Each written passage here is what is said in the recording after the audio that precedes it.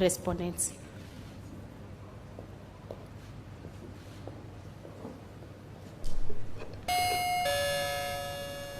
If it may please the court, in the matter, my name is Kuyoni. I appear together with Mr. Mbarak Awath Ahmed for the Speaker of the National Assembly, the 13th respondent, and the National Assembly, the 15th respondent.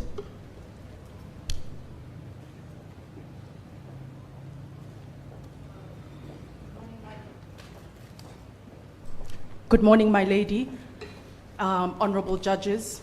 On behalf of the 78th respondent, Kenya Human Rights Commission, I'm Valentine Haminwa, appearing alongside my learned senior Dr. Haminwa and Velin Shigoli.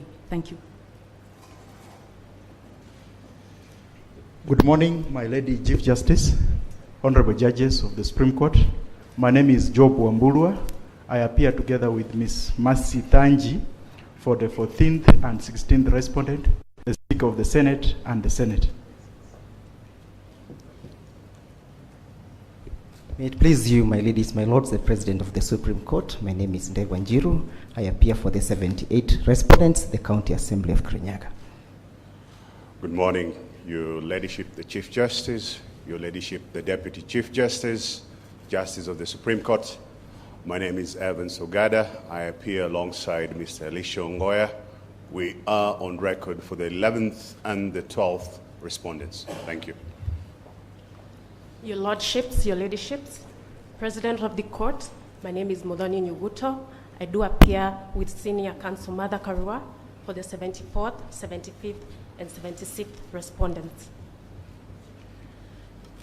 My lady, my name is Ochiel Dudley. I appear for Professor Jack Mwimali, the 77th respondent, and I hold brief for Ms. Kituku for Muhuri, the 24th respondent. I appear alongside Mr. Ray Odanga and Ms. Shitagwa Mwavishi. Most obliged.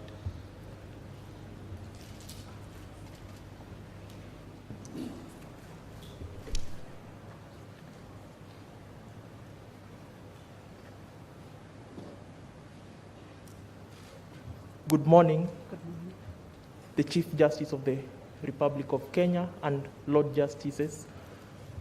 My name is Owor Jerry.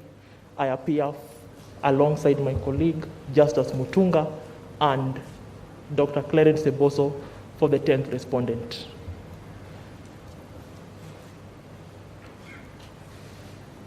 Thank you. I believe that is all about the appearances.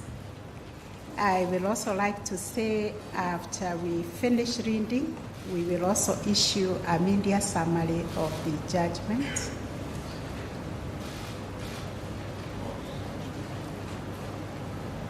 So I'll begin my judgment. On 27th August 2010, in what may be fittingly depicted as a symbol of national rebirth and renewal, Kenya promulgated a new constitution, which has been described wound over as progressive. This moment marked a historic transition from the old order to a new one. The 2010 Constitution represents the people's aspirations laid out in the text of its preamble, articles, and schedules. It is a framework for the realization of a shared vision and common agenda. It spells out far-reaching fundamental institutional and other reforms meant to sustain human rights, equality, freedom, democracy, social justice, and the rule of law for the present and the future generations. The history behind making of the Constitution cannot be buried and forgotten as it continues to reverberate as the debates and discussions around this back to the process and sacrifices that were made by the Kenyan people over many decades during the search for a new constitutional order. Indeed, the preamble thereto reminds us of honoring those who heroically struggled to bring freedom and justice to our land. It is the attempt to amend the Constitution as proposed in a document dubbed Constitution of Kenya Amendment Bill 2020, which ran to the instant appeals before this court. The amendment bill is at the core of the dispute that has engaged all the superior courts on the question of interpretation and application with regard to not only the provisions of Chapter 16 that provides for amendment of the Constitution, but the entire body thereto, as the canons of interpretation provided under Article 259(3) enjoins the court to inter alia consider, and I quote, "Every provision of this Constitution shall be construed according to the doctrine of interpretation, that the law is always speaking," end of quote. This means that the Constitution is always speaking to the present and the future generations. Therefore, in discharging their interpretive mandate within framework of a legal dispute before them, courts are required to uphold the Constitution by breathing life to all the provisions, whilst promoting the dreams and aspirations of the Kenyan people in a manner that is consistent with the Constitution. In addition, it is envisaged that the approach to interpretation adopted by a court should not render any article or any provisions of the Constitution superfluous or ineffective. Consequently, as the apex court in the land and custodian of the Constitution, it is not lost to this court that we are being called upon to provide an impartial and authoritative determination which will guide and act as an interpretive compass to the courts below, to the state agencies, and to all the persons with respect to the questions before them. Before delving into the mandate under Article 163(4)(a) of the Constitution,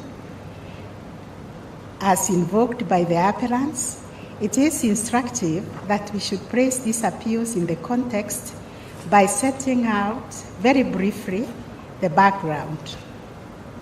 It is no secret that in striving to promote and strengthen our democracy, a number of attempts have been made to amend the Constitution. Of significance is that there have been a total of 3 attempts to amend the Constitution by way of popular initiative under Article 257 of the Constitution. These attempts were Constitution of 2010, Amendment Bill 2015, dubbed the Okoa Kenya Initiative, Punguza Mizigo Constitution of Kenya Bill 2019, and more recently, this particular amendment bill that has brought these appeals before us. The first 2 initiatives failed for not garnering the requisite support at various stages of the amendment process, while the amendment bill was subject to the court process, culminating in the instant appeals. Besides the above 3 attempts under the popular initiative, there have been more than a dozen other unsuccessful attempts to amend various articles of the Constitution since 2011 through parliamentary initiative route under Article 256. The instant appeals concern the amendment bill, whose genesis can be traced to the outcome of the 2017 presidential elections. Following the initial and repeat presidential elections in 2017, His Excellency Honorable Uhuru Kenyatta, the President and Commander-in-Chief of the Kenya Defense Forces, embarked on uniting a divided nation, which led to the reconciliation famously known as the handshake between Honorable Raila Odinga, the then leader of the opposition coalition, and himself on 9th March 2018.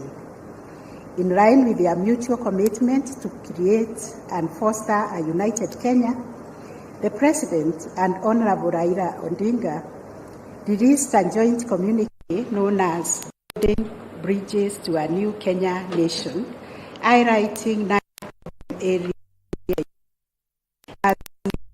very impacting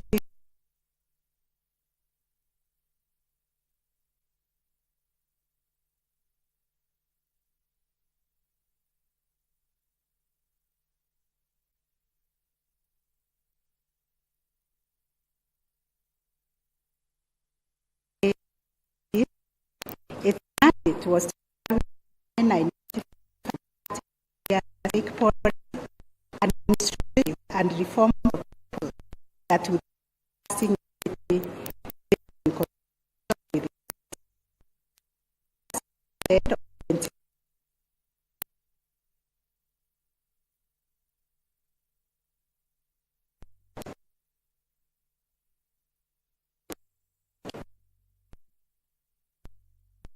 by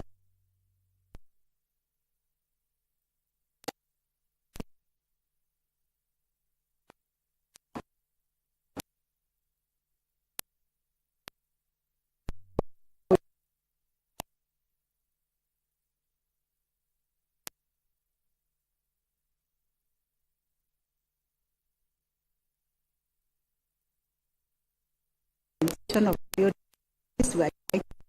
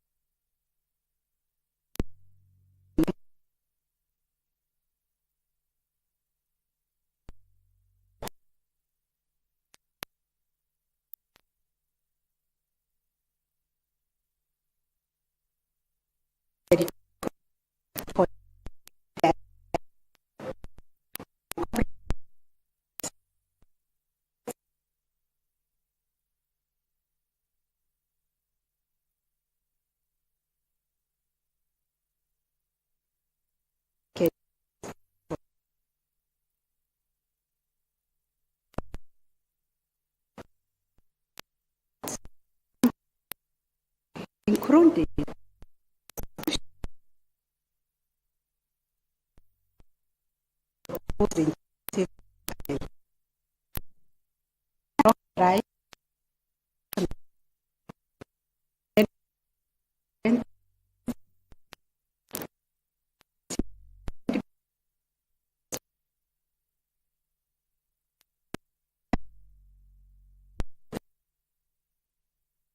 thereafter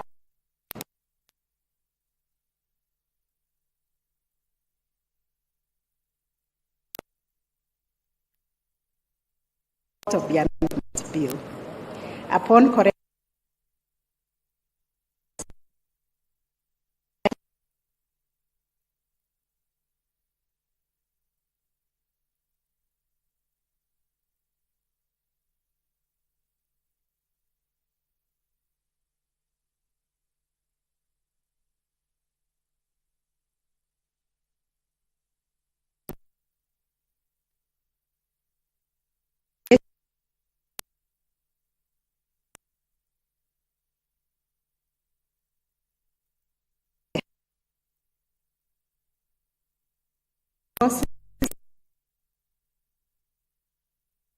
contents thereof.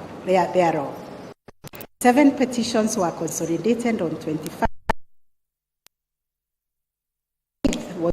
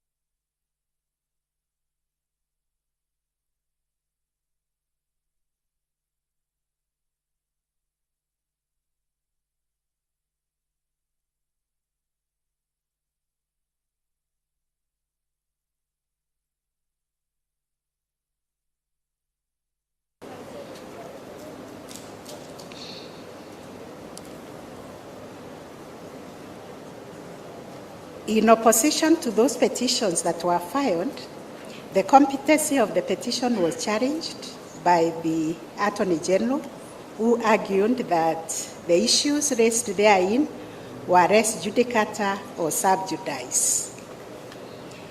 After hearing the matter, the High Court identified issues for determination, which they duly did, and came up with a judgment which was appealed before the Court of Appeal. Before the Court of Appeal, IBC filed 12 grounds of appeal challenging the High Court's findings, contending that the court had, by finding there was no quorum to undertake the constitutional and statutory mandates. It is also challenged the decision that the court misapprehended the provisions of Article 257(4), which did not require the IBC to verify whether there was public participation before the verification exercise. In the High Court, this appeal was challenged. The Court of Appeal had the appeal and also the cross appeal by the Kenya Union of Nurses and also by OP 254 and the cross appeal by Mr. Murara Omoke. In determining those appeals, the court framed 21 issues which were determined by the conclusions and findings that were pronounced in the read judgment by Musinga J. Those findings are there. I need not read them. And before us now, the Attorney General, the IBC, and the third appellant were dissatisfied, and therefore they found these appeals, which were consolidated before us, and we were able to frame 7 issues for our determinations. We also directed parties to file written submissions, which were done, and we have summarized all those submissions in our own judgment. I do not wish to read what each party said in the argument to support the appeal.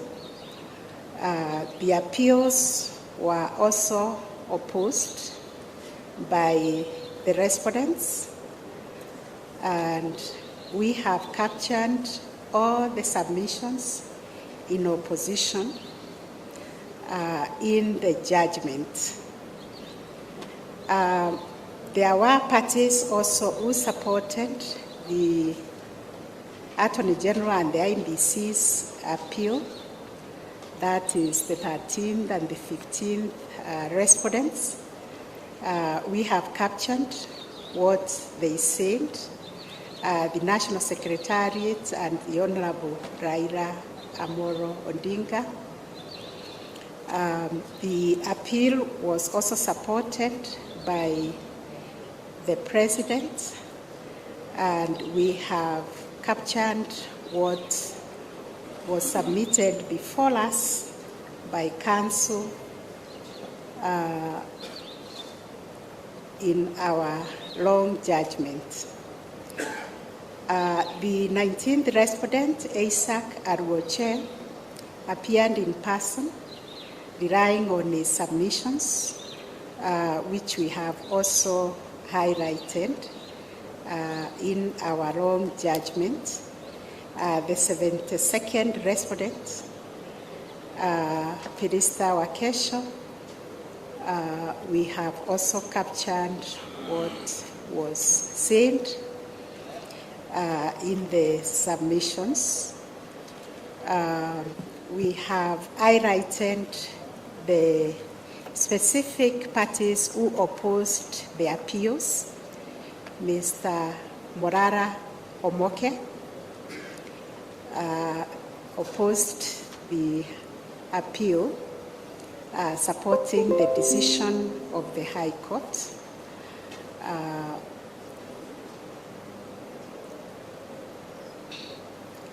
The first, second, third, fourth, and fifth respondents, represented by Mr. Nelson Harvey and Ms. Esther Angawa, also opposed the appeal and relied on their written submissions and made oral submissions, which we have captured in our own judgment.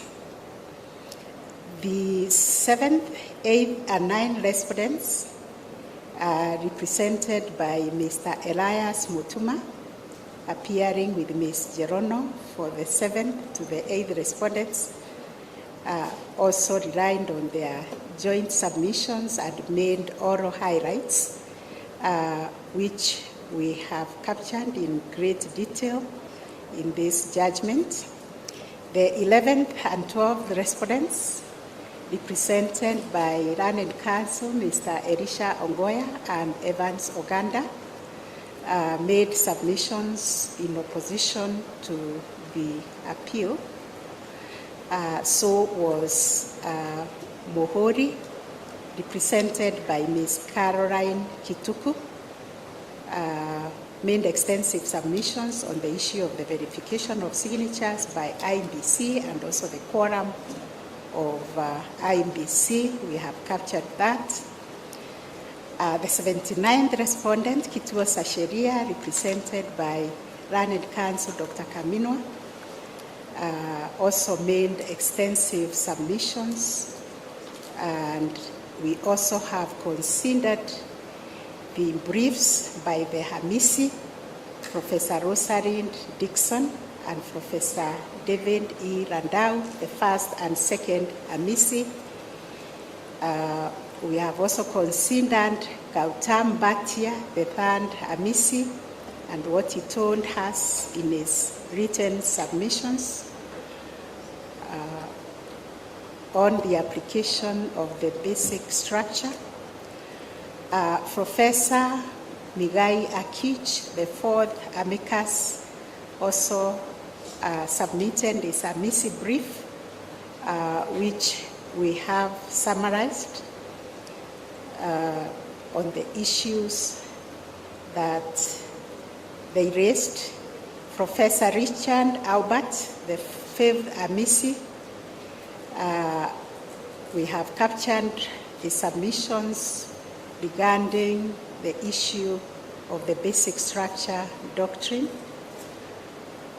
And Professor Yaniv Rosnai, the sixth amicus curiae,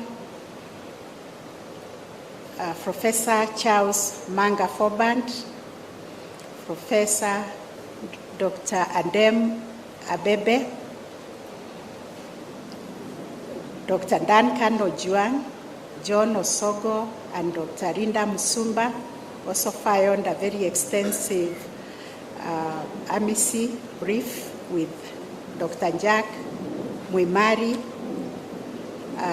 The Kenya Human Rights Commission also made some extensive submissions on the basic structure doctrine. I have considered all those submissions for and against the appeal, and as observed, the appeals are predicated on Article 163, 4A of the Constitution, which clothes this court with jurisdiction to determine appeals from the Court of Appeal on question of interpretation and application of the Constitution. Although the length and breadth of the pleadings and arguments are summarized, I've touched on several chapters of the Constitution. The common denominator is that they are focused on the interpretation and application of Chapter 16 of the Constitution and how that is to be done, the two superior courts below have traversed and touched all the key provisions of the Constitution. In my view, therefore, this court's jurisdiction is properly seized under that provision of the Constitution. And having set out the issues framed by the court for determination, the 7 issues, I will now proceed to deal with them sequentially. On the basic structure, it is pertinent in the circumstances to point out that the basic structure doctrine, as articulated in the High Court and endorsed by the majority judgment of the Court of Appeal,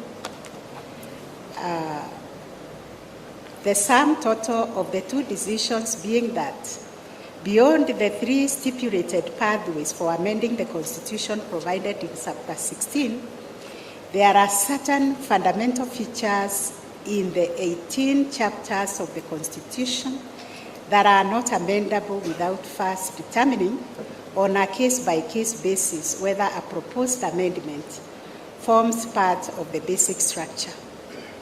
Further, that any amendment to these particular articles identified as fundamental features of the Constitution would follow a 4 sequential process, being civic education, public participation, and collection of views, constituent assembly debates, and a referendum.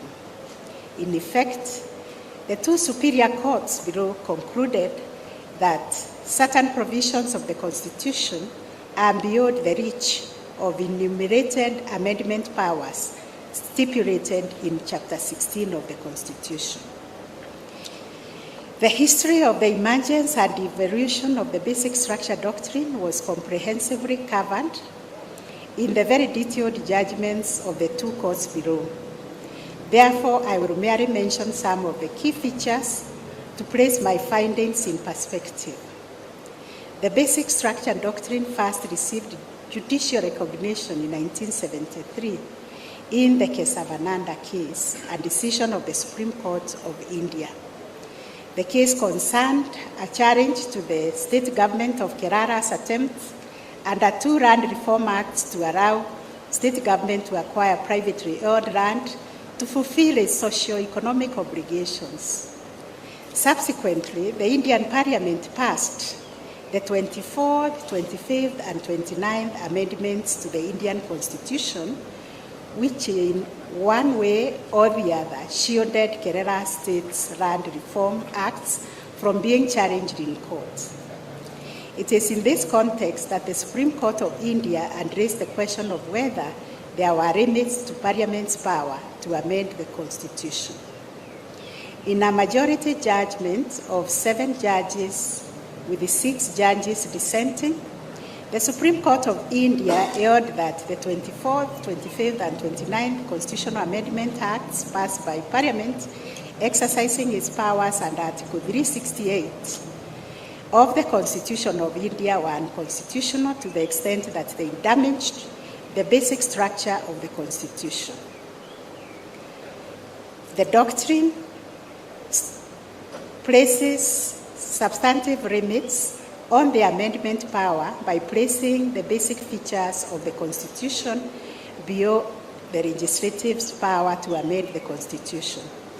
In effect, the Supreme Court of India endorsed the idea that a constitutional amendment can be unconstitutional on substantive grounds. I have recited or restated the provisions of Article 368 of the Indian Constitution. And from that provision, it is clear from its reading that the amendment process under the Constitution of India is exclusively vested in the legislature. This therefore means the amendment process of India's Constitution can be described as falling under the flexible model of amendment powers in the flexible regent dichotomy used to categorize the nature of amendment powers in a given constitution. And for this preposition, I have also read the books by Zachary Ekins and Richard Albert on making, breaking, and changing the constitutions. Subsequently, the basic structure doctrine and the idea of limits of power to amend a constitution have been considered by courts in several jurisdictions across the world and received mixed reception. For example, the basic structure doctrine and its various variants have been accepted in Bangladesh, Belize, Colombia, Taiwan, Malaysia, Slovakia, and Peru. While courts in France, Georgia, South Africa, Singapore, Zambia, Uganda, and Tanzania have rejected the doctrine.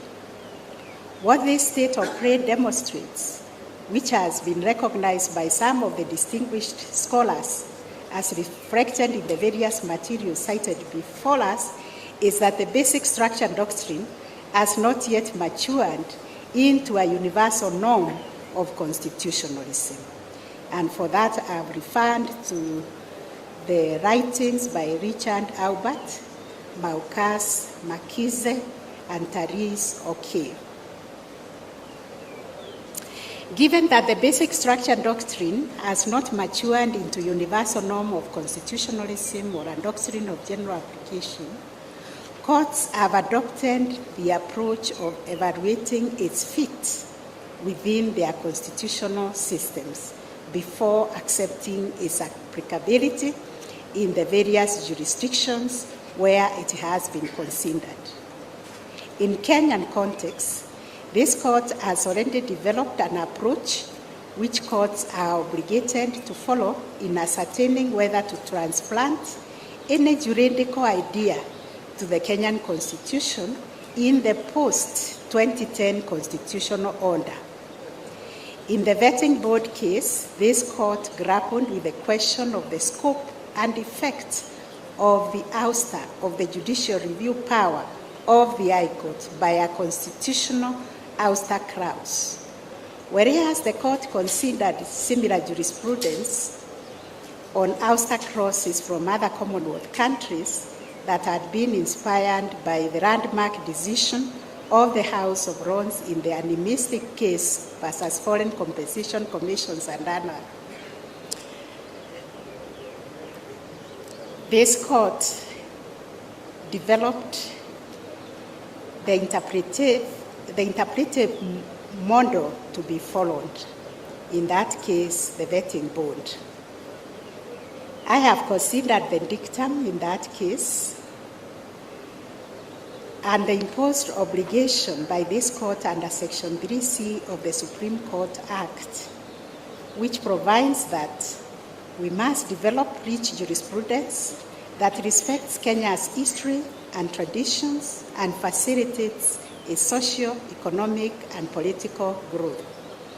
Accordingly, before declaring the applicability or otherwise of the basic structure doctrine in Kenya's constitutional context, a court is obligated to take into account our constitutional history, especially bearing in mind that the doctrine, which found root in 1973 in India, was available when the framers of the Constitution of Kenya conceptualized the provisions of Chapter 16 on amendments. Another way of looking at the matter is to ask a pertinent question as to whether there are gaps identified in particular in regard to the provisions of Chapter 16 of the Constitution requiring to be sealed by the basic structure doctrine. In addition, in evaluating whether the basic structure doctrine is applicable in our constitutional system, a court must take into account the purposive and value-based interpretation decreed by Articles 10, 20, 4, 159, and 259(1) of the Constitution. Such an approach to constitutional interpretation begins from and remains rooted in the text of the Constitution, whilst interpreting it holistically, giving effect to its values and principles, and never losing sight of the historical context and the backdrop of the provisions being interpreted. Therefore, to comprehend and contextualize whether the Constitution contemplates the basic structure and doctrine, the starting point should be the rationale behind the provisions of Chapter 16 as documented in the preparatory documents from the constitution-making process. It is an understatement to say that Kenyan independent constitution endured a legacy of hyper amendments during the post-independent period. The former constitution was flexible, giving the legislative wide power and discretion in amending it. As a result, Parliament undertook so many amendments to the constitution that it lost its original character. The most significant amendments being the merger of the Senate and the House of Representatives to establish a unicameral legislature, abolition of the quasi-federal regional governments that led to the establishment of a unitary state, and alteration of the entrenched majorities required for constitutional amendment, making it easier to amend the Constitution. Yet another repulsive amendment was the abolition of the security of tenure for judges and other constitutional office holders. Ultimately, the amendment that finally broke the proverbial camel's back, giving rise to the clamor for a new constitutional order, was the one that converted the country from a multi-party democracy to a de jure one-party state in 1982. Informed by this history, Kenyans yearned for a stable constitutional system where the power to amend the Constitution would not be abused for short-term interests by political elite. The CKERC report records at page 74 that Kenyans expressed what they wanted, and I quote, "There is a need to protect the Constitution against indiscriminate amendments." What emerges from the historical account is that there was a strong concern that the country should adopt provisions on amendment power that are able to protect the constitutional order from abusive amendments. But this was not all. There was also a recognition that the Constitution must remain flexible in order to adjust to political, social, economic, technological, and other changes that will take place in the polity. In effect, the overarching imperative that informed the drafting of Chapter 16 was the need to find a proper balance between rigidity and flexibility. The quest for a balance between rigidity and flexibility is evident in the tiered amendment provisions in Chapter 16, which stipulates 3 pathways for amending the Constitution. The first pathway, under Article 256, provides for amendment by parliamentary initiative. This process involves public participation and approval by the Houses of Parliament through a vote of endorsement by 2/3 of all members of each House during the second and third reading of the amendment bill. The second pathway, under Article 257, provides for amendment by popular initiative. This process involves collection of at least 1 million signatures from registered voters in support of the popular initiative by the promoters of the initiative. Approval of the initiative by the majority of the county assemblies, and passage of the bill by the majority of the members of each House of Parliament. In this second process, if either House of Parliament fails to pass the bill, the proposed amendment is submitted to the people in a referendum. The third pathway, under Article 255, relates to what has come to be known as the entrenched provisions of the Constitution. Some of the Court of Appeal judges referred to these entrenched provisions as forming the basic structure of the Constitution. Article 255(1) of the Constitution stipulates that in addition to adopting either the parliamentary initiative or popular initiative pathway, where an amendment relates to the following articles, a bill to amend those provisions shall be subjected to a referendum. These are the supremacy of the Constitution, the territory of Kenya, the sovereignty of the people, the national values and principles of governance in Article 10.2, the Bill of Rights, the term of office of the President, the independence of the judiciary and commissions, and independent offices, to which Chapter 15 applies, the functions of Parliament, the objects, principles, and structure of devolved government, or the provisions of Chapter 16 on amendment of the Constitution. Approval through the envisaged referendum under Article 255(2) must satisfy two conditions. At least 25% of the registered voters in each of at least a half of the counties should vote in the referendum, and such an amendment should be supported by a simple majority of the citizens. A reading of the three pathways for amending the Constitution in Chapter 16 clearly shows that Kenyans were alive to the historical legacy of the culture of IPA amendments in the pre-2010 era and sought to tame any abuse of the amendment power.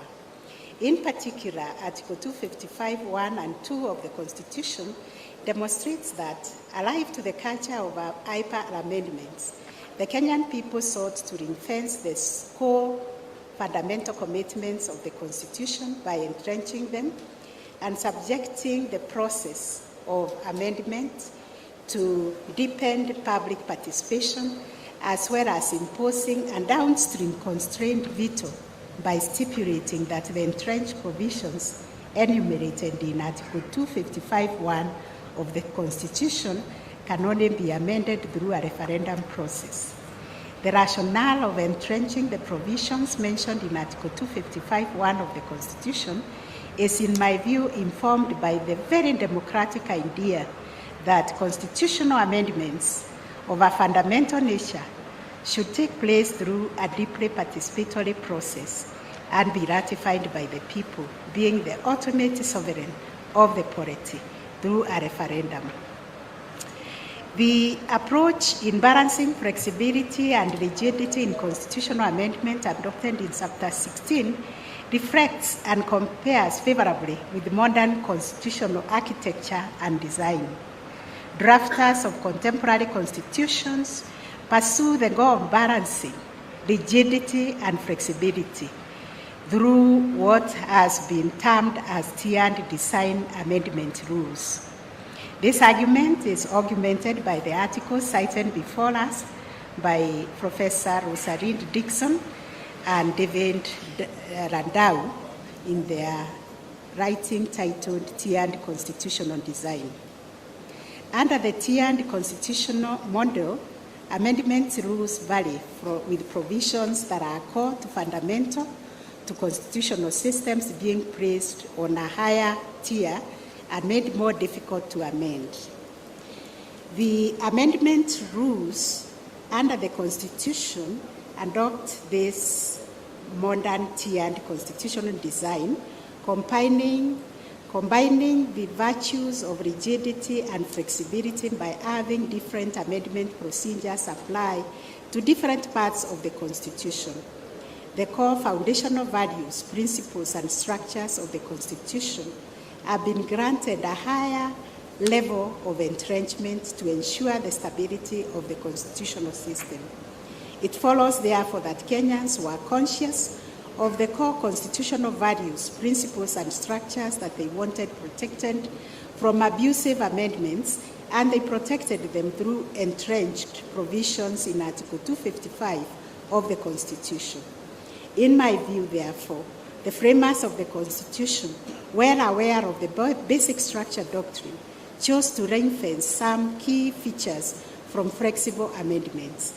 And if it was their intention to provide for eternity clauses or the basic structure doctrine, nothing would have stopped them from doing so. The next question that follows is whether it was necessary for the two superior courts to adopt the basic structure doctrine and thereby devise a fourth-way path for amending the Constitution outside the three pathways that are stipulated in Chapter 16. To answer this question requires one to appreciate how the High Court and the majority of the Court of Appeal judges proceeded to analyze Chapter 16.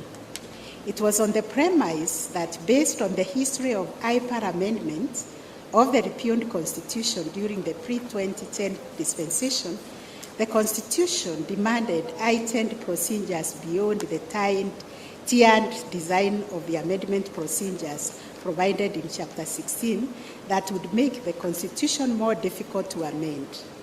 The two courts, therefore, did not go into a detailed analysis and to specifically point out the actual shortcomings of the provisions of Chapter 16, especially in light of all the 21 unsuccessful attempts that have been made over time, over the last 10 years, to amend the Constitution. The Court of Appeal, in my respectful view, and a duty to analyze the findings of the High Court and specifically point out whether there were apparent inadequacies as far as the provisions of Chapter 16 were concerned. Looking at the history, as stated above, as well as the provisions of Chapter 16, it is clear to me that Kenyans sought to achieve a balance between rigidity and flexibility in the amendment process. Kenyans did not want to shift from one extreme of IPAR amendment to another extreme where no amendment can take place. That is, from IPAR amendment to ultra-rigidity in the amendment process. Rather, what Kenyans desired is a balance between rigidity and flexibility, as reflected in the tiered amendment process in Chapter 16 of the Constitution, with the core or essential features of the Constitution being accorded heightened protection, but still open to amendment through an enhanced, inclusive, and participatory process that culminates in our people exercising their sovereign power through ratification in a democratic process in the form of a referendum. The High Court and the majority of the Court of Appeal, with tremendous respect, failed to appreciate that the tiered amendment process is one of the options available in the menu of constitutional designs options for dealing with the practice of abusive amendments, just like other designs options limit amendability. For example, eternity clauses and basic structure doctrine. Therefore, where Kenyans have selected the tiered amendment procedure as their response to the culture of hyper amendability, I find it difficult to justify this judicially created fourth pathway of amending the Constitution founded on the basic structure doctrine. Unfortunately, there was no justification provided to demonstrate the lacuna in the Constitution and hence the need to call in hand the basic structure doctrine to enhance the existing tools of interpretation.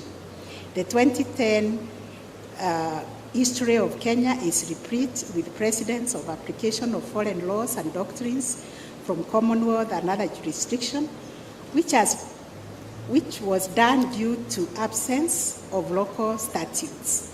Today, I dare say that courtesy of our Constitution, we have sufficient arsenals that include our own canons of interpretation, which we must exhaust before borrowing from other jurisdictions.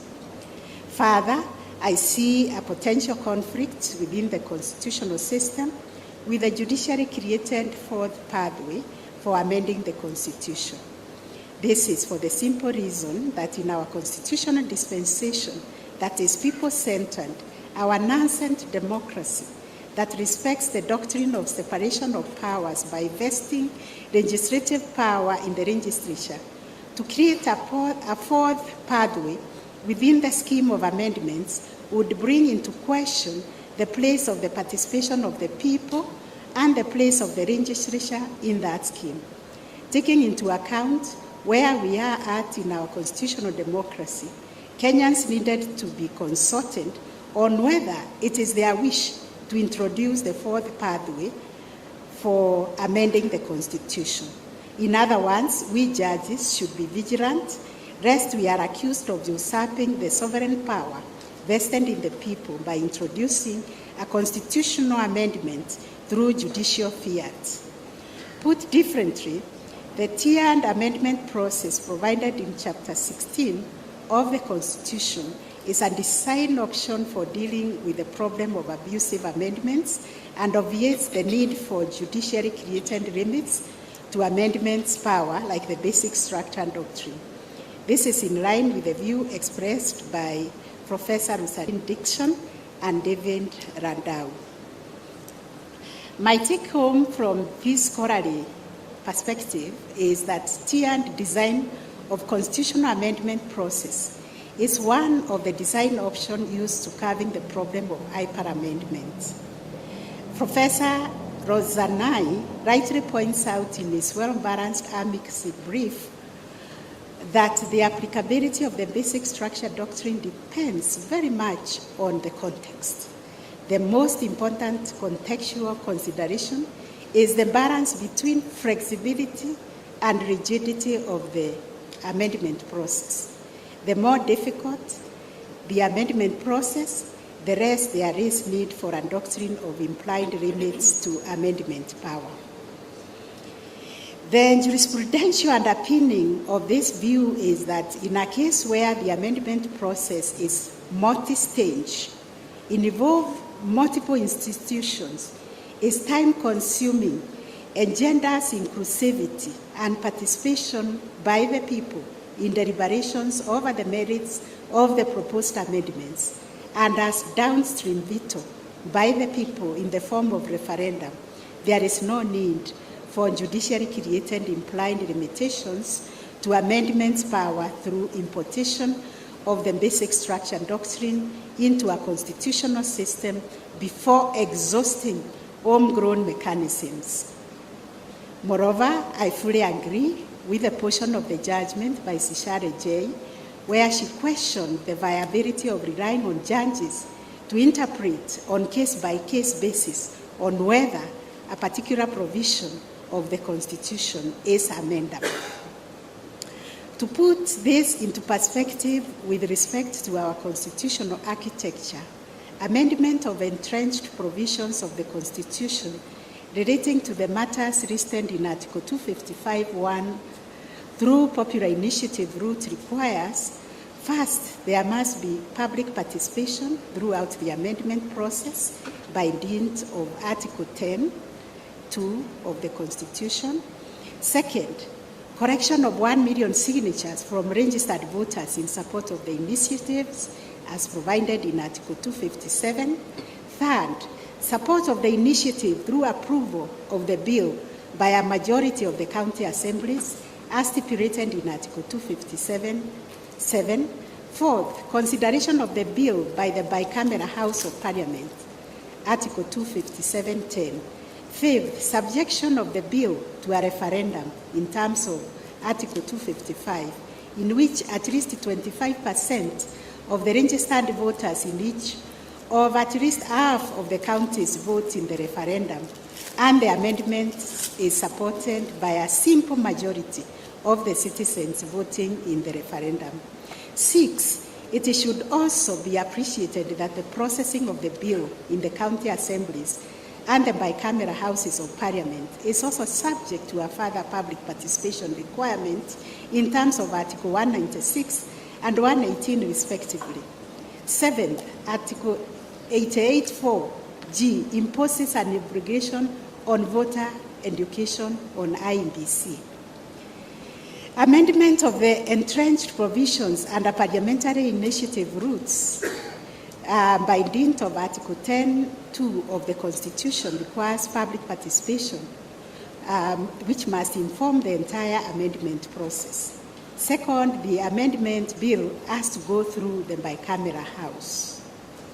Looking at the two pathways for amending the entrenched provisions it is inescapable to conclude that amending the core of fundamental provisions of the Constitution is a multi-staged, multi-institutional, time-consuming process that ensures that a constitutional amendment process that touches on the core of the fundamental aspects of the Constitution is transparent, inclusive, engenders the participation of the people,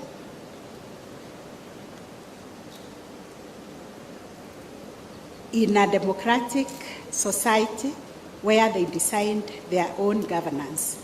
I therefore find that the tiered amendment process under the Constitution meets the set criteria as to when judiciary-created basic structure doctrine is inappropriate and undesirable. Therefore, the two courts below and by finding a fourth judiciary-created pathway for amending the Constitution, which is with respect tantamount to amending the Constitution through the judgment of the court. To buttress the point of tiered amendments, post-2010 Constitution, the amendment practice post-2010 Kenya illustrates that the tiered amendment design is an adequate bulwark against abusive amendments.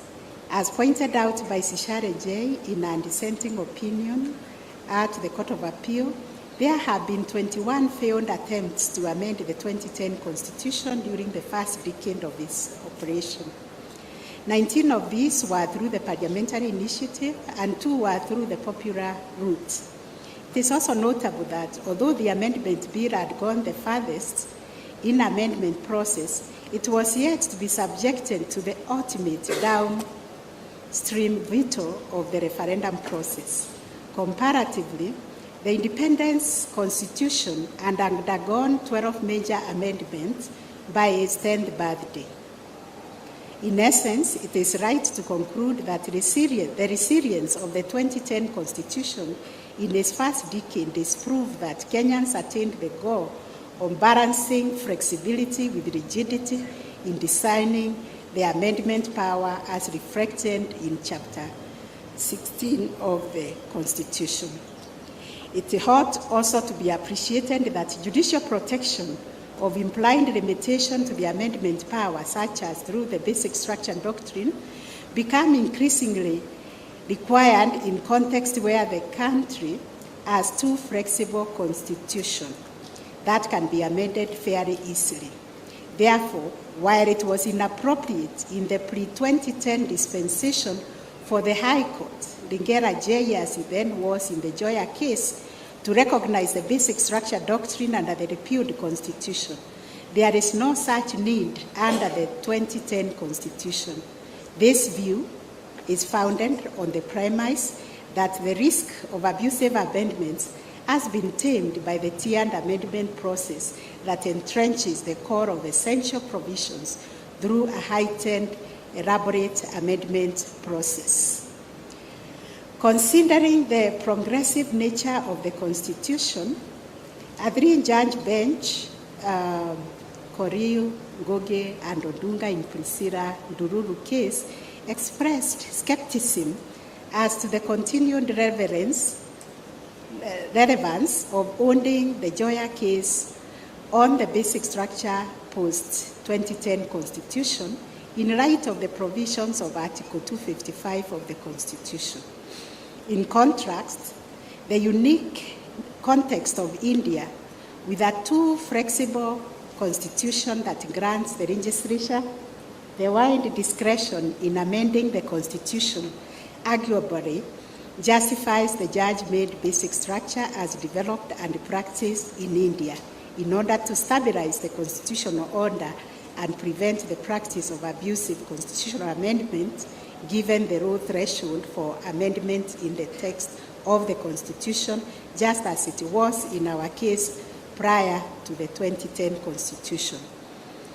Although I think I've said enough to demonstrate why I disagree with the judgments of the majority of the Court of Appeal bench regarding the application of the basic structure post-2010 constitutional order, I will briefly highlight some of the critical aspects which were not considered by the two superior courts, and if the judges had done so, perhaps they would have come to a different opinion.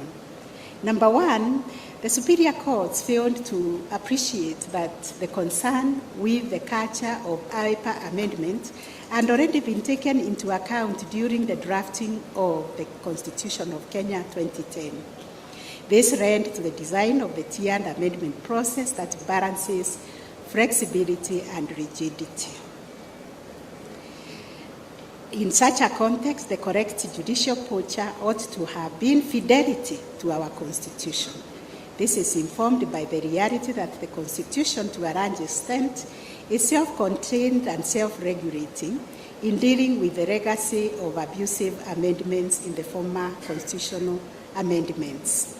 Therefore, there is no justification for courts to go outside the four corners of the Constitution to create a fourth pathway for the amendment of the Constitution.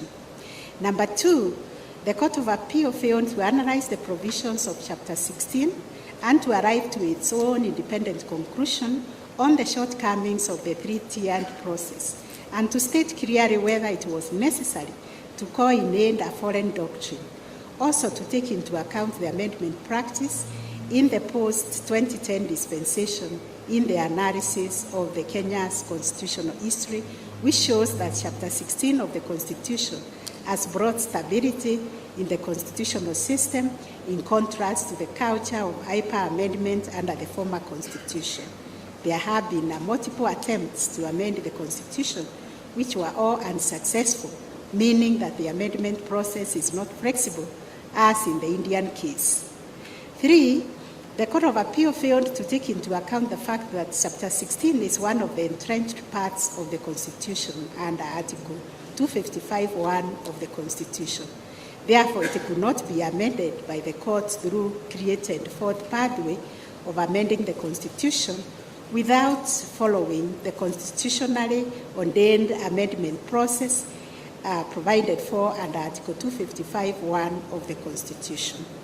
And fourth, the Court of Appeal failed to appreciate that Kenyans were aware of the idea around the basic structure doctrine during the Constitution making face in light of the legacy of the case of Joya, and yet did not embrace the idea of a veto to the amendment power as represented in the basic structure doctrine, as well as related to doctrines like eternity clauses.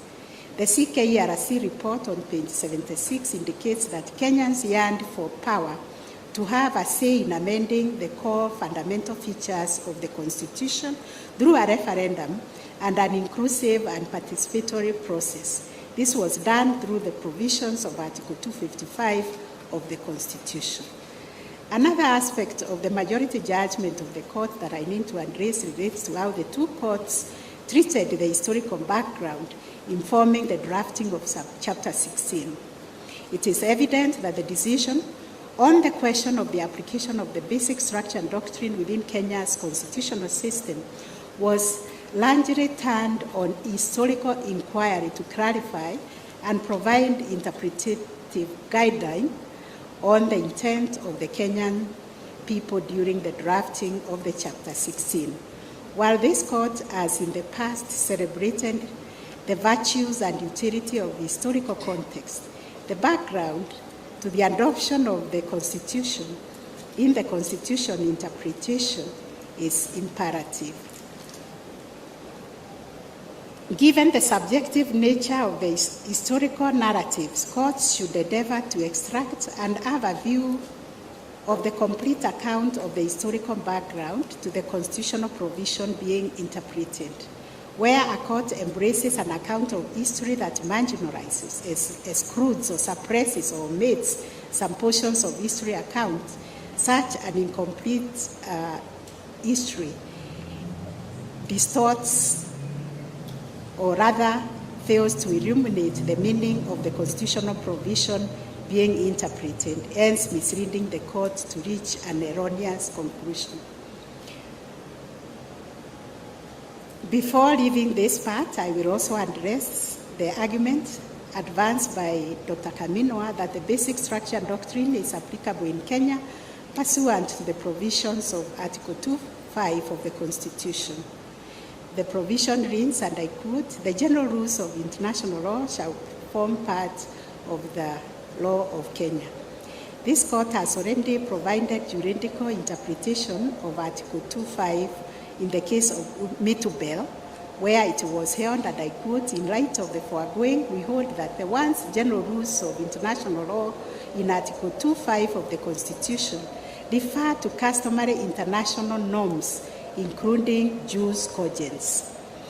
There is a general acceptance that customary international law requires, in the words of Article 38(1)(b) of the Statute of International Court of Justice, a general practice accepted as law.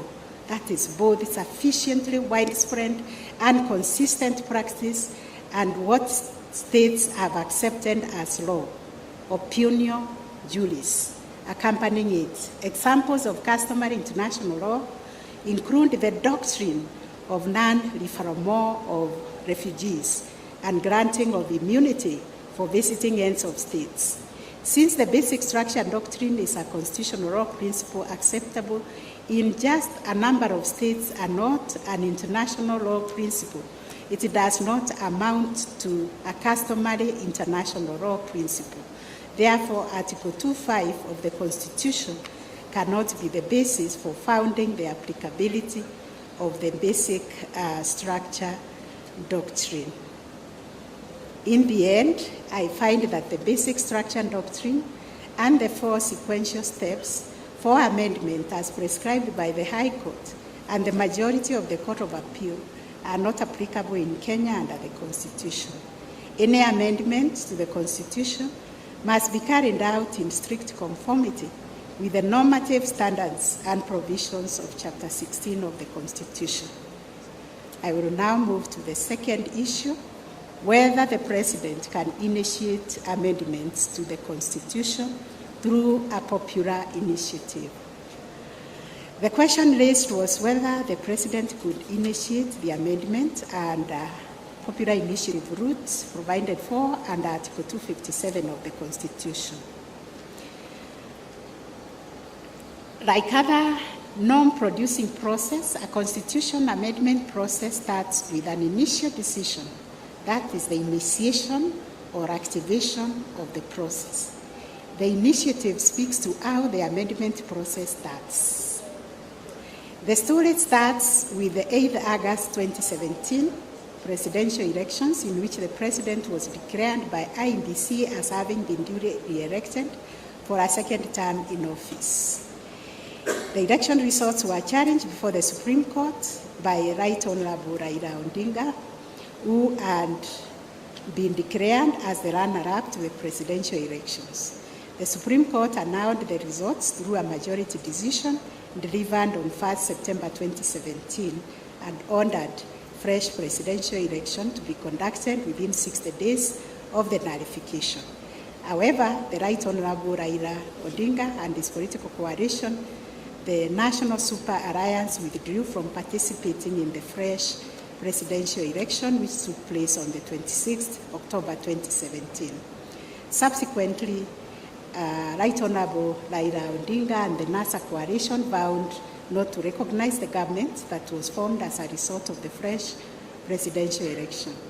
This led to some incidents of violence that brought about tension in the country. After months of tension, the President and the Right Honorable Raila Odinga, in an act of statesmanship, patriotism, and bipartisan accord, emerged on 9th March 2018 to announce to the public that there was cessation of hostilities between the two political sides in what they called a handshake, through a joint communique, building bridges to a new Kenya. It is in the quest to implement this noble objective of promoting national unity and overcoming other challenges identified in the joint communique that the President appointed the Building Bridges Task Force. On 26 November 2019, the BBI Task Force released their report, which was unveiled to the public. On 10 January 2020, the President appointed the BBI steering with the terms of reference that were stated therein. As far as the President's actions with respect to setting up the BBI Task Force and BBI Steering Committee to further the agenda of promoting national unity were concerned, in my view, these actions cannot be faulted. Indeed, they are roundable acts of statesmanship executed within the ambit of the provisions of Article 131(2)(c) of the Constitution. This article demands nothing less from the President, as it directs the holder of that venerable office to promote and enhance the unity of the nation. However, it is important to clarify that the legal constitutional question before this court does not go to the propriety of the pursuit of the building bridges to unity project. The question before the court is a narrow one, and it relates to whether a constitutional amendment process initiated by the President can be pursued through a popular initiative route prescribed in Article 257 of the Constitution. To answer the question as to who may initiate an amendment process through a popular initiative requires that we understand the purpose that is intended to be served by introduction of the popular initiative as a route for amending the Constitution. This is pursuant to the purposive interpretation decreed by Article 259 of the Constitution. The Constitution-making history that I have highlighted demonstrates that a popular initiative was a tool carved out exclusively as a route for constitutional amendment by citizens. In essence, amending the Constitution through a popular initiative was intended to be a citizen-driven and a citizen-centered process. The citizen-centric nature of a popular initiative is linked to the fact that it is conceived as a means for direct sovereign power to be expressed as contradistinguished with the parliamentary initiative, which lies to the realm of the derived or delegated sovereign power. Under this understanding, the popular initiative is supposed to be triggered from below at the initiative of the citizenry, as opposed to representative institutions. In other words, the popular initiative is intended to give citizens acting outside the institutions of the state a means to activate or trigger the exercise of their sovereign power. This understanding of the centrality of the citizens in activating a constitutional amendment process through a popular initiative is projected in the book that was referred to us by Joe Coron Lois, titled Constitutional Power and the Law. My analysis of Article 257, the history of constitution-making process, and the authority cited in the said book, although persuasive, indicates that a popular initiative is an exercise of direct sovereign power that excludes the representative institutions, that is, the legislature and the presidency, which only exercises power that is derived or delegated sovereign power as distinguished in Article 1, 2, and 3 of the Constitution. In other words, it is a means of direct democracy, and indeed direct democracy can only be exercised by the people, not their representatives, since that would convolute the form of democracy at play. It follows, therefore, that a popular initiative in a constitutional amendment process ought to be seen as an avenue through which citizens engage in the exercise of their sovereignty. As such, state organs, being non-bearers of direct sovereignty, have no right to activate the popular initiative. This leads to the conclusion that the popular initiative is a preserve of the citizens, the one popularly known in Kenya as the Wanjiku. It ought to be appreciated that the Constitution provides normative markers for how, when, where, and by whom particular powers are to be exercised. Article 257 delineates who has the power to undertake what duty or obligation as a right to undertake specific measures with respect to the constitutional amendment process. It is in appreciation of this that I need to interrogate the argument that the institution of the presidency has the authority to initiate a popular initiative in light of the overarching right motive of the Constitution, which is concerned with tampering or limiting the powers of the presidency. In its architecture and design, the Constitution strives to provide explicit power to the institution of the presidency and at the same time limit the exercise of that power. This approach of explicit and limited power can be understood in light of the legacy of domination of the constitutional system by imperial presidents in pre-2010 dispensation. As a result, Chapter 9 of the Constitution lays out in great detail the powers and the authority of the president and how such power is to be exercised.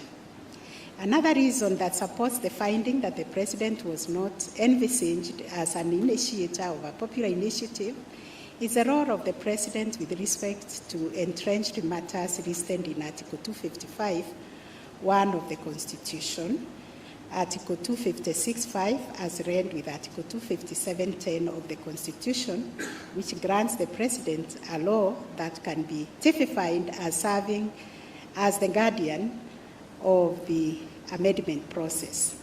In that, where a constitutional amendment bill is presented for assent, the president has the obligation of reviewing the bill and referring the bill to undergo a referendum process where it involves matters listed in Article 255 of the Constitution. Such a guardianship role over the amendment process ought not to be undertaken by the prayer in the amendment process. I therefore endorse the finding by the two superior courts that the president ought not to be both a prayer and an umpire in the amendment process. The last reason for finding that state institutions and presidents are excluded from using the popular initiative is to be found in Article 255(3)(b) of the Constitution. It shows that the Constitution recognizes a distinction between the people, the state bodies like Parliament. It therefore follows that a state body like the institution of the presidency cannot fall within the rubric of the people, as the very text of the Constitution makes this distinction. This leads me to the inescapable conclusion that state institutions and state organs, such as the presidency, cannot initiate constitutional amendments via the popular initiative route provided for under Article 257 of the Constitution. Nonetheless, this finding does not dispose the issue, as counsel for the president and even the attorney general sustained an argument that barring the president from initiating or pursuing constitutional amendment process through a popular initiative was a violation of the president's political rights as protected for in Article 38(1) of the Constitution. Given that a process to amend the Constitution is a democratic process which is meant to give effect to self-government, the limitation and promotion of an initiative to change the Constitution is a political choice protected under Article 38(1)(c) of the Constitution. However, there is an additional handle in deciding whether a right is applicable in a given factual situation. This is the concern with the rights range of application as provided in Article 22 of the Constitution, which provides every person shall enjoy the rights and fundamental freedoms in the Bill of Rights to the greatest extent consistent with the nature and the right of the fundamental freedom. What I deduce from this provision is that a court is under an obligation to interrogate whether a person arranging a violation of a right is actually a beneficiary of that right in question. In this context, it is notable that Article 38(1) grants the freedom to make the political choices to every citizen. The citizen qualifier speaks to the range of application of the freedom to make political choices by limiting the rights enjoyments to the citizens. Therefore, for one to be a beneficiary of the freedom to make a political choice, they must fall within the category of the citizen. Based on the citizenship qualification, the freedom to make political choices is a right that does not accrue to state organs or institutions. State organs or institutions cannot be citizens because under Chapter 3 of the Constitution, citizenship is limited to living human beings, excluding state organs. Consequently, while the President, when acting in his private capacity as a citizen, can enjoy freedom to make political choices, this right does not accrue to the institution of the presidency, which is a state organ. The presidency and other state organs do not fall under the rubric of citizens. I therefore find that exclusion of the institution of presidency and other state institutions from initiation of a process to amend the Constitution through the popular initiative route does not violate the political rights protected under Article 38(1) of the Constitution. The last aspect of this issue relates to whether it was established through evidence that the process to amend the Constitution through amendment bill was initiated by the President. At the outset, it should be pointed out that the concurrent findings by the two courts below was that the President, by a number of antecedent acts, and initiated the process, and the state was the real force behind the amendment process, including through the use of state resources to support the process. In a challenge to this finding, it was argued by the Attorney General and the Bbi National Secretariat that it is the Bbi National Secretariat, through Honorable Dennis Wawero and Honorable Junet Mohammed, who are the initiators and promoters of the impugned constitutional amendment initiative, and not the President.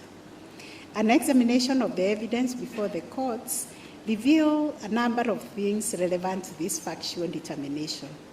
For starters, the President and the National Executive took certain actions which portray its role in the initiation and promotion of the constitutional amendment.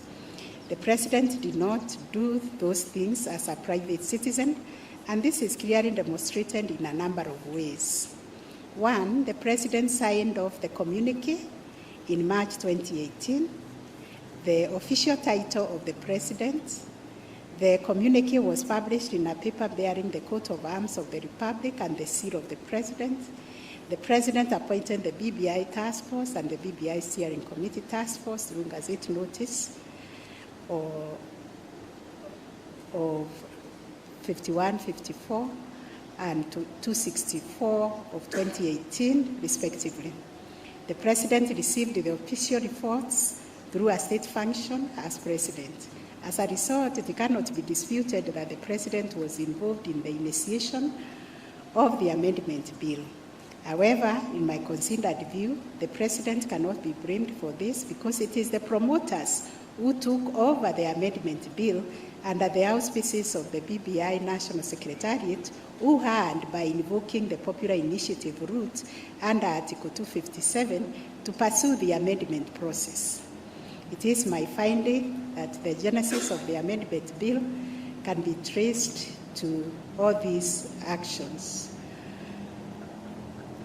I therefore affirm the factual findings by the two superior courts that the President was involved in the amendment bill and agree with the finding by Tuyot J.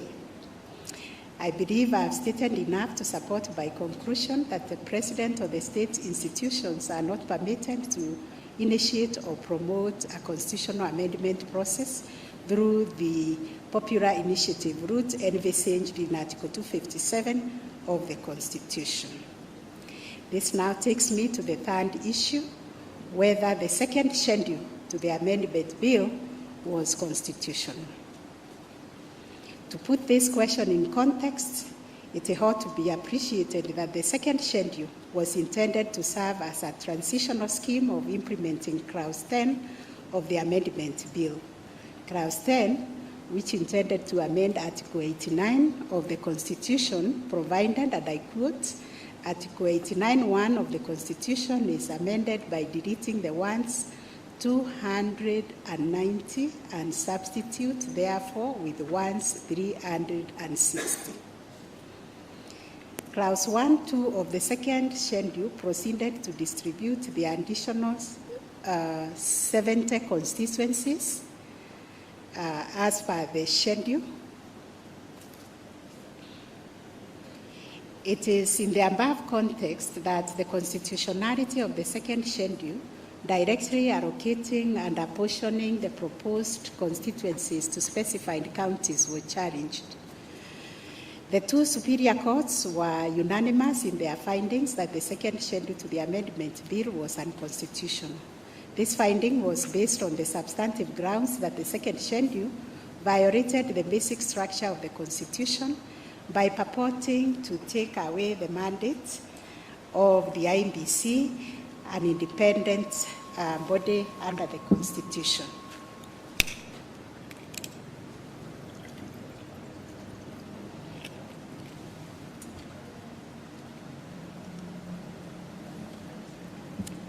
Further, it was contended that the second schedule impermissibly directed IEBC on the execution of its constitutional functions.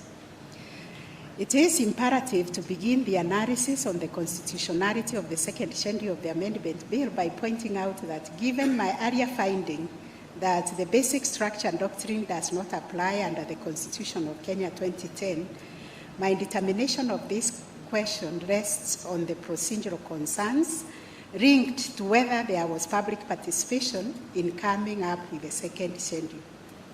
This is because the provisions of Article 89 are amendable as long as due process is followed. It ought to be appreciated that amendments touching on matters falling within the remit of Article 255(1), which are the core fundamental commitments of the Constitution, ought to be undertaken through a highly participatory and inclusive process. It should be noted that directly allocating and apportioning constituencies usurps the mandate of IEBC, an independent constitution commission, removing the possibility of judicial review of the delimitation as an effect on the independence of the judiciary. The centrality of the constituencies as units of political representation in the National Assembly means that they ought to be apportioned and allocated by a neutral and professional actor, much more so because malapportioned constituencies have the potential of diluting the power of the vote, hence threatening the animating goal of fair and effective representation, which is at the heart of the foundational value of democratic governance enshrined in Article 4(2) and 10(2)(a) of the Constitution. Further, since the constituencies are units of social and economic development through allocation of national government's constituency development fund and the recruitment into disciplined forces such as the Kenyan Defence Forces and the National Police Service, the delimitation of constituencies has implications on the constitutional values and principles of equity and social justice enshrined in Article 10(2)(b) of the Constitution. It goes therefore without saying that the delimitation of constituencies must be accompanied by a process that is fair and just, which is the golden thread that runs through our constitutional order as elaborated in the preceding chapters. I've also considered that this process was not subjected to public participation and referred to cases by this court, the British American tobacco case, that provided that the tests for adequate public participation should be reasonableness. That should be the threshold. Following from this case, I now examine whether there was reasonable notice and opportunity afforded to the public for generating the views and deliberating on apportioning and allocating the disputed 70 constituencies as provided for in the schedule. An examination of the process leading to the BBI task force and the BBI steering committee reflects that there was reasonable participation and involvement of the people in coming up with the recommendations of the bill that was published on 21st October 2020.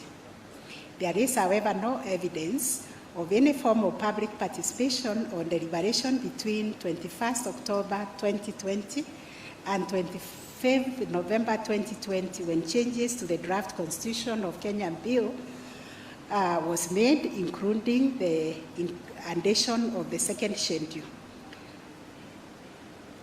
This leads, therefore, to my conclusion that the constitutional threshold of reasonable public participation was not met when the second schedule of the amendment bill was presented. Consequently, I come to the conclusion that the second schedule of the amendment bill is unconstitutional for want of public participation, a constitutional obligation that flows from Article 10(2) of the Constitution. I move now to the fourth issue on the presidential immunity. At the outset, it is important to point out that given the Court of Appeal held that the President was not served with the petition number E400 of 2020 in the proceedings before the High Court in which this question arose, it was improper for the Court of Appeal to proceed and adjudicate the question of interpretation of Article 143(2) of the Constitution.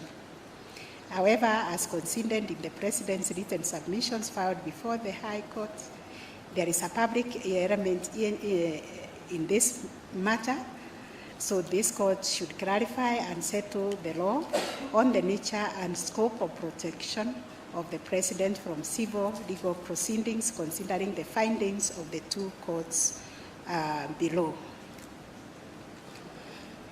It is generally recognized that immunity from legal proceedings usually takes two forms. First, immunity from liability protects officials not from proceedings being undertaken, but from personal liability at the end of the proceedings, which relates to enforcement. Second, immunity from proceedings is a broader form of immunity that overthrows the court's or tribunal's jurisdiction to hear a matter because the parties against whom the proceedings are undertaken enjoys immunity. Further, there is absolute and qualified immunity. Absolute immunity has no limitation as to its application, while qualified immunity usually has limitation, like extent of actions and other related to other official function, whether done lawfully or done in good faith. The Constitution contemplates immunity of certain officials in the performance of their functions. For example, Article 160, a member of the judiciary; Article 250, a member of the commission; Article 143, criminal proceedings shall not be instituted against the President or a person performing the functions of that office during the tenure. From the structural ending of the above provisions, there are glaring distinctions that illuminate the nature and scope of presidential immunity envisaged under Article 143(2) of the Constitution. Firstly, all the officials set out above enjoy immunity as persons, holder of office or member of a commission, but not their offices, whereas the President enjoys immunity as both the person in the office and the office itself. This is evident from the choice of phraseology used in Article 143 to the effect that the President or the person performing the functions. To make the point clearer, one can contrast the nature of immunity envisaged in Article 143(2) to Article 259 for an holder of an independent office. Consequently,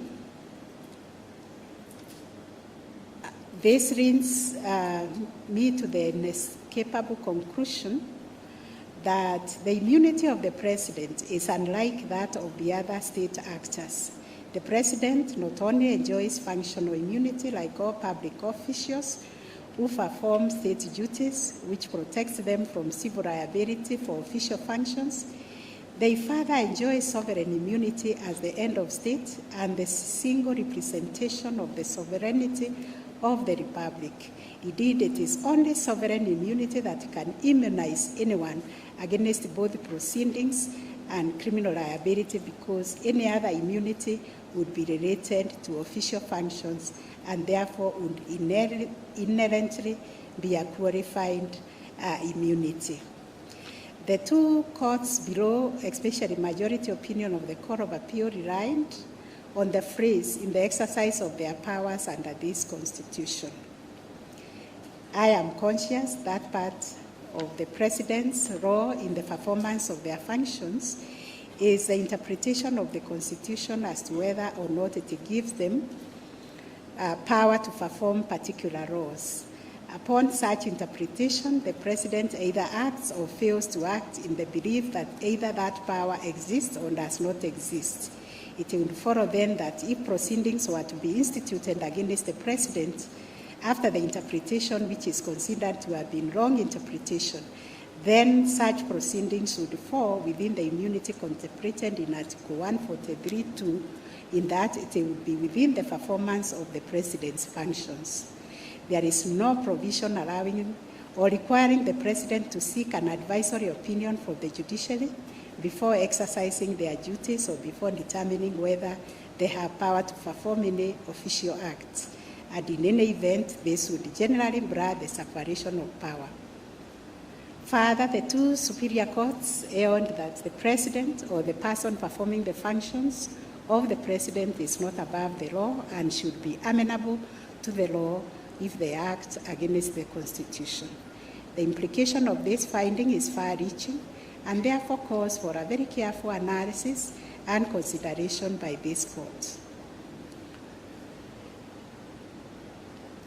It is necessary to state that the Constitution has provided for how the President and the Executive in general can be kept in check through political accountability, with the provision that the President is liable for impeachment under Article 145 of the Constitution. The grounds for impeachment listed under Article 145(1) of the Constitution includes gross violation of the Constitution or any other law, commission of a crime under national or international law, or gross misconduct. This means that there is a clear avenue to check the President's conduct as acknowledged by this court, by the Court of Appeal in the case of Minister for Internal Security and Provincial Administration versus Center for Rights, Education and Awareness. With respect to legal accountability, the protection of the President from legal proceedings under Article 143 does not mean that President's actions or omissions cannot be challenged in court. Anybody or a party aggrieved by the President's actions or failure can initiate proceedings against the Attorney General, whom by virtue of being the legal representative of the government in legal proceedings also represents the President. As such, pursuant to Article 156(4) of the Constitution, the exercise of public power by the President can be challenged in court of law by suing the Attorney General through an action of judicial review or constitutional petition, wherein a court may issue appropriate remedies. In effect, the findings of the two superior courts and the ramification of rendering Article 143(2) of the Constitution ineffective or superfluous. This is an interpretive path that, in my view, is not open to the courts. An interpretation of the Constitution that resorts to an amendment via a judgment is tantamount to judicial overreach.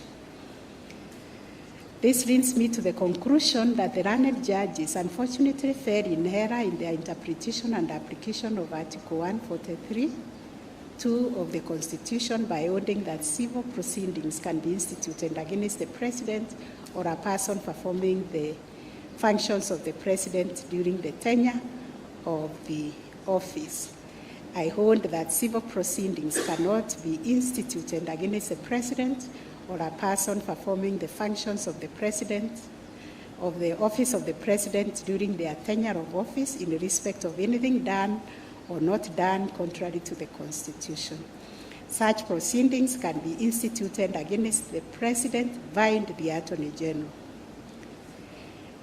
Issue number 5 on public participation. Whether there was public participation. The issue was framed by the court with 2 components. The first relates to the role of IMBC under Article 257(4), whether IMBC is under an obligation to ascertain that promoters of a popular initiative have undertaken public participation during the collection of signatures. It is clear to me that there is no direct requirement arising from the provision of Article 257(4) that imposes an obligation on IMBC to ascertain that the promoters of the popular initiative have undertaken public participation. Nonetheless, the High Court held that IMBC was obligated to ensure that the promoters of the impugned popular initiative complied with the requirements of public participation as provided for under Article 10(1) of the Constitution. It is necessary to keep in mind, to keep reminding ourselves that IMBC, being a creature of the Constitution and statute, can only discharge a mandate vested in it explicitly by the law. This is a direction given under Article 10, which identifies the rule of law as the national value and the principle of governance. It follows that IMBC, like all other public bodies, cannot by craft or innovation or interpretation extend its power to include ascertaining whether a promoter or a popular initiator has complied with the public participation requirements under the Constitution. Equally, courts should not encourage extension of powers by constitutional or statutory bodies. Such bodies must operate strictly within the 4 corners of their constitutional and statutory mandates. Given this view, unless there is a statutory framework enacted that confers power on IMBC to ascertain whether a promoter has undertaken public participation, the exercise of such a mandate would be a mere overreach. In the upshot, therefore, it is my finding on the first part of the question as framed that there was no obligation on IMBC to ensure that the promoters of the impugned popular initiative complied with the requirements of public participation before determining that the amendment bill had met the constitutional requirements for transmittal to the county assemblies. As regards the second part of the question as framed relates to whether there was public participation in respect to the amendment bill. In determining this question, it ought to be appreciated that while participation of the people has been identified as foundational value and principle of governance under Article 10(2), it is even more crucial with regard to processes that would lead to constitutional amendments. This is so because it is the people's acceptance and ownership that grants democratic legitimacy and authority to the Constitution.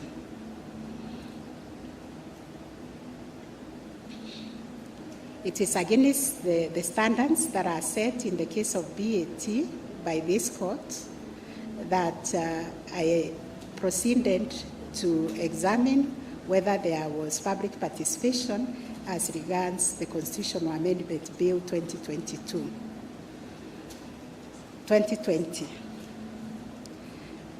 From the provisions of Article 257, it is discernible that there are 4 stages in the amendment process under the popular initiative routes. The initiation stage, that is the collection of signatures. which typically involves the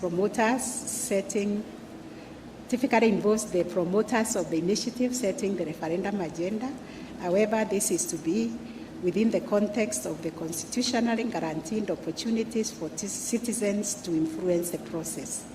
It is also not lost to me that an onerous requirement that a promoter conducts public participation before presenting signatures for verification at this stage would be unreasonable, because the whole process may be rejected by IEBC like it did the two popular initiatives dubbed Okoa Kenya and Punguza Mizigo. Moreover, unlike subsequent stages where the cost of public participation is borne by the public bodies, that is the county assemblies, the IEBC, the cost of public participation will be borne by citizens or a group of citizens. In such a context, I'm of the view that the requirement of public participation during the period proceeding and during the collection of signature under the popular initiative process should not impose onerous requirements on a promoter of the initiative. The second stage, which is the assembly stage, seems to lend itself more to public participation. This is because the Constitution imposes a normative obligation for the public participation in legislative affairs. Moreover, a timeline of 3 months within which county assemblies ought to consider the bill of the constitutional amendment supports a reading that assemblies must solicit for input from the public. The third stage, that is passage through the Houses of Parliament, is another key stage for public participation. The fourth, the referendum stage, is intended to serve as a national deliberative moment. Hence, duty bearers, including IEBC, have an obligation to facilitate a broad participatory process that includes voter education. It is important to reiterate that the requisite mode, degree, scope, and extent of public participation or sufficiency thereof is to be determined based on the peculiar circumstances of each case. Nonetheless, public participation must not be an illusion, but a meaningful engagement.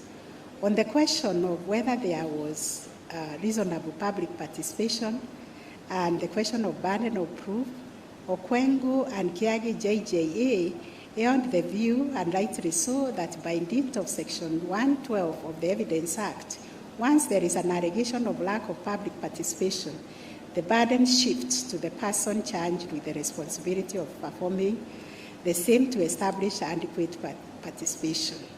However, Tuyot JA arrived at a slightly different conclusion. In his view, the burden could only shift to the promoters of the amendment bill if there was evidence to the effect that the person who appended their signature in the support of the bill were not aware of the amendment bill. The evidence before the court shows there was a reasonable attempt at public participation with respect to the impugned initiative. This view is supported by the evidence of Dennis Waweru, co-chairperson of the BBI National Secretariat, in his affidavit sworn on 5th February 2022, which was in response to petition number 416 of 2020 by Morara Omoke. He deposed that BBI Task Force Steering Committee and the amendment bill were products of comprehensive consultative public engagement all over the Republic, which process entailed voluntary nationwide public participation. In addition, he annexed to his affidavit invitations, deliberations, reports, and memoranda to that effect.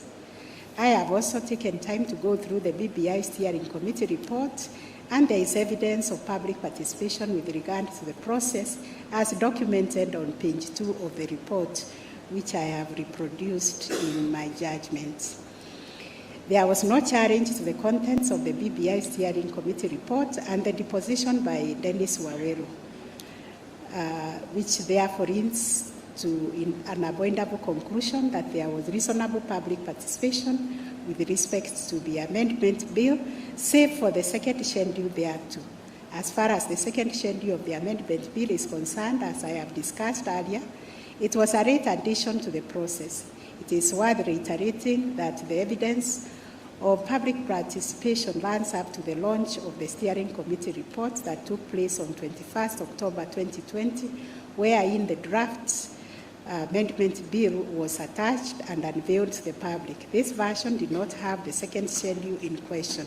There is no evidence of public participation between 21st October 2020 and 25th of November 2020, when the amendment bill was published and introduced in the second schedule for the first time. Having made the above findings, I need to point out in obiter that there is need for Parliament to enact a legislative framework to guide and regulate the process of public participation. While the Constitution sets a broad normative obligation for public participation in various governance processes, there is no legislative framework regulating how this obligation ought to be implemented. It is instructive to note that there have been 3 bills tabled in the Houses of Parliament with respect to providing a legal framework, but none of them have been successful. It ought to be appreciated that legislature has a duty to fulfill its obligation under the Constitution by enacting laws to actualize constitutional imperatives. In the end, I hold that there was reasonable public participation with respect to the amendment bill, save for the second schedule of the impugned bill. I now move to issue number 6, the composition and quorum of IEBC. The above issue was raised in the High Court, bind petition number 416 of 2020. It was arranged that IEBC lacked quorum for consideration and approval of policy matters relating to conduct of referenda, including verification of signatures under Article 257(4). As at the time the verification process was undertaken, only 3 commissioners of IEBC were in office, while 4 commissioners had resigned and they had not been replaced. The High Court was persuaded by the petitioners in the aforementioned case and held that the requisite quorum for purposes of carrying out its business, as well as the verification of the signatures, was lacking. The position was affirmed by a majority of the Court of Appeal bench, with Sishar and J.E.N. dissenting. In light of this background, that this court is called upon to determine whether IEBC was constitutionally infirm in terms of its composition. It ought to be appreciated that the legal regime on the composition of IEBC is regulated by the Constitution. While Article 88 of the Constitution establishes IEBC, provides for eligibility of appointment of its members and its mandate, this provision does not touch on its composition. It is Article 251 which provides for the composition of the commissions and independent offices.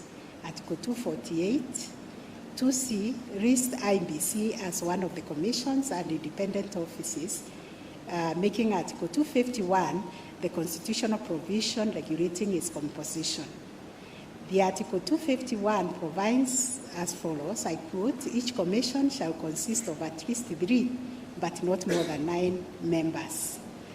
Section 5(1) of the IEBC Act, which statute, according to its long title, is an act of Parliament to make a provision for the appointment, effective operation of the IEBC, provided that the commission shall consist of a chairperson and 6 other members appointed in accordance with Article 254 of the Constitution. Section 5(1) appears to have influenced the reasons of the 2 courts below as regards the quorum. It is readily apparent that there is a possibility of the provisions of Article 250 of the Constitution and Section 5(1) of the IEBC Act being read as imposing different requirements with regard to the composition of IEBC.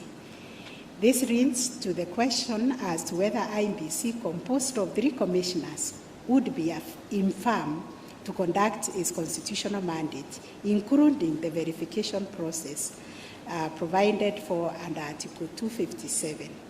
My finding on the above question is that Section 5.1 of the IBC Act should be read in a manner that conforms to Article 251 of the Constitution. The reason being that Article 2, which expresses the supremacy of the Constitution, demands that no legal norm, including registration, should have an effect contrary to that expressed in the Constitution. In other words, the provisions of the Act of Parliament cannot erode the Constitution.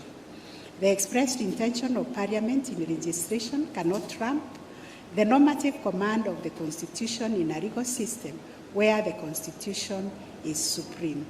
And this has been emphasized by the decision of this court in the case of Hassan Joho and also in the case of Mumo Matemo.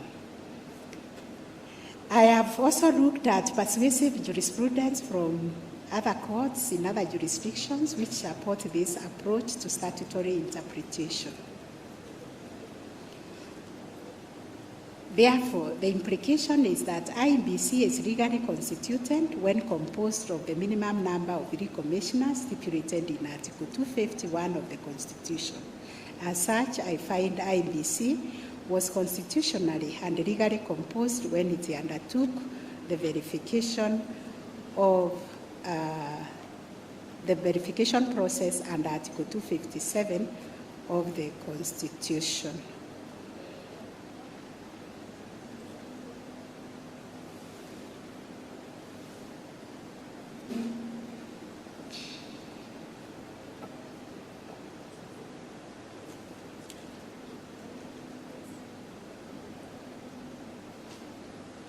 This now takes me to the last issue.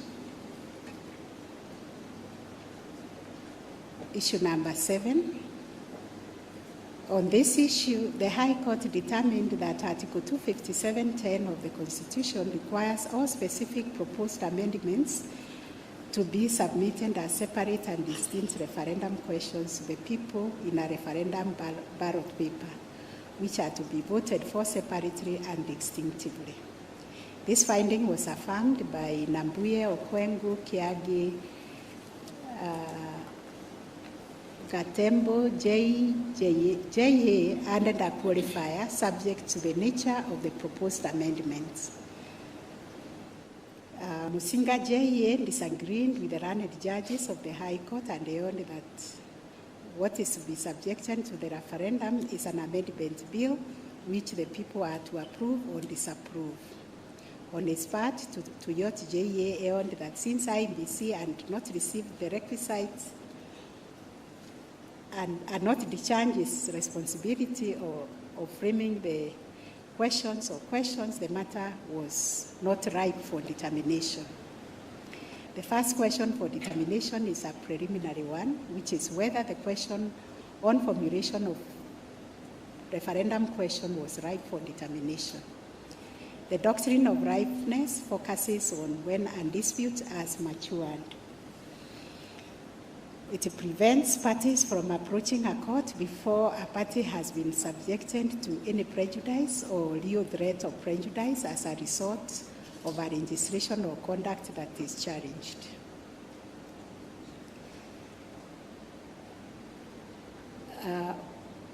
At the time of filing of the subject petitions, particularly petition E400 of 2020, the amendment bill was yet to be subjected to the county assemblies for debate. This means that IBC was yet to be invited to make a determination on the manner and form of the referendum questions, taking into consideration that IBC obligation under Article 257(10) of the Constitution had not arisen. Tuyot J.A. was right in finding that there was no live controversy before the High Court, which ought to have declined to make a determination on this case.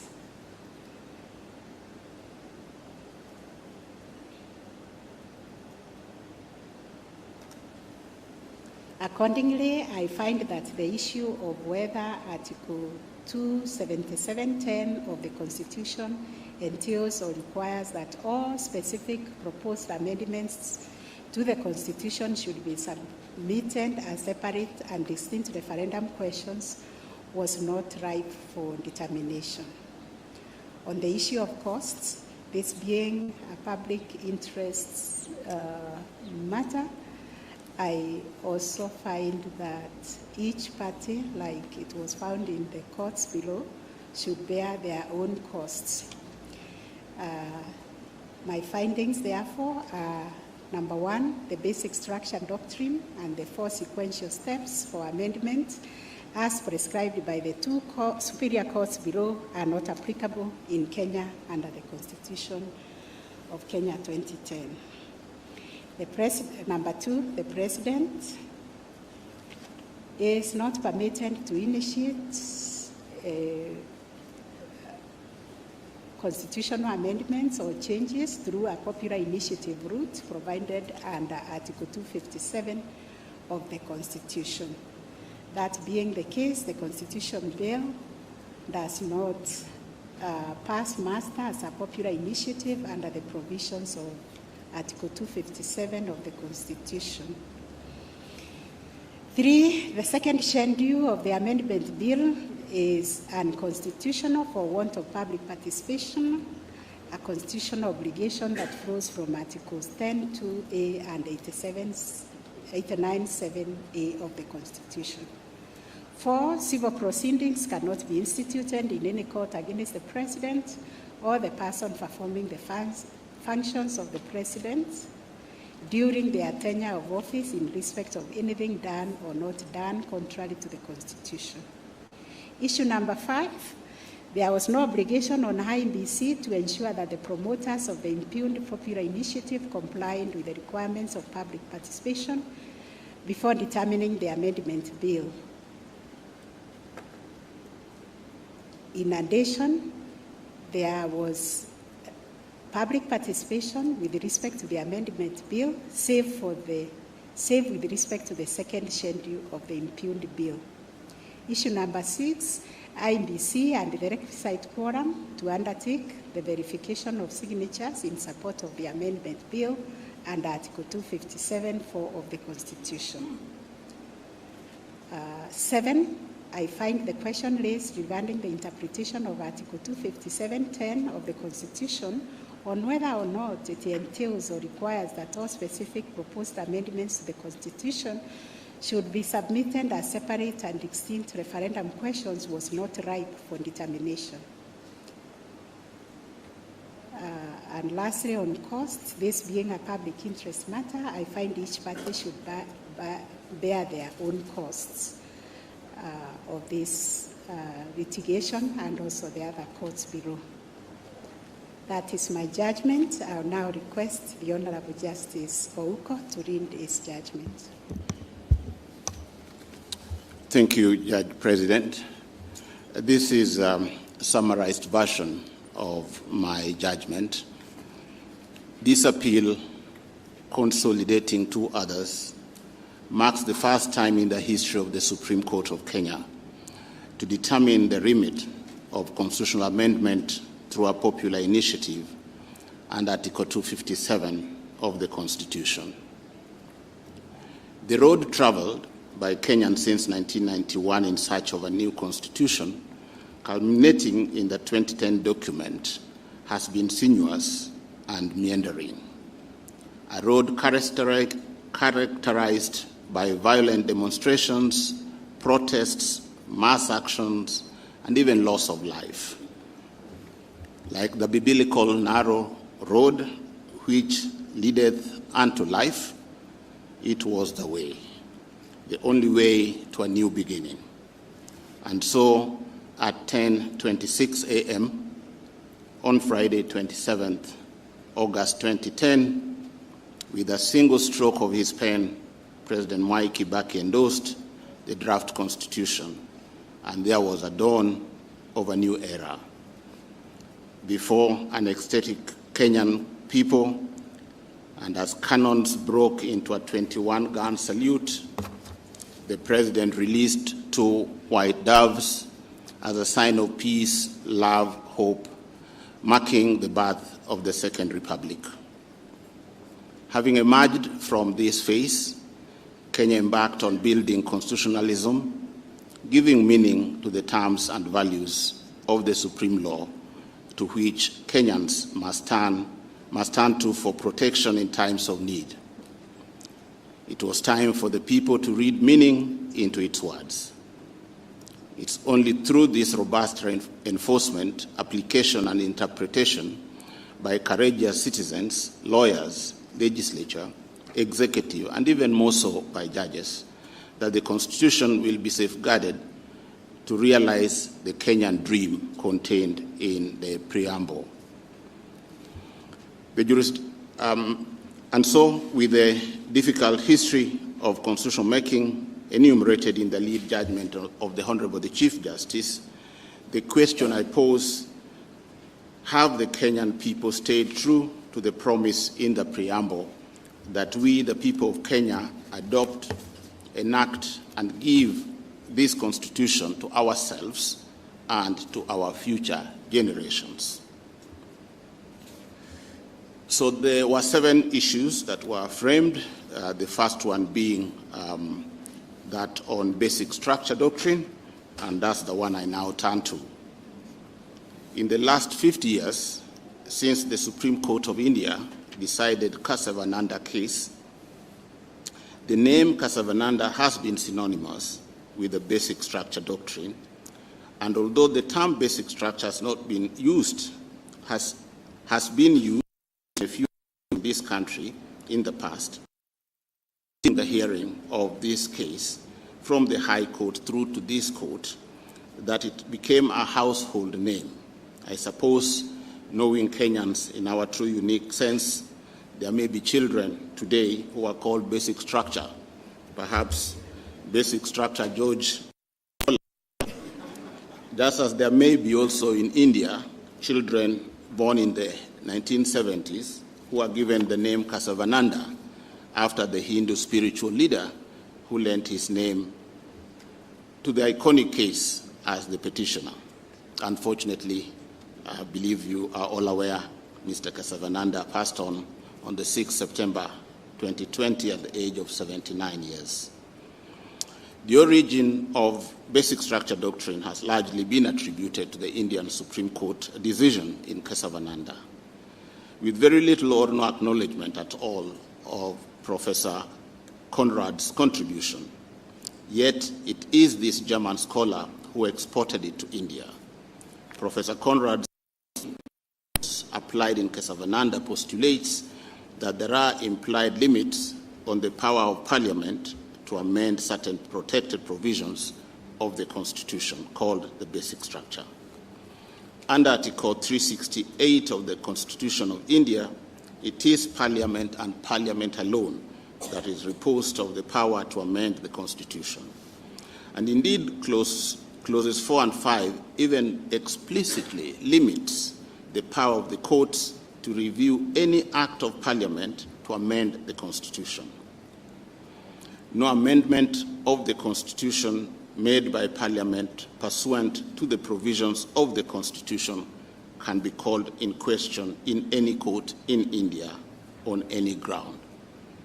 However, in construing Article 368 and the limitations on the powers of the court to question the power of Parliament, notwithstanding, the Supreme Court in Casavananda held that although the article donates exclusive power to Parliament to amend any provision of the Constitution in accordance with the procedure in that article, the powers could not be used to damage, emasculate, destroy, abrogate, change, or alter the basic structure or the framework of the Constitution. The theory was itself influenced by the Germans' political and constitutional history. Under Article 76 of the Germans' original constitution, called the Weimar Constitution, Parliament had the power to amend the Constitution with the procedural restraints that required 2/3 votes of the members of its parliament to pass an amendment. Adolf Hitler, that well-known but reviled figure in history, used this same procedure, a procedure which is anchored in the Constitution, effortlessly to overhaul the entire Weimar Constitution. and arbitrarily took away rights to freedoms of speech, expression, association, and habeas corpus. He then declared the state of emergency. This experience was to inform Germany's constitutional reforms. In their new constitution, the Grand Gazette, the Basic Law, substantive limits have been introduced to the amending power of Parliament. Article 79 of the Basic Law explicitly bars any amendment to the provisions concerning the basic principles like federalism, democracy, rule of law, separation of powers. Our own history is equally replete with the examples and instances that led to agitation for constitutional reforms, as the former constitution was in no better ranking than the Indian or the Weimar constitutions. The former constitution provided for its alteration as opposed to amendment under Section 47 and vested wholly the power to amend it in Parliament, a common denominator with the Indian and the Weimar constitutions. Our Parliament under Section 47, like parliaments of the two nations, could indiscriminately change, and did in fact change, the Constitution at will in any manner whatsoever, without reference to the people. The history of agitation to reverse the trend and save the Constitution, leading to the promulgation of the 2010 Constitution, is well known and are chronicled in detail in my main judgment. But why is this history important? Just like India and Germany, where the seed of basic structure doctrine was planted, it is their unique history that influenced the path of constitutional reforms and the decision of the courts in those jurisdictions in applying the doctrine. Constitutions the world over reflect the uniqueness and specificity of each society, even if lessons or experiences can be drawn from those places. In the Kenyan situation, drawing from the past, informed by the present, and focusing on the future, the 2010 Constitution has set up a framework which returns Kenya to the path of democratization. Parliament cannot be used to pass amendments to the Constitution in the manner it did before 2010 because of the current inbuilt mechanisms and safeguards, as well as the complex and elaborate procedures in the Constitution itself. The situation the Supreme Court of India was addressing in Kesavananda is unique to India based on the specific provisions of the Indian Constitution, Article 368 to be exact, their experience, and also based on their history generally. Therefore, in relying on Kesavananda, hook, line, and sinker to address the peculiar circumstances of Kenya, the superior courts below ought to have exercised caution and followed the guidelines repeatedly emphasized by this court in various cases, Judges and Magistrates Vetting Board and the Rai case. Courts ought to avoid mechanistic approaches to precedent because it is inappropriate to pick a president all over the world simply because they appear to provide an answer to a matter at hand. Each of those presidents has its place in the jurisprudence of its own country of origin.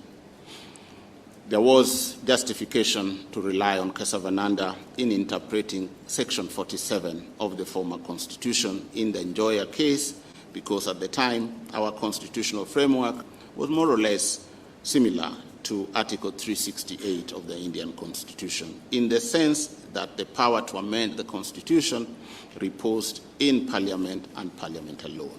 But this is no longer the case in Kenya.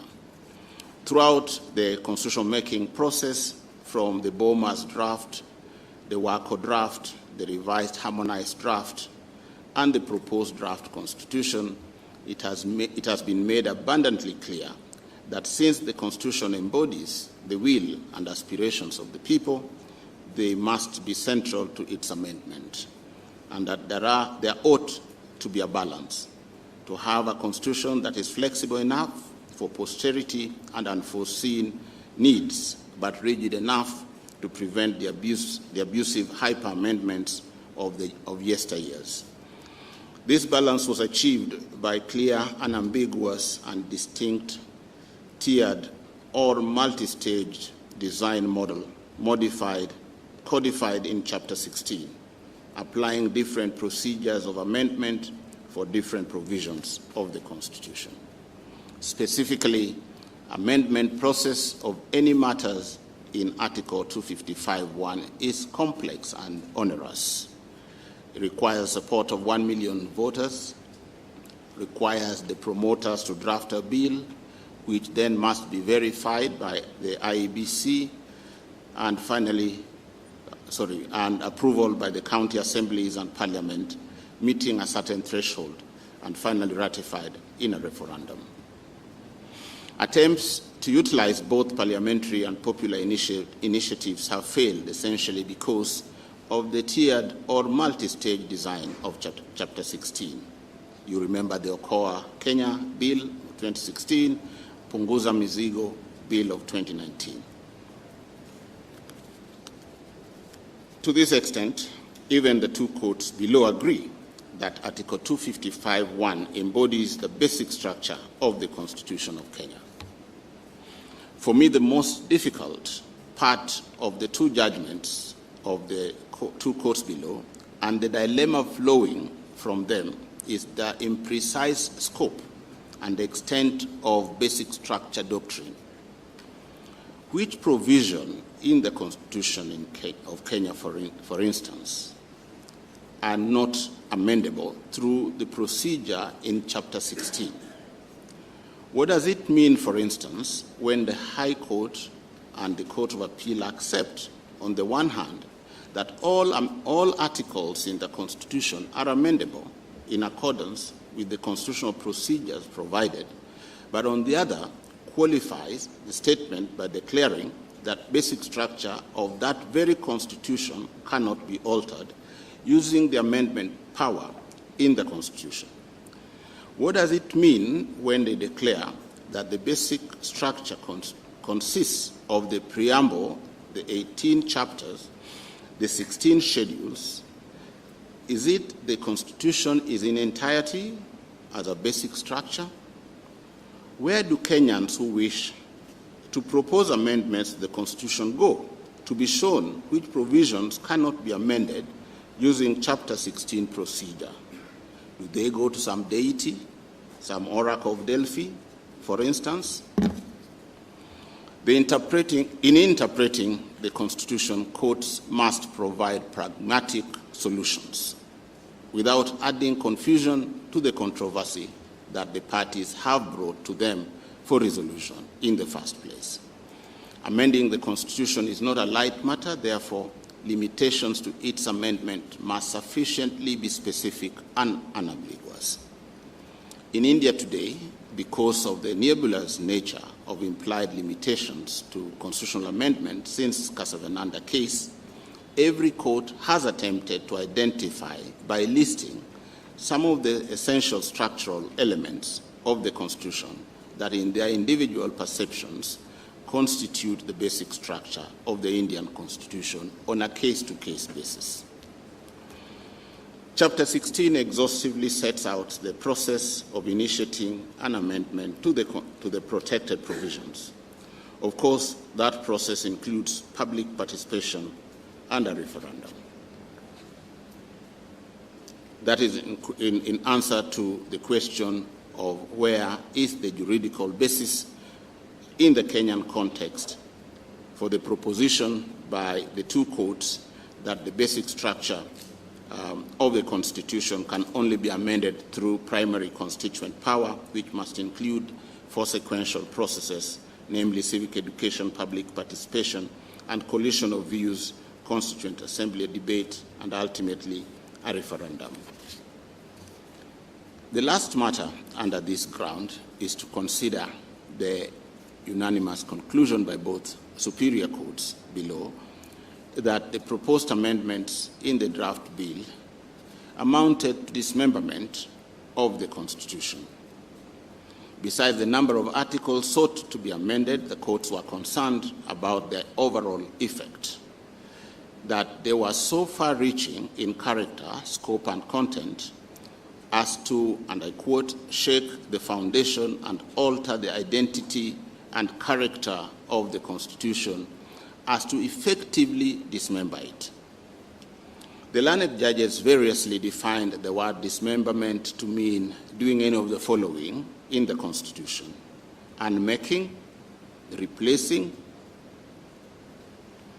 disassemble, completely change identity, abolish, tear apart, amputate, and rough mutilation. Do the proposals in the amendment draft bill create a new constitution? Do the verbs unmake, replace, disassemble, completely change identity, abolish, tear apart, amputate, employed by the learned judges to describe the proposals in the bill and to suggest that the proposals were a dismemberment of the Constitution, are they so? In my most respectful view, these words were an overkill, and the sledgehammer employed to deal with them was in itself disproportionate.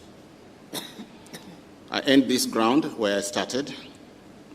However great, however progressive a written constitution may be, history, experiences, and changes in society would necessitate corresponding changes to the written text of the Constitution, with each generation having the right and freedom to determine the law under which they wish to live.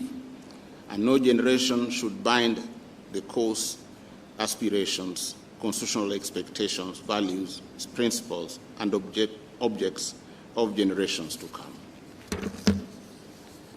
The language of Chapter 16 is clear and plain, leaving no room for conjecture, inference, or implication. Neither the explicit nor the implicit language of the Constitution, the history of constitutional making, or any principle of constitutional interpretation in this country permits the courts to do what the courts have accused previous parliaments of perpetuating, that is, to undertake indiscriminate and radical amendments to the Constitution by imposing an alien method of amending it. In the result, I would set aside the judgment of the Court of Appeal and hold that to the extent that the basic structure doctrine limits the amendment power contrary to the express terms of Chapter 16 of the Constitution, it does not apply to the Constitution of Kenya, and that there are no four sequential steps for the amendment of the Constitution other than the steps outlined in Chapter 16. The second issue is on the role of the President in the process. This question to me, and of course the question of basic structure doctrine, are the real nerves of this dispute. This particular question seeks to answer the issue of legality, legitimacy, and constitutionality of the process leading to the formulation of the draft bill based on the true construction of Article 257. The High Court was persuaded and declared that the President does not have authority under the Constitution to initiate changes by way of amendment, that a constitutional amendment can only be initiated either by Parliament through parliamentary initiative under Article 256 or by a popular initiative under 257. The Court of Appeal, in a unanimous decision, agreed and affirmed that conclusion. Friday afternoon, March 9th, 2018, which was the same day the justices of the Court of Appeal elected me as their president at Safari Park Hotel, will be remembered as one of the many defining moments in the history of Kenya. It was on that day that, in a move that took many by surprise, the President and his political opponent, Honorable Odinga, with whom he had recently engaged in fiercest and bare-knuckle political contest, met and agreed in what has come to be known as the handshake to end their political rivalry that had been witnessed in the previous elections. The last political contest between the two was so fierce that at the end of it, both laid claim to the presidency. It has been argued that the President and Honorable Odinga, both well-meaning, intended to ease the seething tension and restore peace, unity, and tranquility in the country. To realize this objective and as an understanding of the handshake, the two agreed to pursue a 9-point agenda styled the Building Bridges Initiative, or BBI. A series of events followed, and I traced these events to mark out the role of the President in the process. By a Gazette notice of 31st May 2018, the President appointed a 14-member team known as the Task Force on Building Bridges to United Advisory. By a subsequent Special Gazette notice of 10th January 2020, the Steering Committee on the Implementation of Building Bridges to a United Kenya Task Force report was also established, and as the name suggests, to implement the report of the task force. Of interest, one of its mandate was to propose administrative policy of constitutional changes that may be necessary. The Steering Committee's report was presented to the President on 21st October 2020. It was subsequently launched on 26th October 2020 at Bomas of Kenya in an event presided over by the President. A third entity, the Building Bridges National Secretariat, whose origin is not clear to me, since I have not been able to trace on record any appointment letter or a Gazette notice, appears on the scene. So, co-chaired by Honorable Dennis Waweru, a former member of Parliament for Dagoretti South constituency, and Honorable Junet Mohammed, a sitting member of the National Assembly representing the people of Suna East. On 25th November 2020, at the Kenyatta International Conference Center, the President launched the draft bill and rolled out the collection of signatures to support the initiative. A popular initiative for amendment of the Constitution according to Article 257 is commenced by the promoters getting at least 1 million registered voters to support it. It is the promoters who must formulate the draft bill. They are required thereafter to deliver the bill and supporting signatures to IBC. And from this point, the process is self-executing along the lines in Chapter 16. The term popular initiative has not been defined in the Constitution, but for the present purpose, the definition sources employed by both the High Court and the Court of Appeal are unanimous that the term popular initiative can only be an initiative by the general public. In common parlance, simply the people. The citizen who was described by Madan, Chief Justice in Githunguri, as the man in the market, the man on Pangani bus. On the other hand, the word promoters in the Constitution is used only in Article 157. It is apparently a term of art in the context of amendment of the Constitution, describing the persons not in the company law sense or in the colloquial sense, but those who initiate or champion constitutional changes. Beside the definition of the term popular initiative, there is history behind the process for the intendment of the framers. The CKRC Final Report 2005 acknowledged and recommended that apart from Parliament, it was necessary for the people, in brackets, citizens and civil society, in exercise of their constituent power to be involved in the constitutional changes. The term popular initiative originated from this report. With that history in mind, there cannot be any debate as to the target of Article 257. It is the people. The suggestion that Honorable Waweru and Honorable Mohammed, as co-chairpersons of the Secretariat and not the President, were the promoters cannot be accurate. First, the Secretariat emerged, as I've said, from the blues, as it were, for the first time in the process. However, Honorable Waweru himself, on behalf of himself and the co-chairperson, swore an affidavit of 5th February 2021 to state that the Building Bridges to a United Kenya was created and mandated with the task of initiating a constitutional amendment process and unifying Kenyans, among other roles. That the task force and the Secretariat conducted a robust nationwide public engagement and collection of views, and that from these views, it made various legislative, policy, and constitutional amendment proposals in various fields affecting Kenyans. So that, although the Secretariat does not disclose its origin, its ancestry, its family tree, its gene cannot be concealed. The affidavit says it all.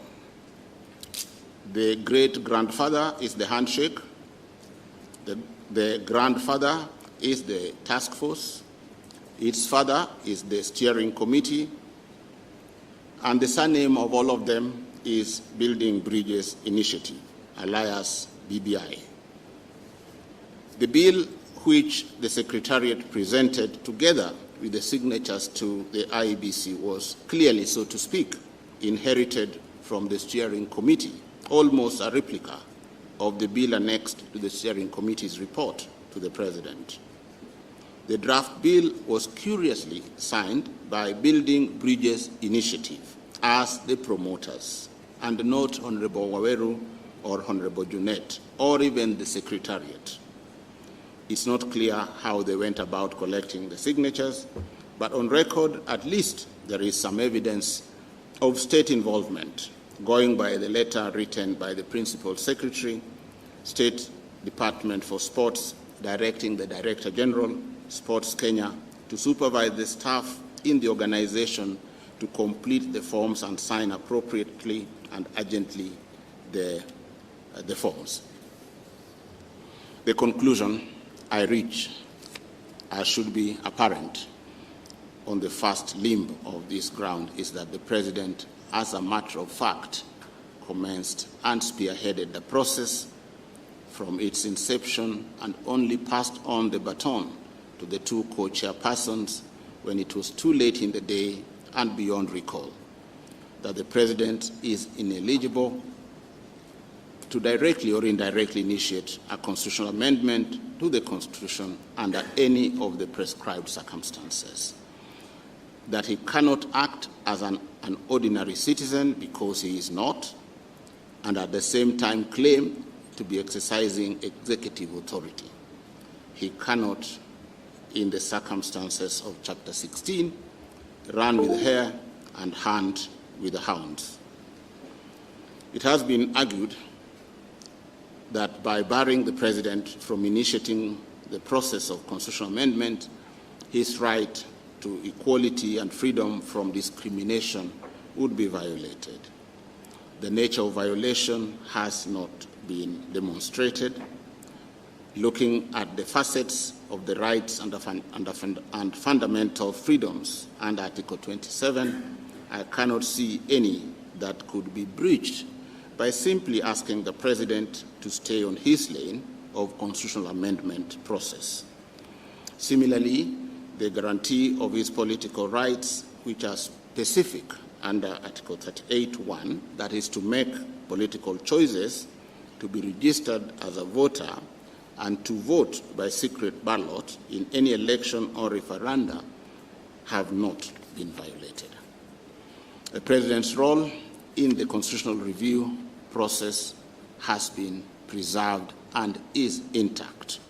The power to assent to a draft bill passed by Parliament and to request the IEBC to conduct a national referendum for approval of the bill are indispensable roles and essential cogs in the process. Apart from these, the President, as indeed any other voter, is entitled to support a popular initiative by signing it, and in fact, he did so in public. Indeed, nothing stops the President from campaigning for or against the initiative.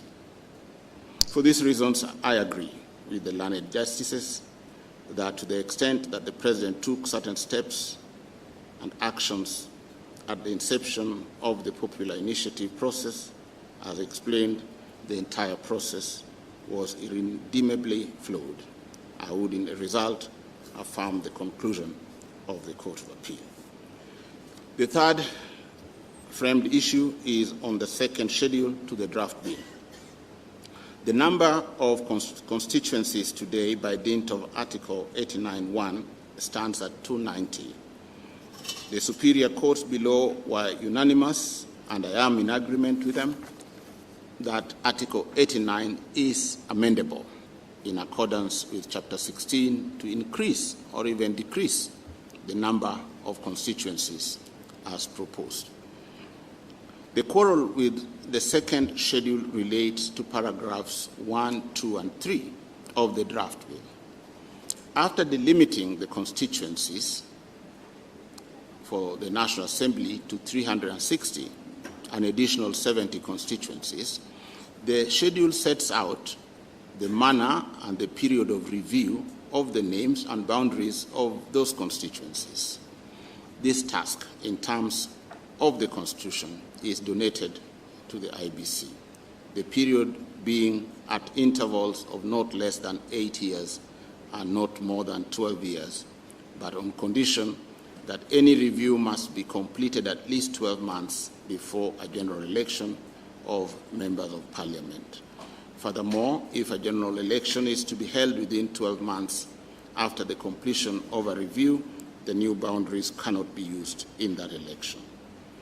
The second schedule went against Article 89 and all that I've said by providing only for a single criterion, the population quota, as the basis for delimitation.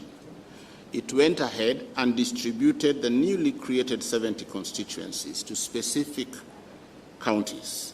It directed the IBC to delimit the boundaries on the new constituencies on the single criterion.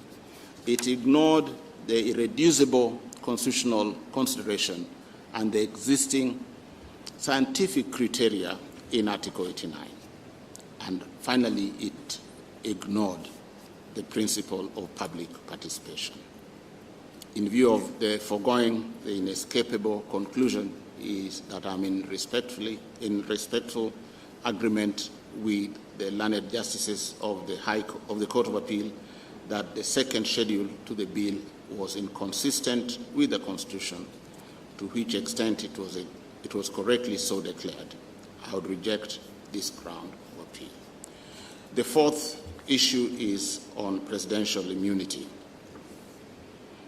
In his petition, Force 26 of 2020, Isaac Alochier versus Uhuru Muigai Kenyatta, Mr. Alochier asked the court to determine whether the president can lawfully initiate a constitutional amendment through a popular initiative process, whether the president can establish a steering committee, and whether the steering committee had locus standi to promote constitutional changes pursuant to Article 257.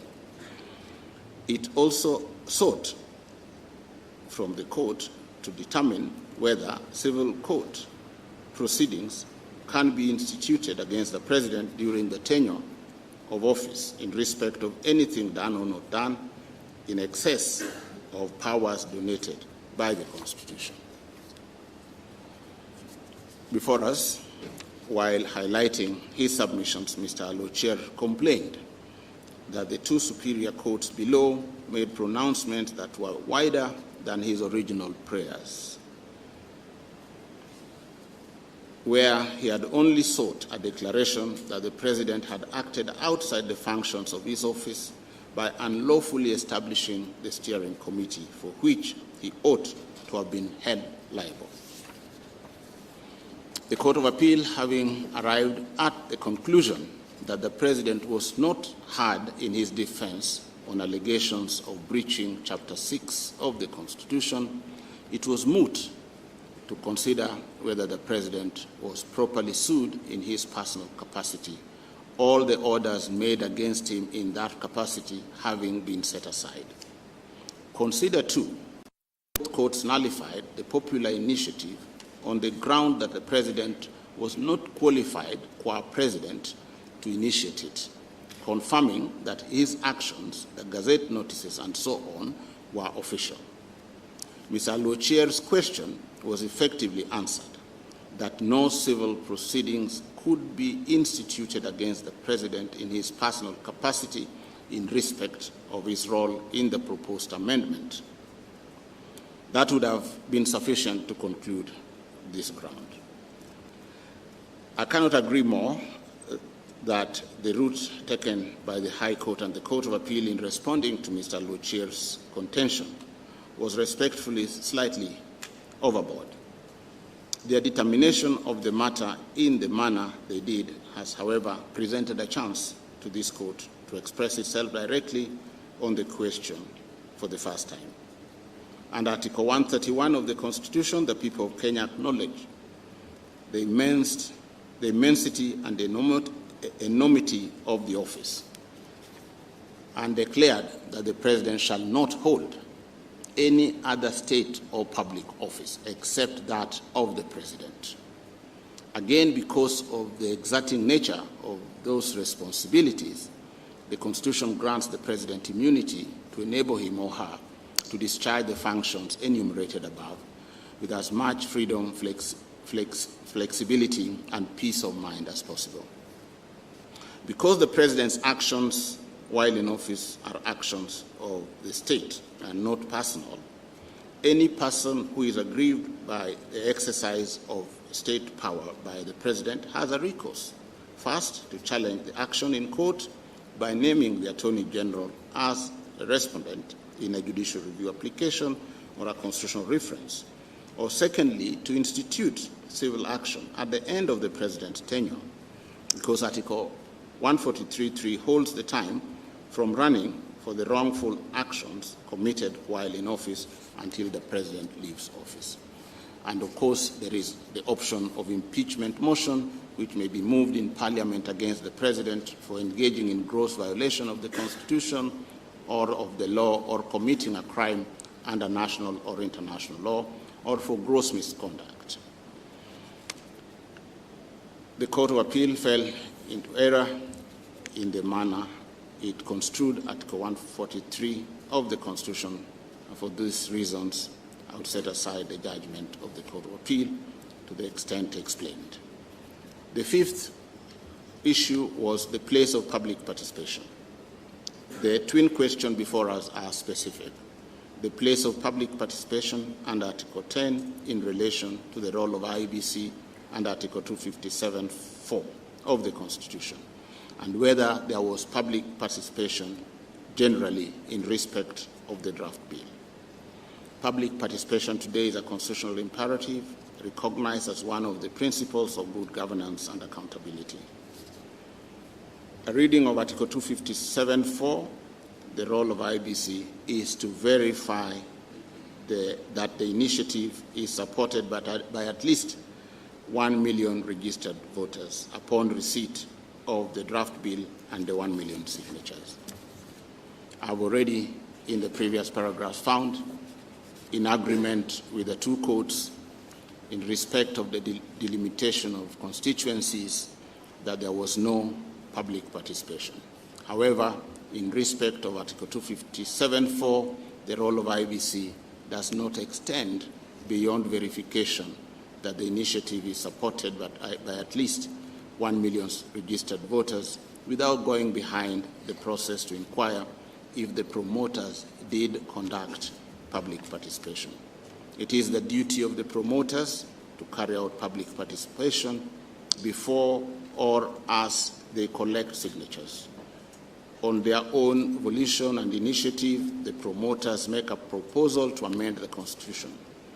They must persuade 1 million Kenyans to vote in support of their venture, to convince the assemblies and parliament about the prospects of the initiative, and ultimately Kenyans in a national referendum. It is the promoters' burden. Was there public participation by the promoters and later by the assemblies and parliament? According to the Secretariat, according to the steering committee, both houses of parliament, some county assemblies, Honorable Odinga, there was public participation prior to and in the course of signature collection. Whether or not there was public participation is a matter of evidence. The burden of proof is always upon him who affirms and not on the one who denies. The burden was upon those who allege that there was no public participation to prove that assertion. Not a single person was presented to support the statement and to rebut the evidence in support of public participation. In support of public participation at the two levels, that is the promoters on the one hand, county assemblies and parliament on the other, there was sufficient evidence. For these reasons, I would set aside the determination of the Court of Appeal on the question of public participation. The sixth issue is on the composition and quorum of IEBC. And it is a common factor that IEBC was not fully constituted when the bill and the signatures were presented to it. Not fully constituted in the sense that it did not have its full complement. The vacancy started with the departure of Commissioner Akombe, who fled the country and announced her resignation while abroad on 18th October 2017, 16th April 2018. Commissioners Mchanya, Dr. Kibiwot Kurgat, and Consolata Nkatha was the vice chair, held a press conference at which they announced their immediate resignation. By a Gazette notice of 14th April 2021, the President formally declared the 4 vacancies. The vacancies were not filled until September 2021, nearly 4 years from the date of those resignations, and 1 month after the decision of the Court of Appeal in this very matter. Article 250 of the Constitution is what may be called a provision of general application for the reason that it applies to all the Chapter 15 commissions. It declares that each commission shall consist of at least 3 members, but not more than 9. Section 5 of the IEBC Act has fixed the membership at 7, the chairperson and 6 members. For the conduct and regulation of business and affairs of IEBC, Section 8 of the Act refers to the second schedule, which at paragraph 5 provides for a quorum of 5 members. I've discussed in my main judgment the amendments in 2017 to this paragraph, how it was challenged in the case of Katiba, and the decision of Mwita J. I have also considered the effect of the decision in Isaiah Kibiwot Kangwon case, considered too the CKRC report on the management of elections, the Hansard recording the debate on the Election Laws Amendment Bill 2017. I have taken into consideration international best practices and borne in mind that IEBC is a body corporate with perpetual succession. The IEBC whether fully constituted at 7 members or with the minimum number of 3, is responsible for the formulation of policy and strategy, as well as providing oversight. The Secretariat and supporting units, directorates, divisions, and committees, being the professional and technical arm of the IBC, perform the day-to-day administrative functions of the Commission and implement the policies and strategies formulated by the commissioners. It is therefore a contradiction of terms for the Court of Appeal and the High Court to say, in the same breath, that the IBC was properly constituted with 3 commissioners but lacked quorum to transact business and conduct its affairs. I arrive at the conclusion that with 3 commissioners, the IBC was properly constituted, quorate, and competent to carry out all its constitutional and statutory duties. In the result, I would set aside the conclusion by the Court of Appeal that the IBC lacked the necessary quorum to conduct any of its business under Article 257 of the Constitution. The final framed question is on the referendum question.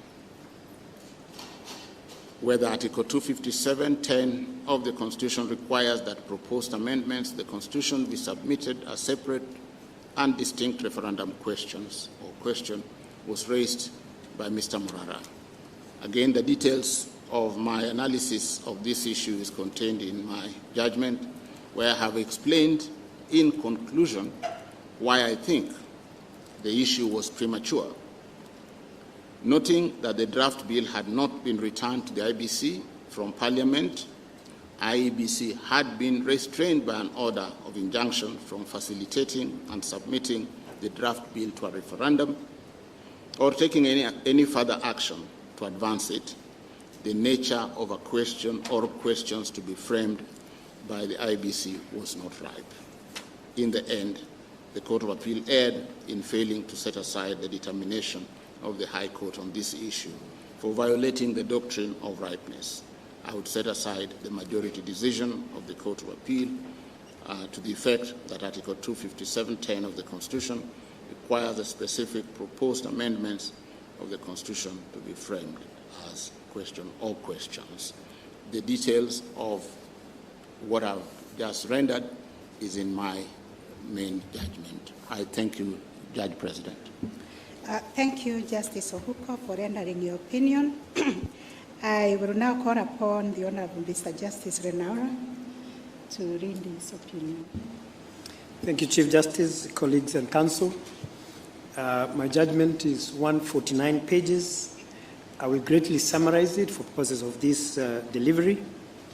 And there's a presumption that all counsel can read. So please do read it, because other teachers of law tell me that counsel hardly read judgments these days. Please try and read these ones. 2, I have read the judgment of the Chief Justice and President of this court, and I will adapt it for purpose of my judgment. I also agree with the reasoning and findings, save where I shall express myself to the contrary. In that context, when the Kenyan people gave themselves the Constitution 2010, it was a matter of public knowledge that certain parts of it would require amendments at some point in the future. There was, however, no agreement as to what these parts were, and it was left to a political class to raise a number of issues over the years that debatably required amendment. Third Way Alliance, for example, initiated the Punguza Mizigo, Lighten the Burden initiative at a referendum on a number of issues. That initiative failed. I have therefore taken into account the pleadings, the submissions, and my opinion on each issue is summarized as follows. On issue number 1, I delved into the history, the genesis and history of the basic structure doctrine. Like my colleagues before me, I looked at Kesavananda at length and the history of Kesavananda in Kesavananda. I also delved in the history of Article 257 on amendments through a popular initiative as opposed to legislative amendment under Article 256.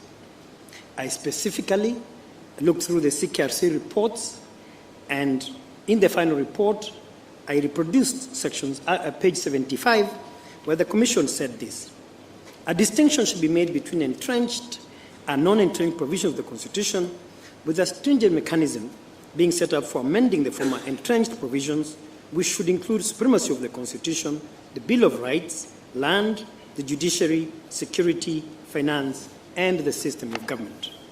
The final report then came up with the following recommendations. I'll only pick on two.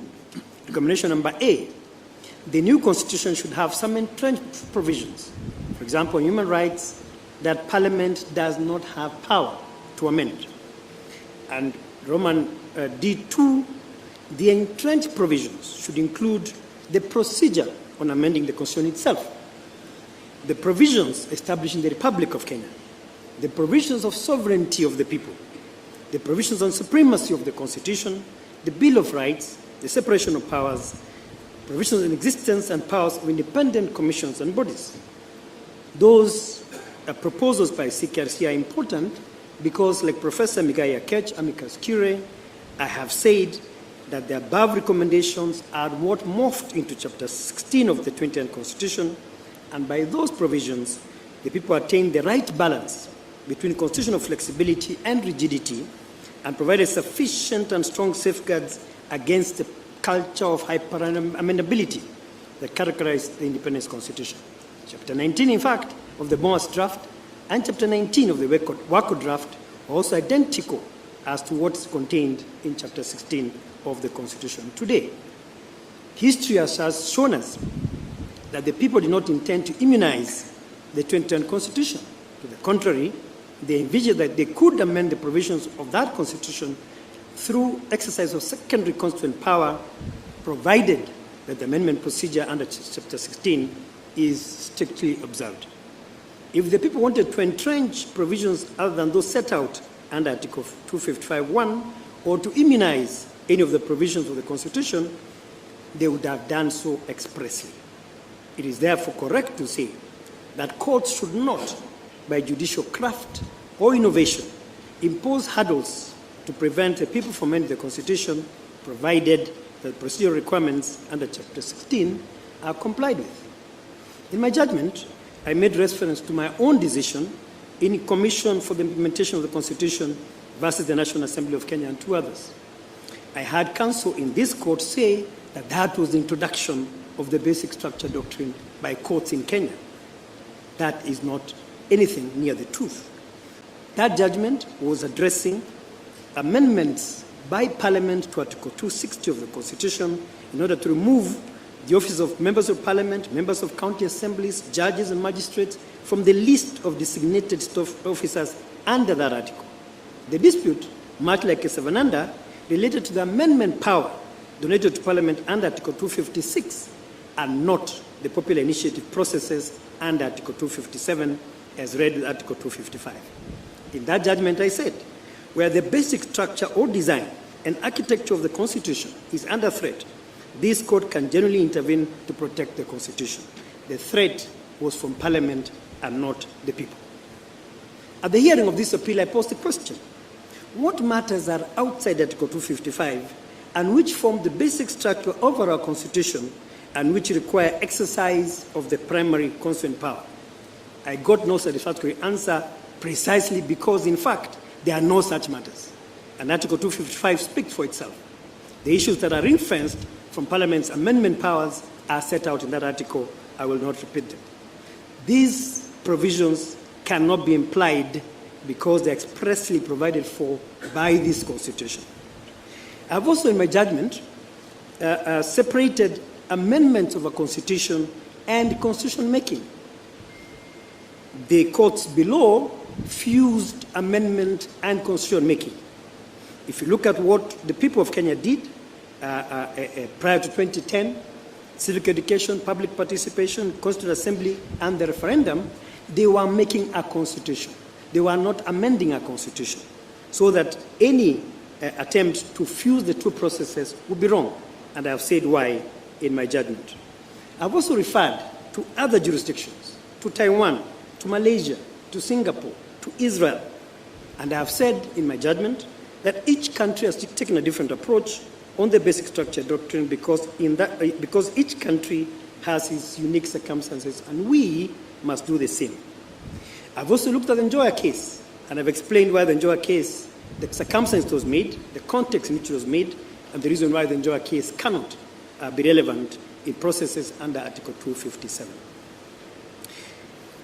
And going to the 4 sequential steps, I've said those processes are indeed relevant and useful, not in amendment under Chapter 16, but making of the Constitution, should we as a country ever decide again to do away with the present constitutional order and create a new one.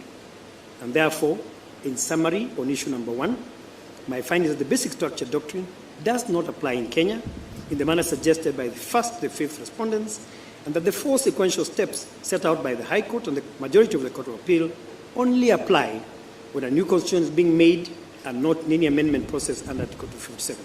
In addition, based on our history, the text of our Constitution, and the context as outlined in my judgment, it is legislation such as the CKRC Act 2008 and 1997 that the 4 sequential steps should be anchored when and if the people ever want to change the present constitutional order. Those are my findings on issue number 1. On issue number 2, I have read the Chief Justice's judgment. I have looked into the history of Article 257. And if you look at the CKRC reports, Article 257 was intended to be exercised by the common man and civil society, and not anyone outside that category. I have therefore no hesitation in holding that the President cannot and should not initiate amendments to the Constitution under Article 257. Like George J.A., I'm certain that popular initiative is people-centric, and while the President has certain rights as a citizen, there are certain other things that are curtailed by the Constitution as regards him. The President cannot initiate the process by collecting 1 million signatures and crafting an amendment bill and then retire to await the same bill under Articles 257(9) and assent to it as President. That is an absurdity that could not have been the intention of the framers. Neither can he initiate a bill under Article 256(5)(a) and then under B, request the IEBC conduct within 90 days a national referendum for approval of the bill and then retire to assent to it as a President. And therefore, my finding is that he cannot initiate a popular amendment under Article 255. But I've said, knowing the politics of this country, if the President has parliamentary muscle, he can then invoke Article 256 and initiate amendments through Parliament. On the second limb of this question, I have disagreed with my colleagues. My finding is that there are 2 processes involved in this whole situation. The first process is the presidential political process, which ends with the creation of the steering committee. And then there is the process under 257(1), which is the process of the secretariat led by Junet Mohammed and Dennis Waweru. And I've said that if you look at 257 properly, the process begins with the signature collection and creation and the drafting of the bill or suggestion. And that process was only undertaken by Dennis Waweru and Junet Mohammed, and there is no place in which I have found in the record the role of the President. And therefore, on that narrow issue, I have disagreed with the Chief Justice.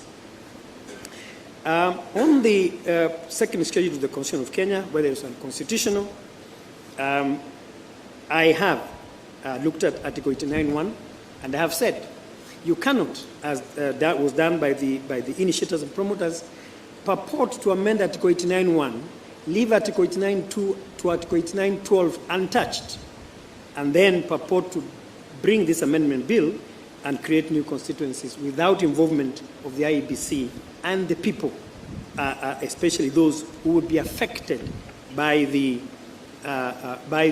creation of new constituencies. Boundaries of constituencies are a very emotive question in Kenya, and that is precisely why Section 89 is very elaborate as to the procedure to be undertaken when new constituencies are being created.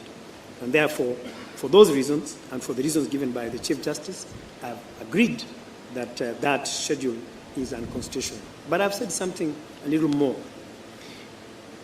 Let those who wish to create new constituencies follow the process under 89. Do not ignore IEBC, don't ignore the people, and if you wish to start the process within Section 89, Article 89, you are permitted to do that, but do not go outside the remit and permits of Article 89. That takes me to issue number 4, proceedings against the President. I agree with the Chief Justice on this question, and I've also addressed the remedy of impeachment of the President should there be a violation of the Constitution. I've also addressed my judgment in the High Court in the Isaac Aluochir case on representation of the President by the Attorney General when the President is sued in his personal name. I have said that the President cannot be sued in his personal name for violations of the Constitution, and should he be sued for whatever reason, then the proper respondent should be the Attorney General and not the President in his personal capacity. I had lawyers for the President pray for costs in favor of the President for having been properly sued in his private capacity in this case. While I agree with them that such an order would have been efficacious, in fact, the nature of this particular litigation being in the public interest, I would not grant the President orders of costs, despite my findings in his favor. On issue number 5, public participation by the IEBC and the initiators and promoters of the bill, I have looked at the BAT case, a recent decision of this court. I've also looked at Justice Pauline Nyamoya's judgment in Republic versus County Assembly of Kirinyaga, and I've agreed with the judge that in processes under 257, there are certain rules attributable to IEBC and to the initiators and promoters. Looking at the stage at which the IEBC was stopped, or the whole process was stopped, it is very difficult for me to say that public participation was not sufficient.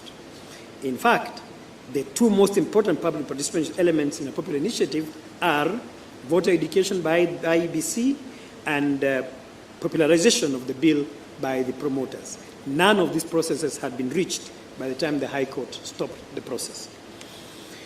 A last issue on this point is this. Gatembo Kairu and Tuyot raised a fundamental question. Why are we as a country still struggling with lack of a legal framework to govern processes under Article 257? There is no law on collection of signatures. There is no law verification of those signatures. There is no law on how county assemblies should pass the amendment bill, the processes by Parliament despite the standing orders, the receipt of the bill by the President, transmission of the bill to the President, the referendum. I have said it is about time to avoid the confusion that I'll address shortly as I address issue number 6 and 7, that we need a law. And so I agree with Justice Tuyot and Justice Kairu that this law is absolutely necessary. And therefore, the second schedule, in my mind, is an exception. The public participation processes were properly undertaken, save for the second schedule, where I have said that it's unconstitutional for the reasons that I've given. Articles 88 and 250 with regard to composition and quorum of the IEBC. I have looked in my judgment at the Katiba case by Chacha Mwita J. I have looked at the Isaiah Biwott case by Frida Okwan J. I have looked at Article 250, sub-Article 1. I have taken into account the very lucid submissions by Esther Angawa regarding Article 88.5, and I have said that, to my mind, looking at the law as I understand it, IEBC was correct at all material times, its processes were lawful, and therefore a contrary finding would, in my view, be in error. There was a second issue raised by Ms. Kituku regarding nullification of the laws. Well argued as the point was, and lucid as arguments were, I've declined the invitation to address that question, because once I've found IEBC correct, other matters are irrelevant. The last issue is issue number 7, on the proposals, whether proposed amendments should be submitted as separate and distinct referendum questions. Like the Chief Justice, I have looked at the law of ripeness and mootness.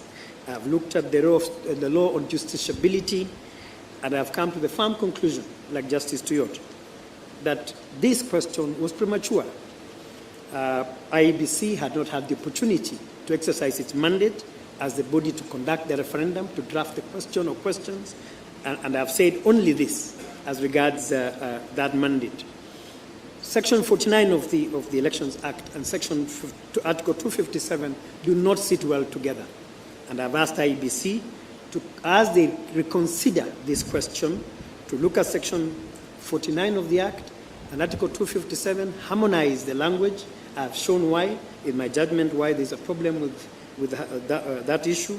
And only then would any party with a dispute go to court once the IEBC has determined the matter within its mandate. Once courts start taking off the mandates of independent commissions, we shall walk into a minefield. And therefore, in conclusion, summary of my findings are as follows. On the basic structure is my finding that the doctrine as enunciated in the Casavanada case has not attained wide acceptability and cannot certainly be applicable to Kenya, noting our history, context, and constitutional text. The 4 sequential steps identified by the High Court as necessary in an amendment process are also not applicable, save in the creation of a new constitutional order, which is not the case in this dispute. Number 2, on whether the President can initiate a popular initiative to amend the Constitution Article 257, it is my finding that he cannot, but I've said also that in this particular dispute, he did not. On whether the second schedule of the Constitution is unconstitutional and purported to limit boundaries without the input of IBC, without amending Article 89, 1 to 12, without involving affected persons and the public at large, I have held that it is indeed unconstitutional. Can civil proceedings be instituted against the President during the term of office? I have said no. And should he be sued, then the proceedings should be against the Attorney General, and any remedy for a suit directly against the President should lie in costs awardable to the President. On public participation, at the time the High Court stopped the process, I cannot find reason to fault either IEBC or the initiators and promoters, with the exception of the second schedule, which I found to be unconstitutional for inter alia lack of public participation. On the quorum of IEBC at all material times, I find that IEBC was correct and all its undertakings were lawful. On the question whether a referendum, single multiple questions should put the people by IEBC, I find the matter was premature and was not ripe for determination. On costs, the public interest exhibited in this matter will lead me to the conclusion that each party should bear its cost. My reasons in detail are contained in my judgment, which you shall get copies of. I thank you, Chief Justice. I thank you, Counsel. Thank you, Honorable Mr. Justice Renaura, for rendering your opinion. I will now call upon Lady Justice Joaquin Dongo to deliver her opinion. Thank you very much, Chief Justice. I will proceed to summarize my judgment. On some issues I will be brief, others I will interrogate them a little bit more. Issue number 1, is the basic structure doctrine applicable in Kenya? In order to determine whether the basic structure doctrine is applicable in Kenya, there is need to define the term doctrine under international law and establish whether the basic structure doctrine is indeed such a doctrine and if it is applicable here. I recognize that there are differing opinions on the definition of a legal doctrine, but to my mind, the basic structure doctrine as presented to us is a judge-made law emanating from the municipal court, which is the Supreme Court in India, in the Casavananda case. That basic structure doctrine has been upheld and relied on in subsequent decisions in India. And I note that there are few jurisdictions around the world where basic structure doctrine has been applied, while in others it has been rejected. It is my considered view that the basic structure doctrine as presented by the parties does not constitute a widely adhered to a legal doctrine. It is my observation that the basic structure doctrine has been both applied and rejected. I have listed the countries in which that has happened, and therefore it is my considered opinion that the states only constitute a very small percentage of countries in the world that have attempted to apply or have applied the doctrine. Furthermore, there have been no pronouncements made at the international level, no international case law on the same. The only available cases are from domestic courts at national jurisdiction, and therefore it cannot be said that the basic structure doctrine has attained the status of a general principle under international law, and it cannot be applied by this court as a general rule of international law as contemplated on Article 2(5) of the Constitution of Kenya 10. The above notwithstanding, is the basic structure doctrine as presented by the parties applicable in Kenya? It is my considered opinion the answer to this question can only be deduced by our constitutional past. Kenyans stressed the fact that they needed a constitution that had entrenched provisions on certain aspects, was not too simple to amend, and one that required their participation in terms of amendment. The final report of the Constitution of Kenya Review Commission captures these sentiments where the people's voice is summarized. And these sentiments made it into our current constitution, where Chapter 16 of the Constitution is unequivocal on how to amend the Constitution. It is therefore my position that it was the intention of the drafters of the Constitution to protect or entrench the specified 10 matters in Article 255(1) by stipulating their specific amendment procedures.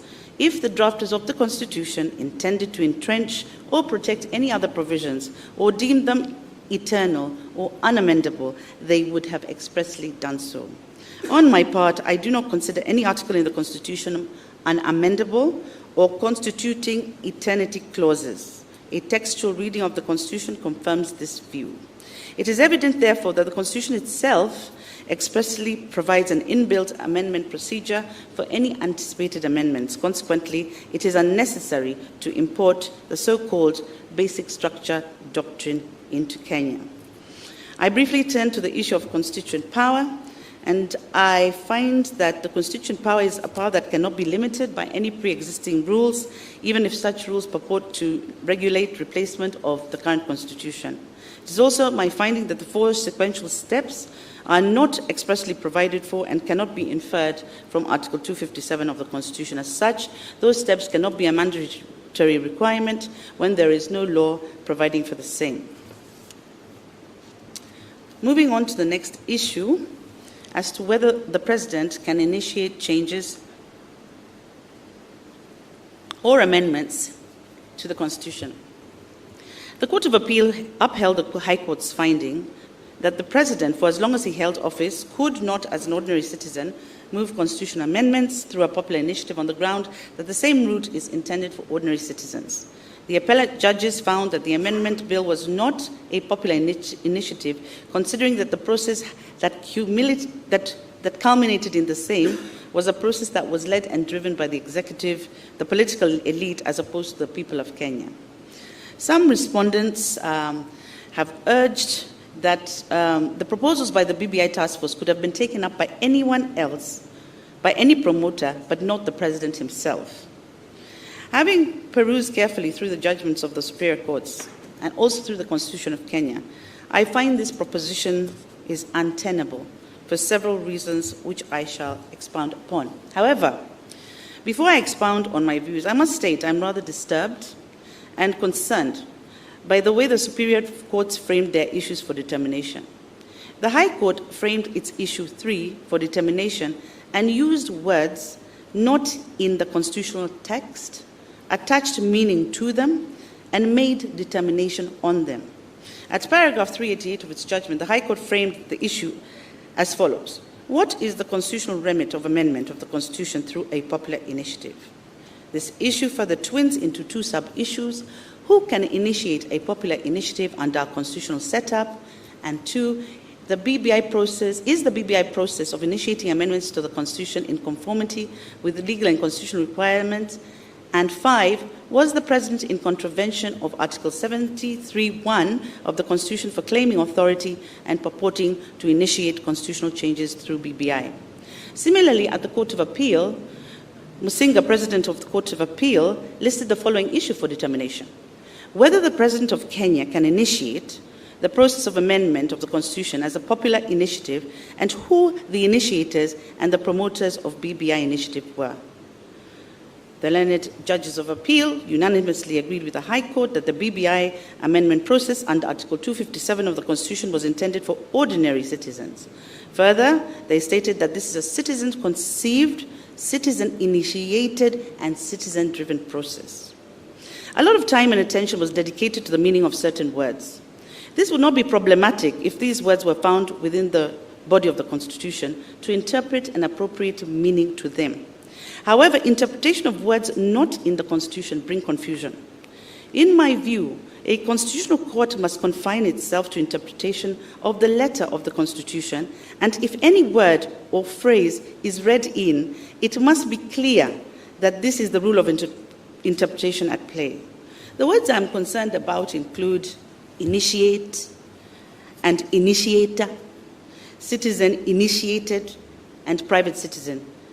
None of these words appear in Articles 255 to 257 of the Constitution.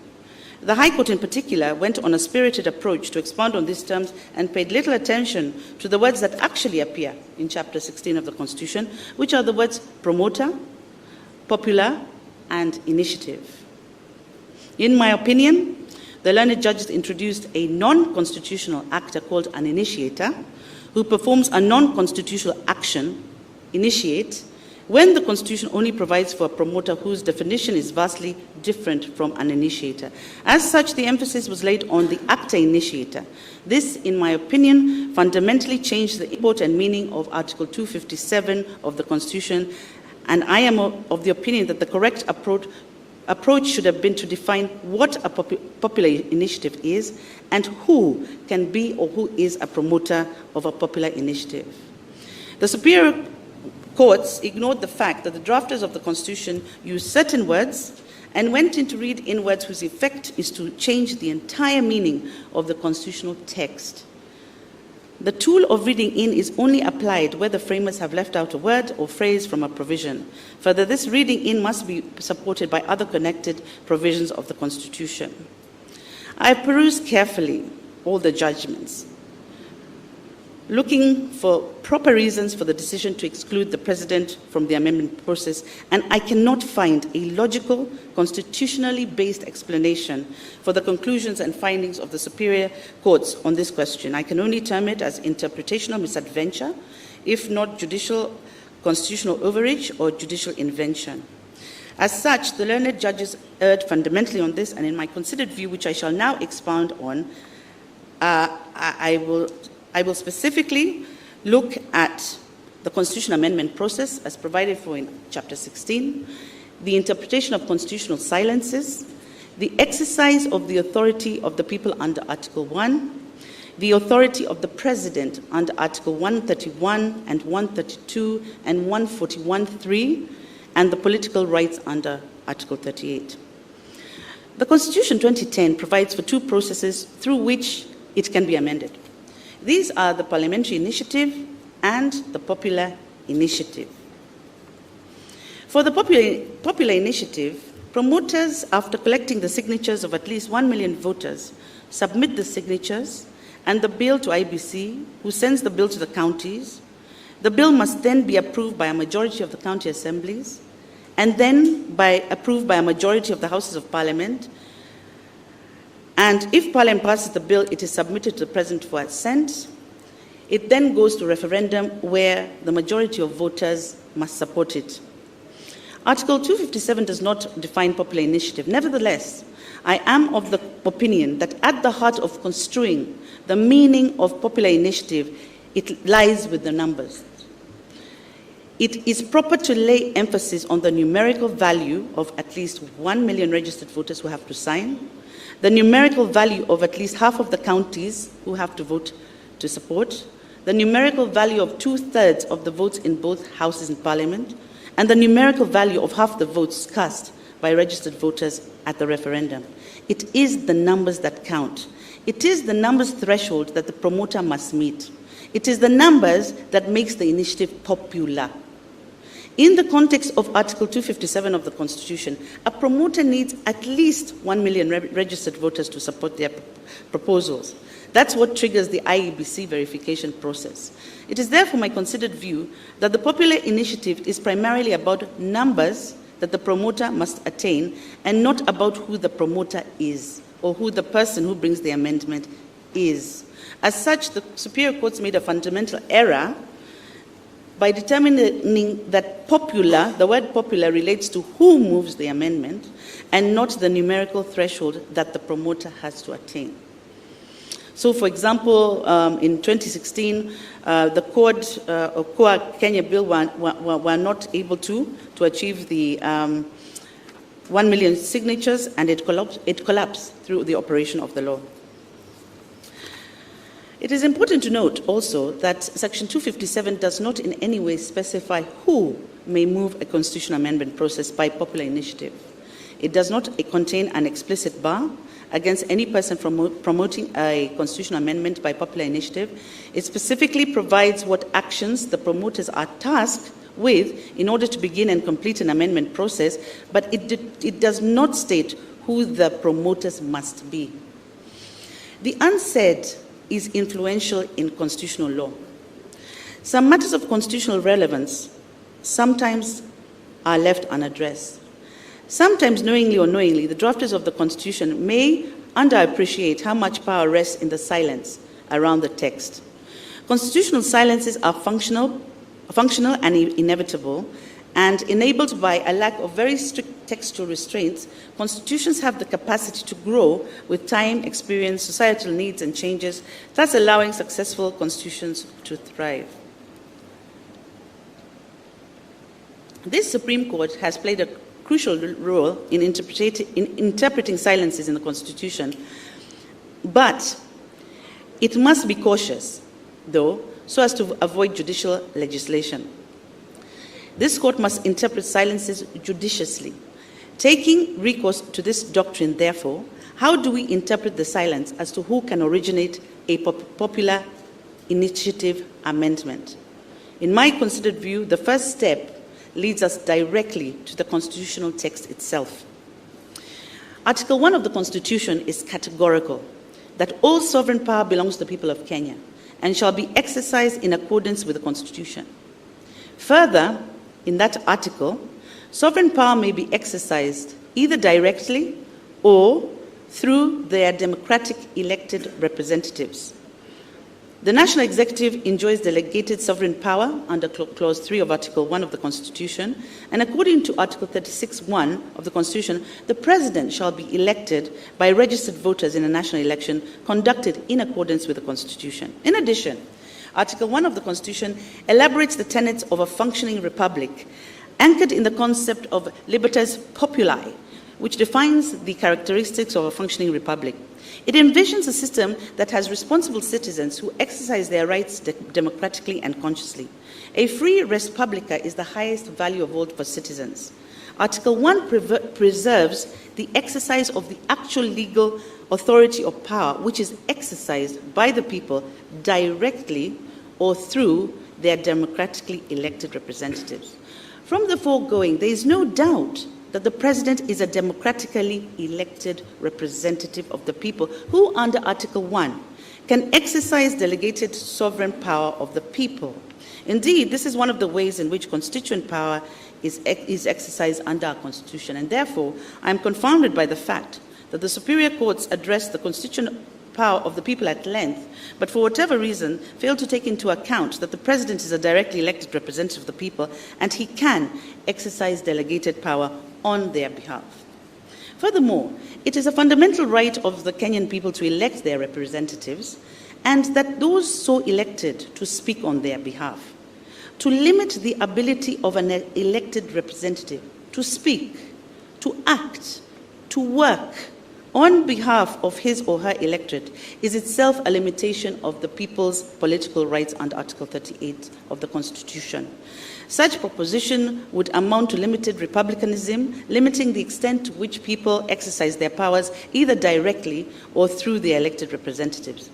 More poignantly, however, limiting the powers of the people donated to the elected representatives reorganizes the architecture of the Constitution's order of delegated governance. It is not in dispute that the President bears an elevated status by virtue of his office. The President has additional roles and obligations in comparison to the ordinary Kenyan. In addition, Article 132 of the Constitution mandates the President to safeguard the sovereignty of the public, promote and enhance unity of the nation, promote and respect the diversity of the people and communities of Kenya, and ensure the protection of human rights and fundamental freedoms and the rule of law. Article 132(1)(c) of the Constitution stipulates one of the many mandatory functions of the President. The President must, once every year, report in an address to the nation on all measures taken and progress achieved in the realization of the national values referred to in Article 10. In my considered view, the President is not limited as to those measures he can take to undertake he is not limited as to the measures he can undertake in the exercise of his functions under Article 132. The said measures could constitute a policy, statutory, or constitutional frame. Clearly, in promoting and enhancing national unity, the President can promote constitutional amendments through popular initiative. This would qualify as a measure taken under Article 132 on which progress achieved can be reported. It is directly within the four corners of the Constitution of Kenya. I am convinced that when the President takes measures in the exercise of his functions, including a proposal for the amendment of the Constitution, he is bound by the oath prescribed by the Constitution and which he swears when he takes office to act in the best interests of Kenyans and not to undermine democracy. One need not worry about the President overstepping because the parameters in the Constitution are sufficient to rein him in. How can I claim this so boldly? This is informed by our constitutional history. When one looks at the history of constitution making in this country, it is clear that one of the intentions of the drafters of the Constitution was to discard parliamentary monopoly over the constitutional amendment process and to make it more inclusive. Kenya's journey to democratic constitution was arduous, taking into account that most of the amendments taking into account most of the constitutional amendments made in the first President Kenyatta's era. In the first President Kenyatta's 15-year reign, he oversaw 16 amendments. President Moi, in his 24-year presidency, oversaw 14 constitutional amendments. Both presidents were members of parliament and used parliament to amend the constitution in a manner that excluded participatory democracy. The people were not involved in any way. By 1992, and because of this, all key institutions, the judiciary, parliament, public services, security forces, and the provincial administration were instruments of authoritarian control. Concentration of power in the president was one of the factors that prompted demands for a new constitution, and the 2010 constitution aimed to curb dictatorship by parliament in the amendment process. Kenyans wanted to have a head of state who would not whimsically amend the constitution. They wanted to limit the powers of the constitutional amendment by the head of state, but not to take it away altogether. In other words, the intention was to make it difficult, but not impossible, for a president to make a constitutional amendment. This is the mischief that the framers of the Constitution sought to address. In my considered view, therefore, there is no historical evidence that the drafters of the Constitution intended that the President be excluded from the popular initiative amendment route or that it be limited to a specific class of people to the exclusion of others. If anything, the resultant very expansive Chapter 4 on the Bill of Rights in the Constitution of Kenya 2010 proves otherwise. The President enjoys all constitutional rights and freedoms like any other Kenyan. He is first and foremost a Kenyan citizen by birth. A president does not lose his or her political rights under Article 38. He or she does not cease to be a registered voter by virtue of ascendancy to presidency. There is no law pursuant to Article 24 of the Constitution, which is the limitation clause, that limits the president from enjoying political rights under Article 38, especially that of campaigning for a political cause, which in my view includes constitutional amendments. In addition, trusting citizens with public office does not in any way muzzle them or take away their rights, as provided in the Bill of Rights. Article 27(1) of the Constitution provides that every person is equal before the law and has the right to equal protection and equal benefit of the law. Additionally, equality includes the full and equal enjoyment of all rights and fundamental freedoms, and the President, like all Kenyans, is obligated to respect, uphold, and safeguard the Constitution. If any Kenyan has the right to initiate a popular amendment to the Constitution, while respecting, upholding, and defending the Constitution, so too does the President in his official or personal capacity. It would be restrictive, unjust, unprogressive, and unconstitutional to limit that right. At this juncture, I find it prudent to comment on the submissions that the President is excluded from promoting changes to the Constitution by popular initiative because he can do so through Parliament. According to Article 256 of the Constitution can only be amended through a parliamentary initiative. Under Article 256 of the Constitution is silent as to who can introduce a bill into either of the Houses of Parliament. However, the composition of Parliament is clear, and the membership of the National Assembly is provided for under Article 97(1), and that of Senate under Article 98(1).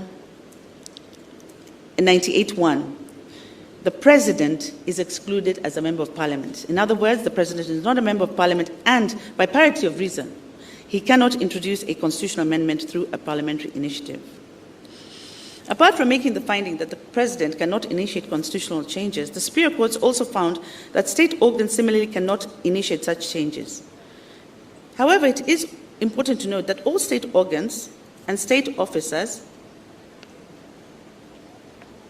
form part of the national executive, county governments, the legislature, the judiciary, independent commissions, and independent offices. Accordingly, then, all holders of such offices under Article 1 also exercise delegated power from the people and must perform their functions in accordance with the Constitution. If those functions require measures or policy actions that would require constitutional changes, then they must be able to use their delegated authority to exercise those functions. To suggest otherwise would result in an absurdity. For example, let us assume that Chief Justice, as the chair of the Judicial Service Commission, wishes to make proposals on judicial reforms. And she puts together a draft bill and presents it to the IEBC as a promoter. If we are to follow the findings of the Superior Courts, the Chief Justice would find herself barred from proceeding. However, if her Chief of Staff or the Deputy Chief Registrar were to take the same document, it would be acceptable. Similarly, if the Speaker, as the chair of the Parliamentary Service Commission, wished to make some proposals, constitutional proposals around parliamentary reform, the judgment of the Superior Courts would prevent him from taking such amendments himself, although the clerk of the National Assembly and the head of the legal department in Parliament can do so. The result is leadership without authority.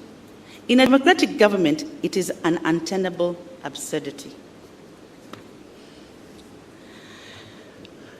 In conclusion, I'd like to say on this point, the popular initiative amendment is not a preserve of specific persons. Any Kenyan can originate and promote the popular initiative amendment, and the people, as defined in the Constitution, also mean their representatives exercising donated sovereignty. As such, it remains an inclusive process and not a process that excludes and that empowers every person to propose constitutional amendments. Having found that the President and the state organs can promote a popular initiative, who then was the real promoter in the impugned bill in the dispute before us? A perusal of Volume 34, page 226 of Marara Omoke's Record of Appeal, reveals the replying affidavit of Dennis Wawero, whereby he swears that he and Junet Mohammed are the co-chairpersons of the Building Bridges to a United Kenya, created and mandated with the task of initiating a constitutional amendment process and unifying Kenyans, among other things. From the record, IEBC's press release acknowledges the receipt of the Constitutional Amendment Bill 2020 and the 4.4 million supporter signatures. There is also a letter from IEBC which specifically talks of the promoters as Dennis Wawero and Junet Mohammed. It is therefore my conclusion that the promoters referred to in this bill are Dennis Wawero and Junet Mohammed. The record speaks for itself.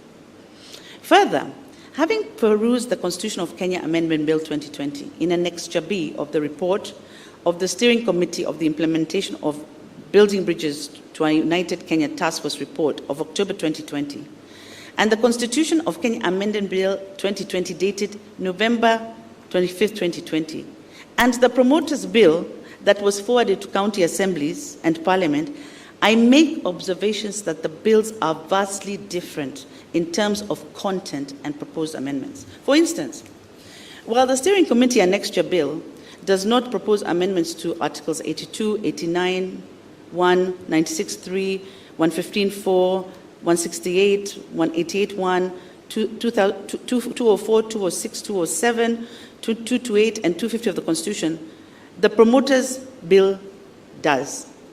The bill as presented by the promoters to the IEBC does not contain some of the amendments contained in the Steering Committee bill, namely amendments to Articles 91, 200, and the repeal and replacement of Article 218, insertion of 218A, amendments to Articles 221, 223, and the repeal and replacement of Articles 246. In addition, there are new Articles 108A, 153A, 206A, which only appear in the promoters' bill and do not appear in the committee steering bill. There are also major differences in the preambles, in the first and second schedule, which are substantially different. So there are two different documents.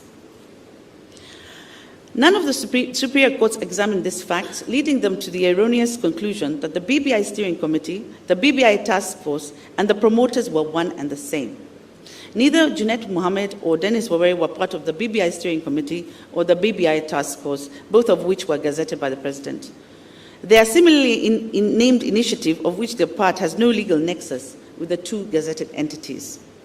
It is clear in correspondence between IEBC and the promoters that they engaged the IEBC as individuals and were not representing any entity, including the President. As I conclude on this issue, I fault the superior courts for making declarations of unconstitutionality without specifically itemizing the article of the Constitution that was either denied, violated, infringed, or threatened.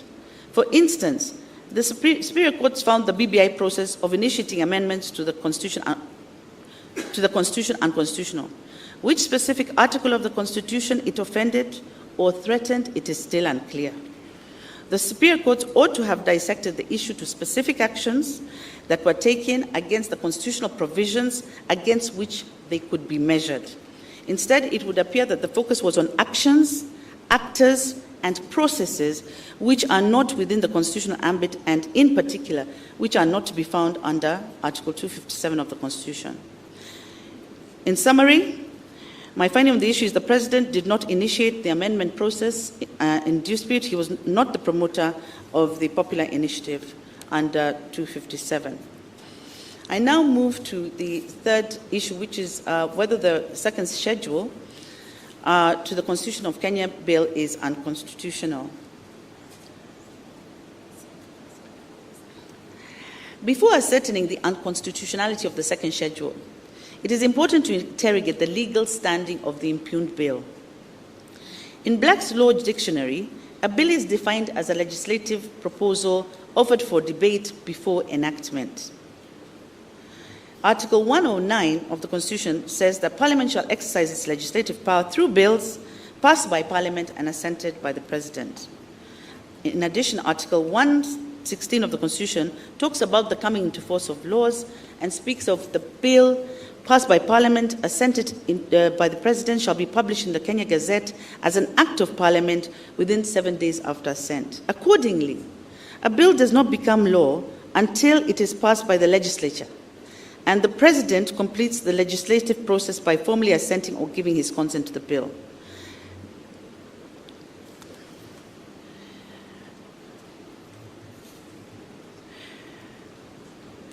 Articles 2.4 and 165 of the Constitution contemplate scenarios where laws are unconstitutional and can be declared so. The Constitution does not provide for pre-enactment mechanisms to determine whether a bill is constitutional or not.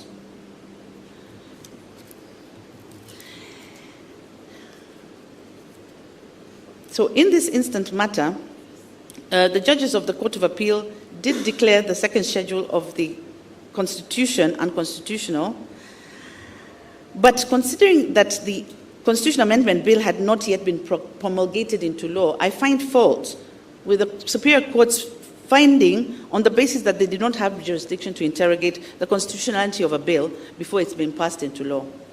I reiterate, it's only after a bill has been enacted and attained the status of a law that the courts acquire jurisdiction to entertain the same.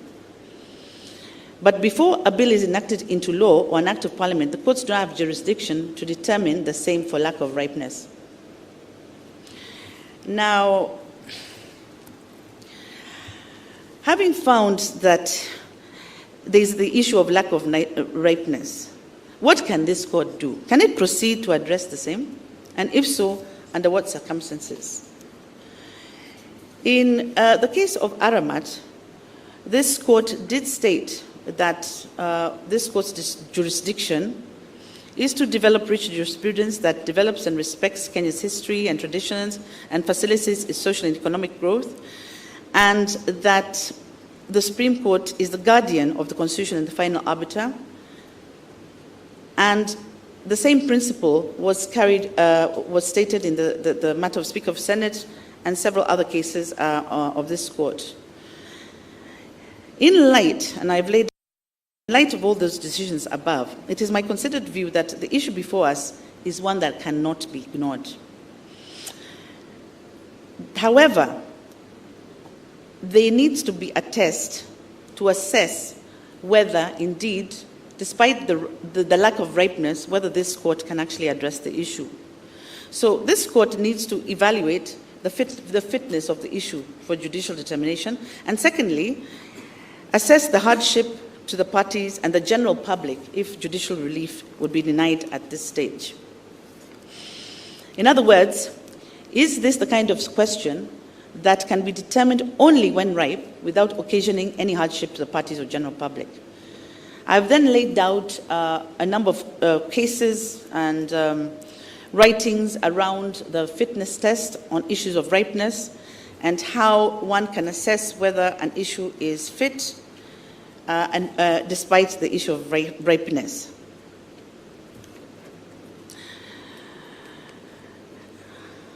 I do find, having laid out the issues around the test, I do find that in this particular situation, that this court can apply the test and we can address the issues despite the lack of ripeness surrounding the bill.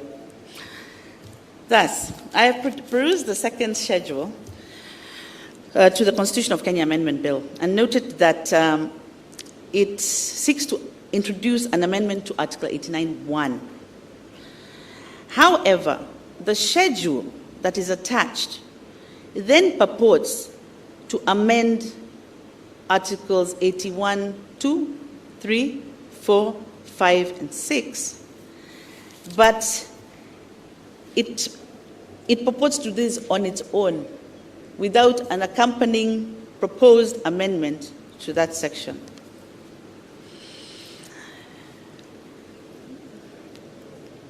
In the UK Court of Appeal decision, Mohan versus Her Majesty's Senior Coroner for Oxfordshire, Lady Arden observed the follows: it would be contrary to drafting conventions for a schedule to be used to make what should clearly be what has a change or what will have some change or of consequence in the law. It is improper for a schedule to have matters of principle, and nothing should be placed in a schedule to which the attention of Parliament should be particularly directed. Flowing from the above, I am persuaded that the second schedule to the Constitution Amendment Bill, even if it were to be enacted into law, cannot amend Article 89 of the Constitution. It would be contrary to drafting conventions if the schedule of the Constitution was to propose an amendment to a substantive article of the Constitution on its own. What ought to have happened is that there needed to have been a standalone provision that brought the substantive amendments to Articles 89(2), 3, 4, 5, 6, 7, and 8. Therefore, the second schedule to the Constitutional Amendment Bill conflicts with the substantive provisions of Article 89 of the Constitution, and it is therefore unconstitutional. On issue number 4, on whether the President can be sued for performing functions of his office, I will be brief. The rationale for presidential immunity comes from the enormous responsibility bestowed upon a president as a single source of executive power. Therefore, immunity from legal proceedings is designed to permit a president to just discharge his obligations with as much autonomy as possible without anxiety that court proceedings would probably disturb, humiliate, or encumber him from focusing on his duties. This protection is also envisioned to shield the dignity of the office of the president and not him personally, particularly because he makes far-reaching and sensitive decisions. I have considered the parties' pleadings and submissions, and it's obvious that the point of diversions is whether or not the President is immune from constitutional violations during his tenure of office. It is not contested that the President appointed the Building Bridges, the BBI task force, to document and recommend practical administrative reform processes that will build the country's long-lasting unity and implement modalities for each identified area. The President has a unique position in the constitutional scheme, and as already discussed in issue number 2, he has a responsibility to promote and enhance the unity of the nation. It is my finding, therefore, that if the President... No, I'm sorry. That's not where I want to go.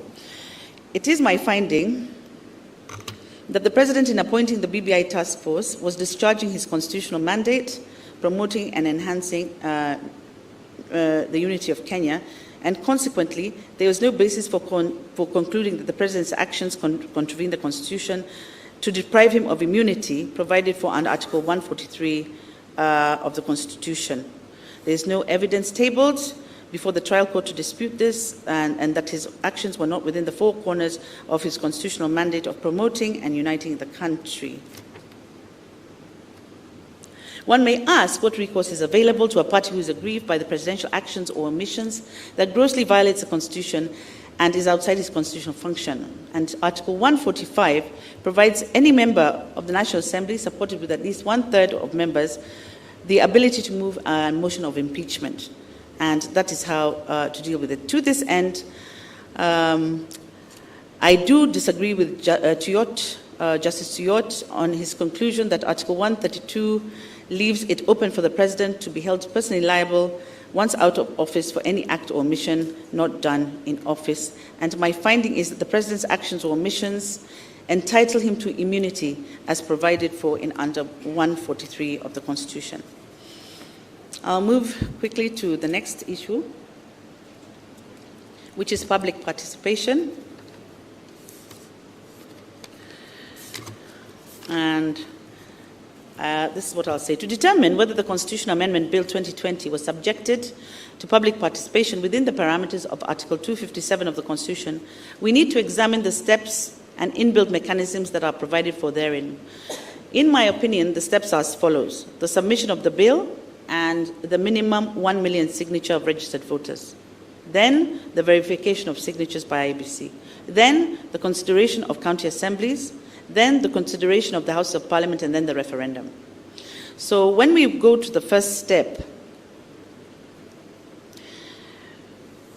Mr. Omoke urged us that the promoters ought to have conducted public participation prior to the collection of signatures.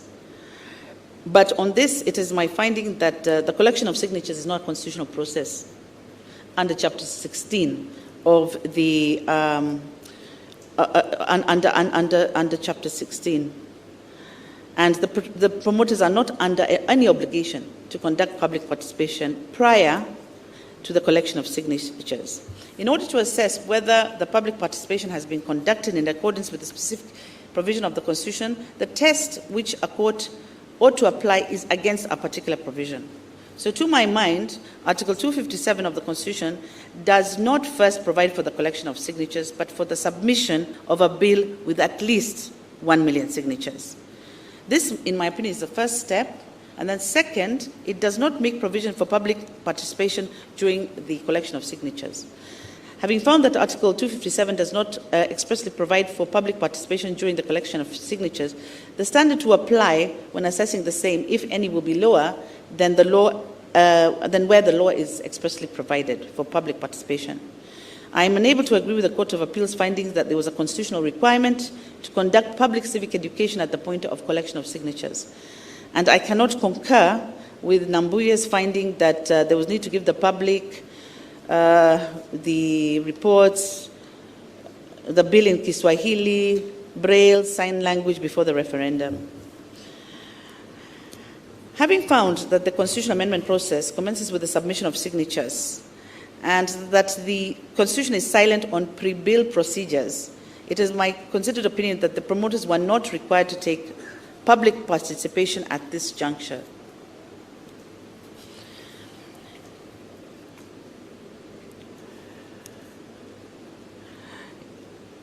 From the foregoing, it is my presumption that when a supporter signs in support of the draft bill, then such a supporter must have read, understood, and agreed to the proposed as amendments, asked questions about any unclear proposal, and taken the decision to be bound by his or her signature. It therefore goes without saying that the promoter, before urging the support of his or her proposal, must talk to people or must have made his bill understood by the people. I disagree that there was no. I disagree with the court's conclusion that there was no public participation during the collection of signatures. And moving on to the next step is to consider whether there was public participation at the county assemblies. I take judicial notice that in compliance with the Constitution and the County Governments Act, county assemblies have standing orders with set guidelines on public participation. And in that regard, a bill in the County Assembly, having been read for the first time, is committed to the relevant Select Committee, where it takes into account views and recommendations from the public and reports back to the County Assembly. I've looked at the record, and it's my conclusion that none of the petitioners before the High Court specifically alleged that any of the county assemblies failed to conduct a public participation as per the standing orders. Similarly, there is a similar process before the two houses of Parliament, and there is no evidence that this public participation did not take place. It is my finding, therefore, that there was public participation at the county level and at the houses of Parliament. The final step in assessing public participation under Article 257 is at the referendum stage, but we had not reached there. Lastly, on this question of public participation, I believe it is time for the legislature to urgently provide for the parameters of public participation. I recommend it does so through a statutory enabling framework. Such legislation should provide precision and clarity on the various processes involved and address issues like mode, extent, stages, proof of public participation, funding, responsibilities of who does what and when. Does the IBC have the requisite quorum to conduct business? It is my finding that it does. And I'm sorry.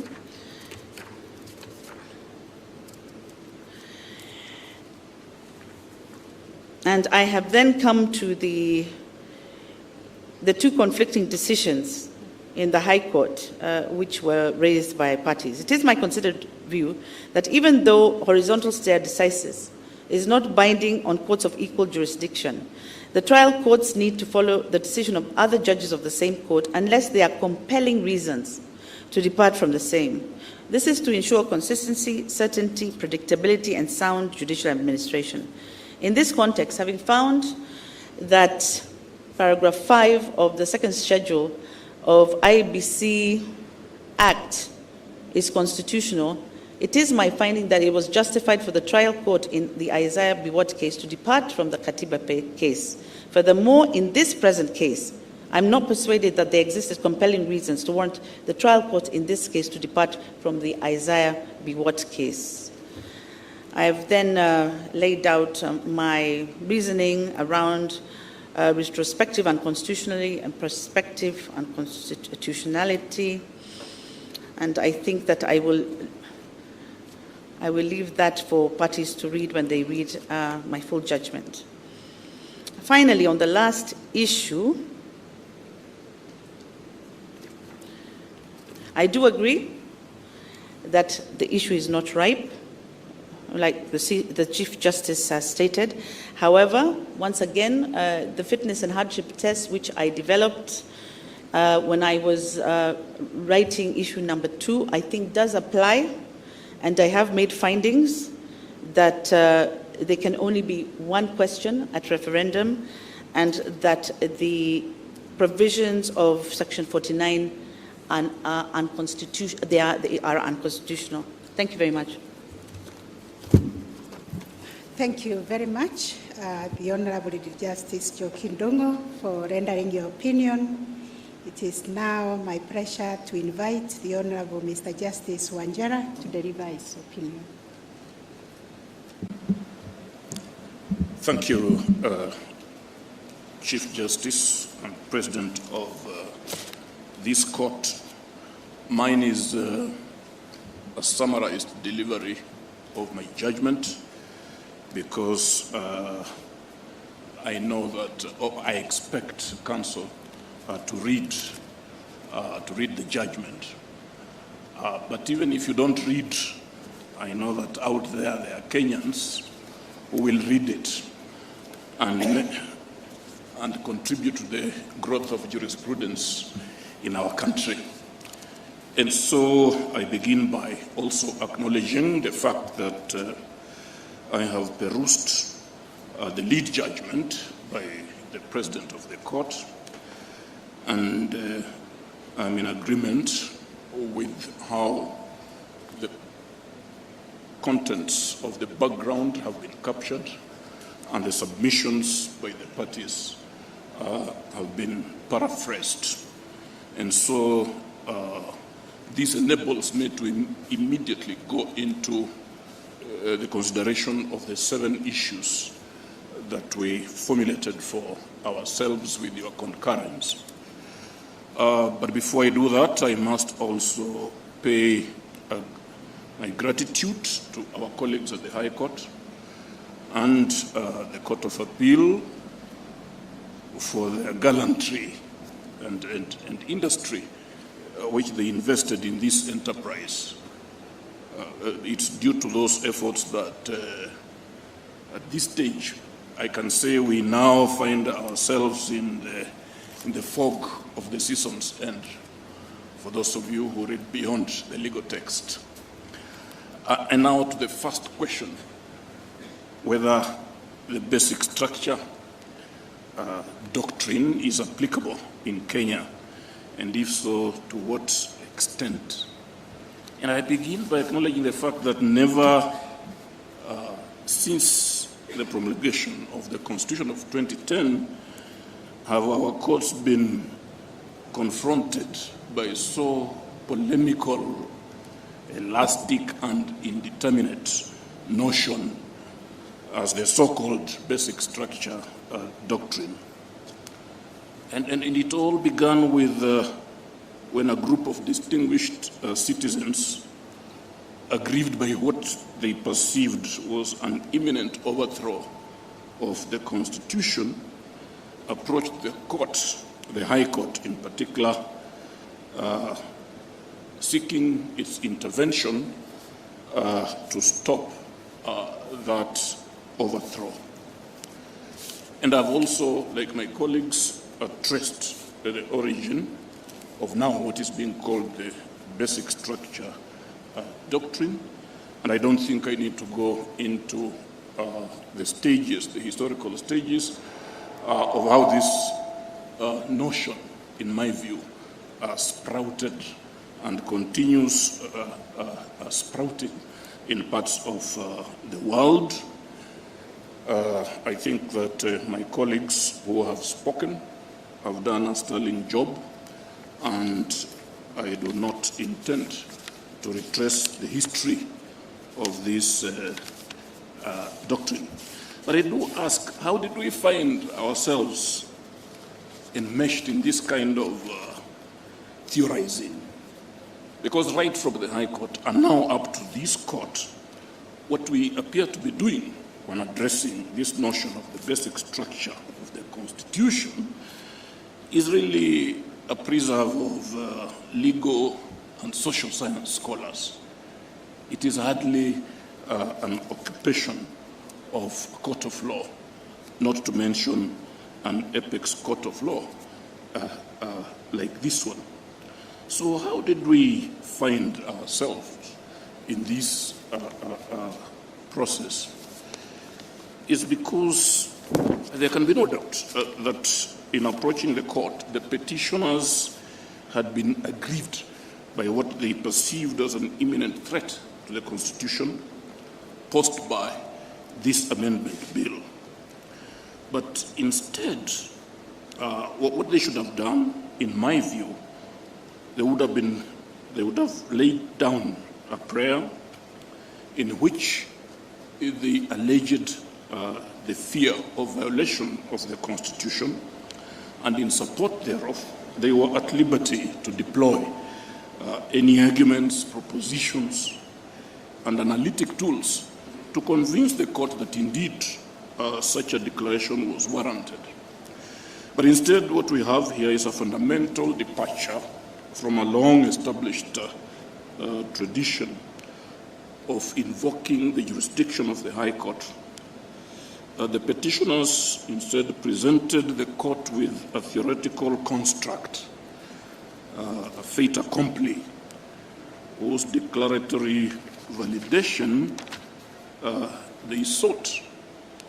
And unfortunately, the High Court elevated this proposition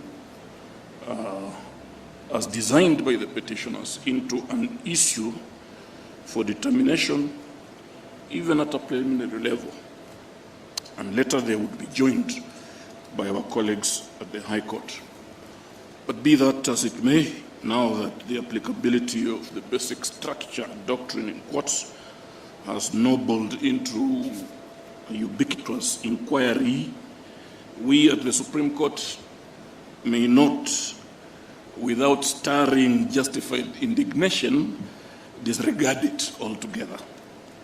And so I have been compelled, just as my colleagues have been, to go into an exegesis of what then is the anatomy of this basic structure doctrine.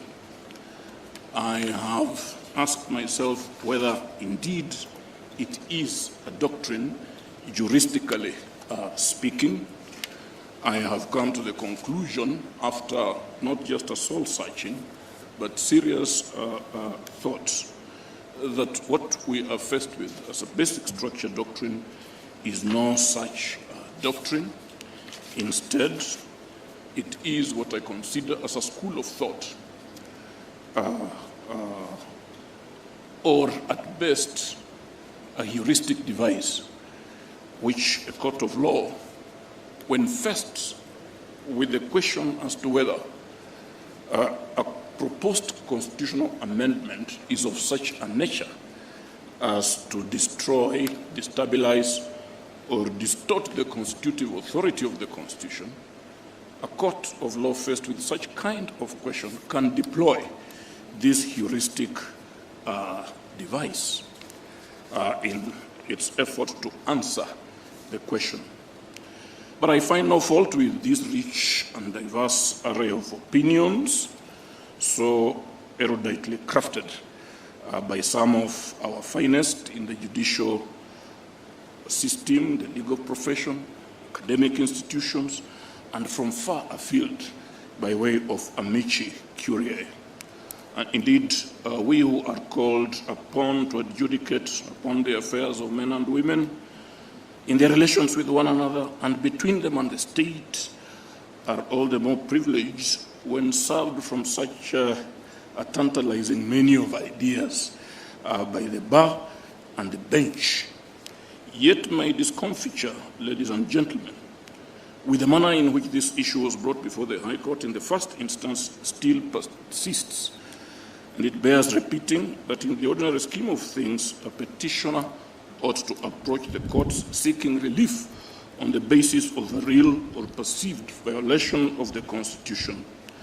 But to begin by seeking a declaration, there exists somewhere in our psyche, beyond and above the Constitution, a doctrine that is nonetheless applicable in our legal system and which we have to take cognizance of even as we embark upon the determination of whether certain actions or omissions have violated the Constitution, is to lead judges onto a terrain hitherto uncharted. It is my firm view that this prolonged debate has been agonizingly stripped of the discipline of judicial inquiry, first through what I consider to be the conceptual profligacy of elevating a notion to a legal doctrine and embellishing it with an extra-constitutional force of law, and then quite inexplicably attempting to locate the minted doctrine into the text of our Constitution. So on the one hand, we are treated to what I can call lyrics of contextualism, while on the other we are strung with thirds of textualism. And so the orchestra, in my view, goes on, which, if not choreographed, could unleash an interpretative odyssey, or maelstrom, if you like, attempts to wriggle therefrom by those to come after us, which could end up in theatrical ignominy. All this while, scant attention has been paid to what I consider a majestic directive principle in our Constitution, a tool of analysis that, faced with such questions as the ones I have posed, a court of law must deploy. And I make reference to Article 259 of the Constitution, the marginal note of which reads, construing the Constitution, or construing this Constitution.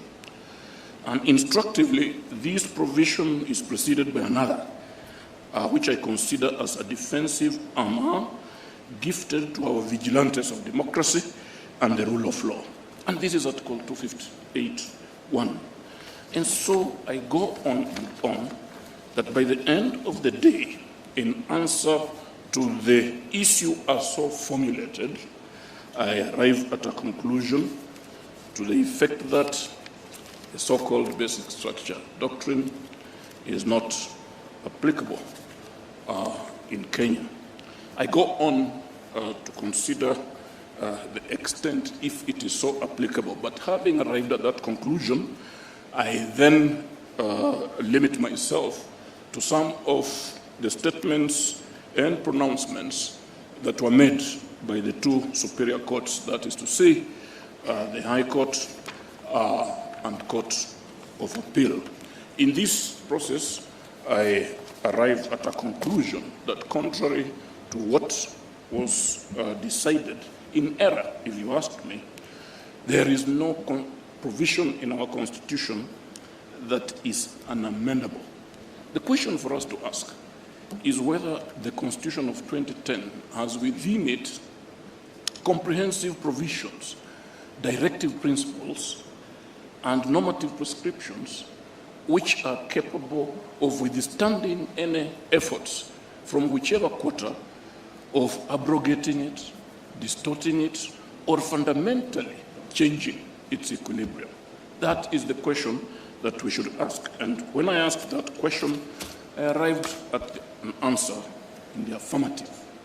So that leads me to the next issue, whether the President can initiate changes or amendments to the Constitution, and whether a constitutional amendment can only be initiated by Parliament through the parliamentary initiative.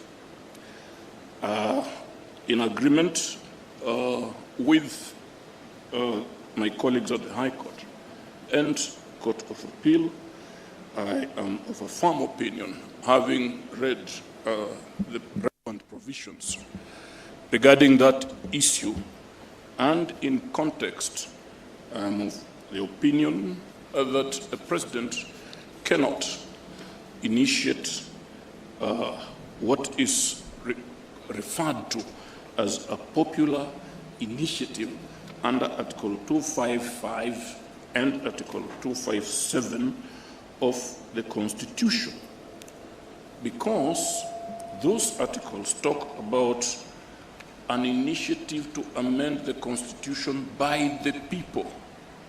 And the word people here is not an ornamental one. It is a serious expression of what forms what we consider a social contract. And both the High Court and Court of Appeal held that such an initiative is reserved for what they call the common mwananchi. But before answering this question, I had to ask myself as to what really constitutes a popular initiative. In my view, a proposal to amend the Constitution through a popular initiative comes into being when there is a felt need for such an amendment by the people.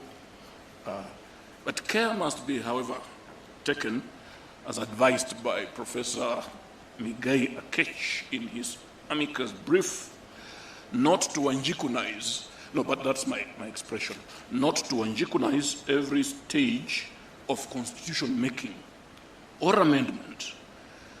In his comprehensive analysis of the history of the constitution making in Kenya, the good professor, rightly in my opinion, decries the tendency to underestimate the role played by what he calls the political elite in the making of the Constitution of 2010. And why do I agree with him? Because, in my view, a democratic polity such as ours comprises of a complex mix of the ordinary, the elite, and the philosopher, each of whom is entitled to meaningfully participate in the popular initiative of constitutional amendment. Therefore, this felt need to amend the Constitution may find expression in various fora, such as our institutions of higher learning, public symposia organized by civil society, religious and community-based organizations, if you remember the Ufungumano caucuses, and even public rallies, as long as those rallies are not organized under the influence of the political class, especially the elected one. These symposia and caucuses and rallies would have as their main objective the need to firstly clarify the rationale and content of the proposal for amendment, and secondly, to sensitize the general public and harness their support for such a proposal. At the end of the day, this felt need will have undergone such repetition, such notoriety, such refinement, and would have acquired such stability and coherence as to be capable of being formulated into a general suggestion or bill as stipulated in Article 2572 of the Constitution. At no stage is very clear to me is the role of the president, co-president, contemplated by the provisions of that article. It cannot have been lost on a casual observer of our painful history that it was the imperial presidency that mutilated the independence constitution through unchecked amendments to such an extent that at the end of the day, this country had lost any pretensions to democracy, rule of law, human rights, or social justice. And by the early 1990s, the Kenyan people were terrified, tormented, and dehumanized lot, deprived of any sense of self-actualization in the manner in which they were governed. It was from such despondency that the people would rise to demand a new social contract, a new order that would not only restore their dignity, but also prevent the executive arm of government, if you like, read the president, and to a certain extent the legislature, from reversing the new equilibrium, from taking them from the paradigm shift to which they had cutted themselves. And so to this question, I have no hesitation in holding that the president cannot initiate a popular initiative. That takes me quite quickly as to whether indeed the president did initiate this popular initiative. It's on record, Vida Gazette notice number 514 dated 24th May 2018, that the President appointed a task force named Building Bridges to a United Kenya Task Force, or the BBI Task Force, if you like. This task force was composed of eminent Kenyans whose mandate it was to address the 9 key challenges facing the country. And these challenges have been identified in a memo of understanding signed between the President and Right Honorable Raila Odinga. Thereafter, the President, Vida Gazette notice number 264, published on 10th January 2020, appointed a steering committee on the implementation of the Building Bridges to United Kenya Task Force report.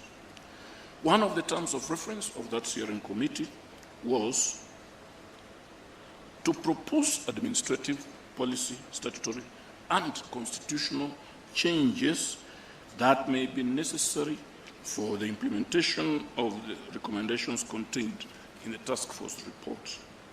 It is out of which the steering committee that we now have the Constitution of Kenya Amendment Bill of 2020.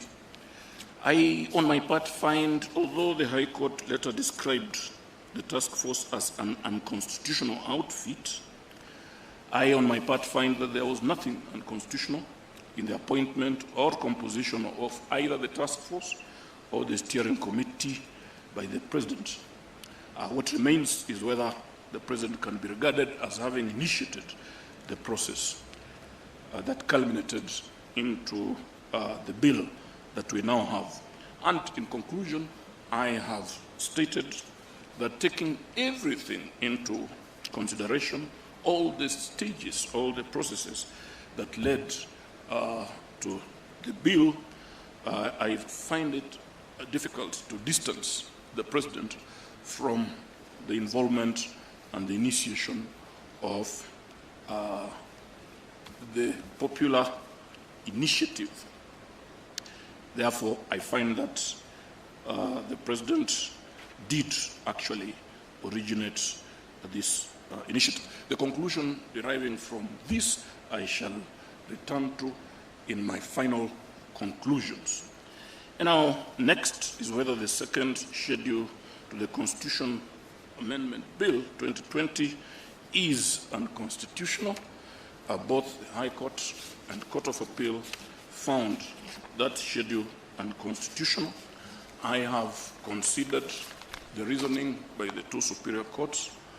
I have looked at the relevant law, and I come to a similar conclusion that this second schedule to the Constitution of Kenya Amendment Bill 2020 is actually unconstitutional.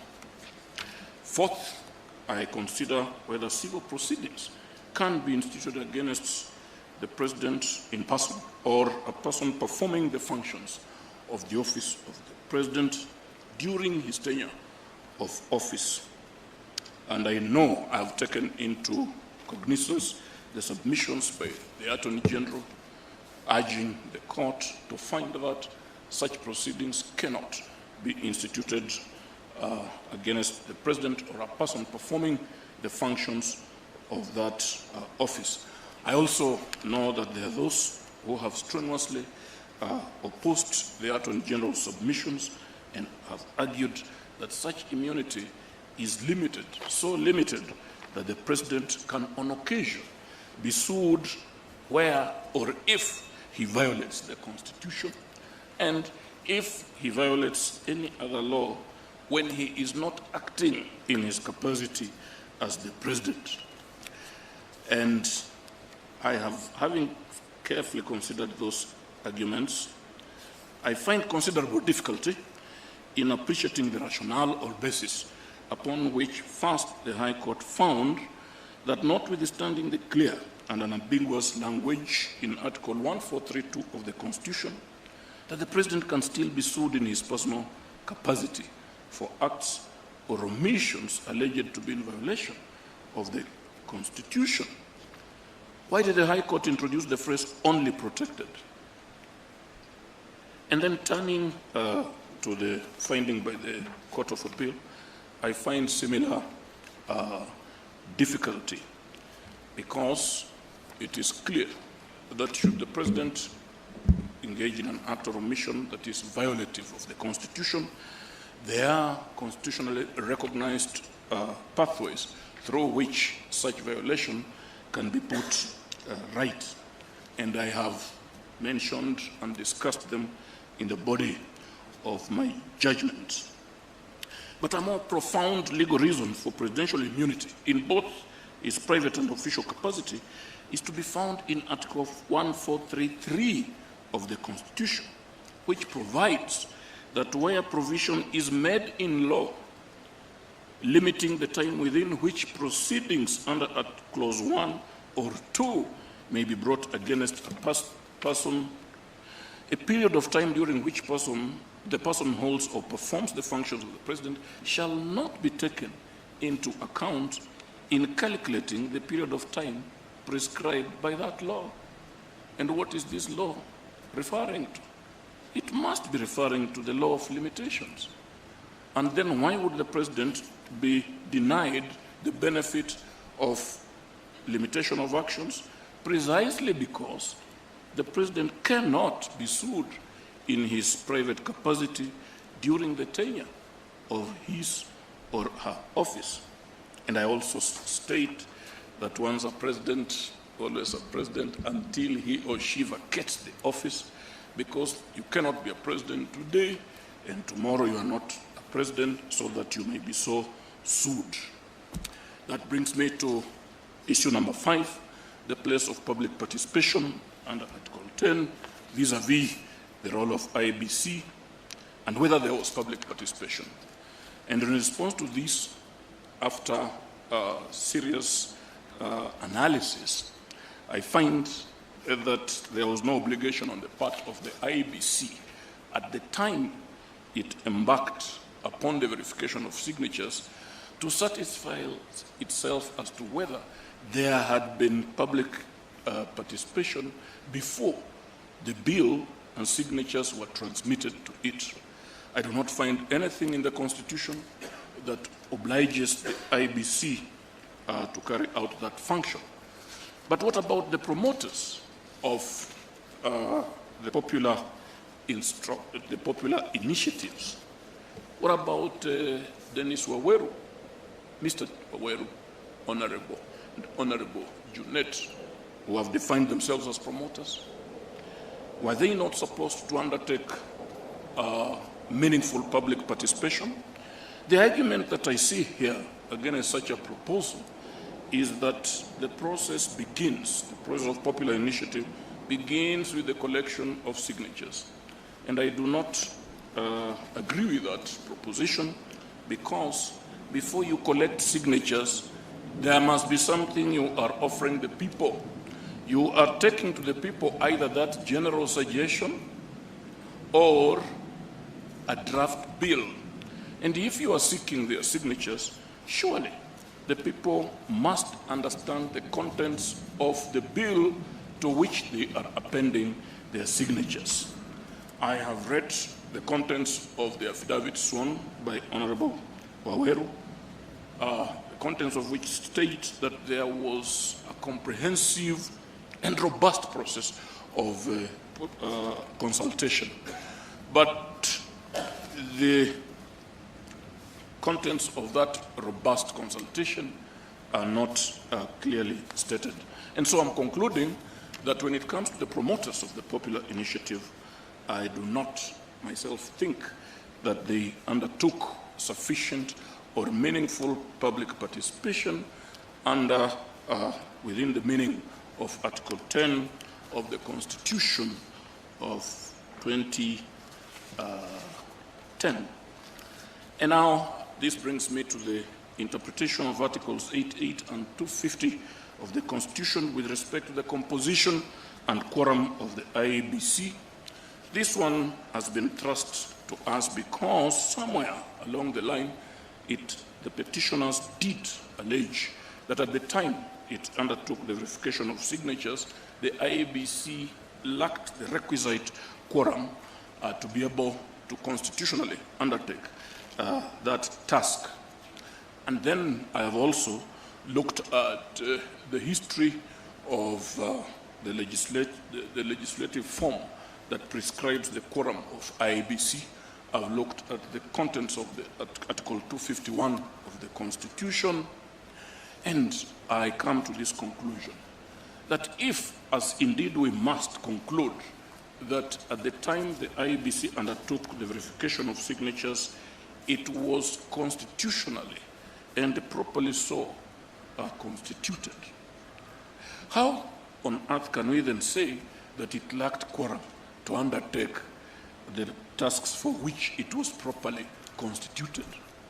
And then my attention has been drawn to the contents of paragraph 5 of Schedule 12, I think, to the IEBC Act, which sets that quorum at 5.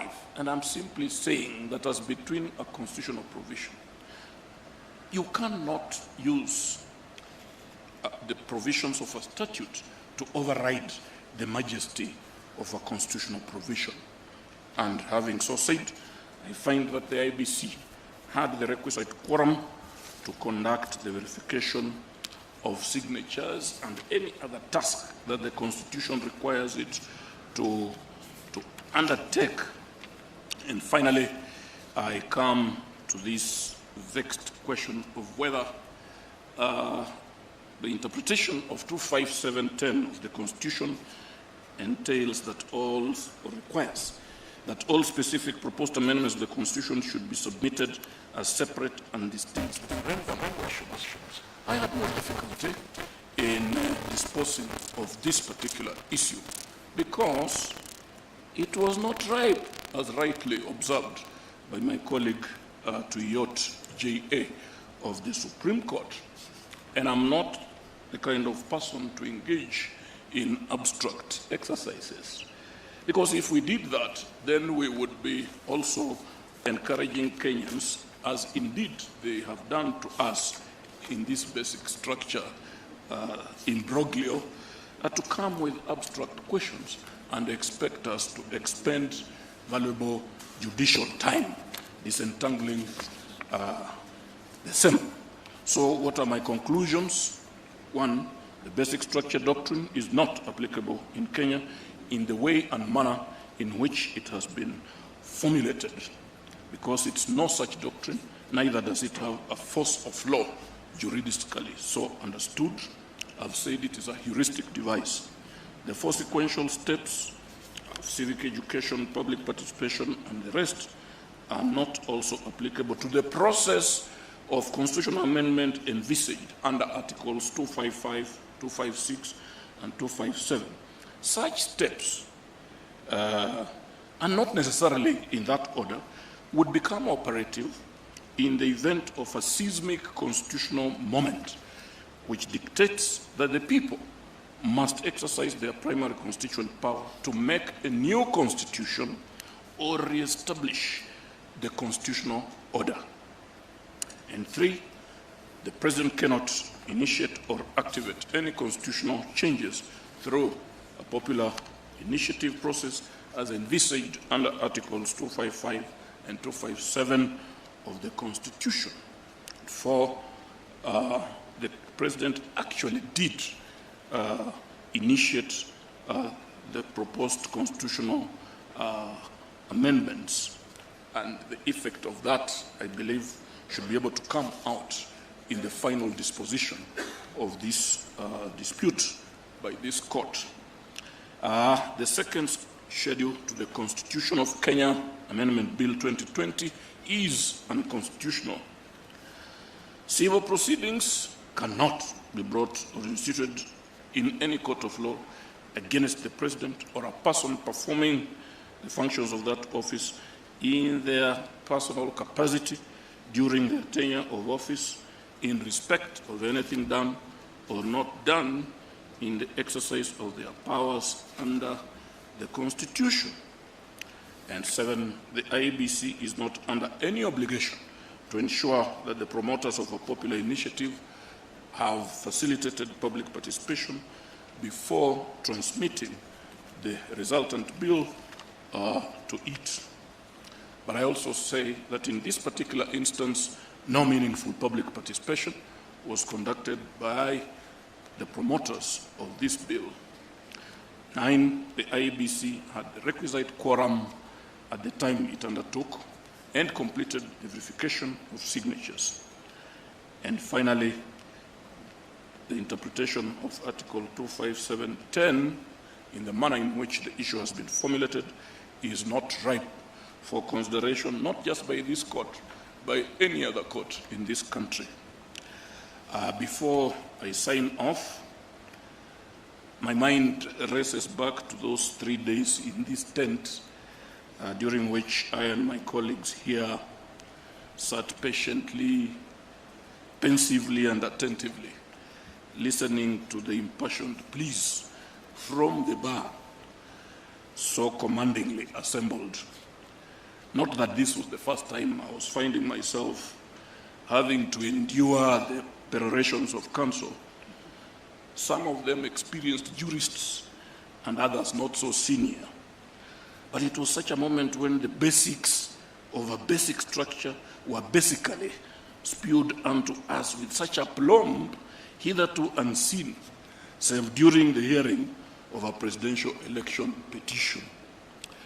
What we were told, however, I also remember that it was on such occasion that we were reminded that our colleagues at the High Court and Court of Appeal, the colleagues at the High Court had built a foundation, and those ones at the Court of Appeal had constructed a wall upon it, and that now it was our turn to paint that wall. But we were not told with which colors we were to undertake this alluring task. I also remember being urged to roar like lions in the wild as we asserted the supremacy of the Constitution. But who could fault counsel for invoking our hallowed symbol of nationhood? Yet at that moment I could not help but cringe, for the sound of a roar of a lion in the wild stirred in me images of the terrifying language so beloved by our politicians, the language of tsunamis, of earthquakes, volcanoes, war, and thunder. And that is why I cringed. And then I remembered that not so long ago, this court had in one of its judgments, and really in true oracular rendition, or so I thought, decreed as follows. But it does appear, as my colleague Judge Lenaola here apprehended, counsel do not read the judgments of this court. And now I am forced to read this decree to you so that even if you don't reread it, it shall be etched in your mind. And this is what this court said at that time. What of the argument that this court should not subvert the will of the people? This court is one of those to whom that sovereign power has been delegated under Article 13C of the same Constitution. All its powers, including that of invalidating the presidential election, is not self-given nor forcefully taken, but is donated by the people of Kenya. To dishonestly exercise that delegated power and to close our eyes to constitutional violations would be a dereliction of duty, and we refuse to accept the invitation to do so, however popular that invitation may seem. Therefore, however burdensome, let the majesty of the Constitution reverberate across the lengths and breadths of our motherland. Let it bubble from our rivers and oceans. Let it boomerang from our hills and mountains. Let it serenade our households from the trees. Let it sprout from our institutions of learning. Let it toll from our sanctums of prayer. And to those who bear the responsibility of leadership, let it be a constant irritant. So I say no more. Thank you, Chief Justice. Thank you very much, Justice Wanjara, for that rendition. I now request the Honorable Mr. Justice Ibrahim Mohammed to deliver his opinion.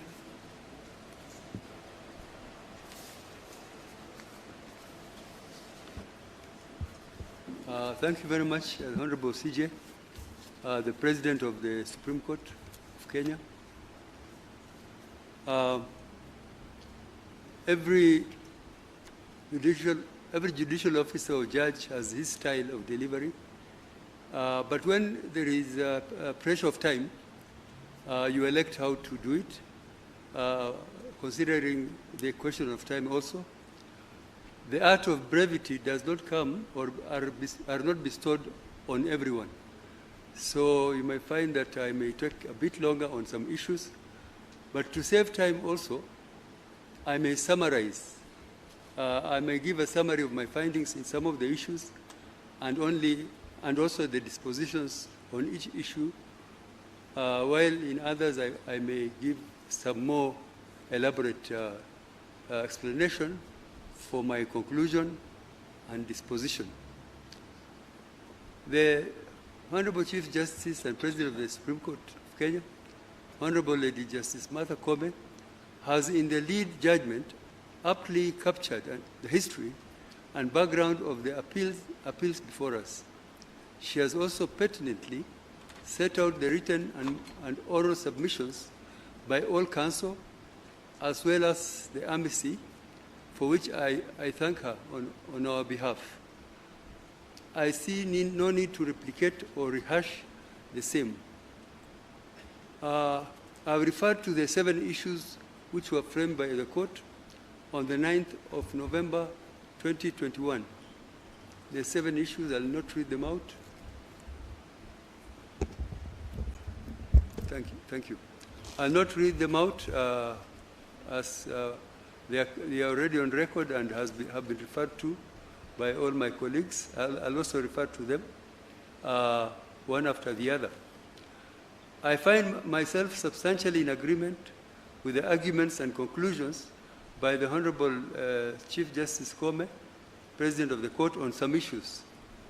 Just as well, on some I'm of divergent views.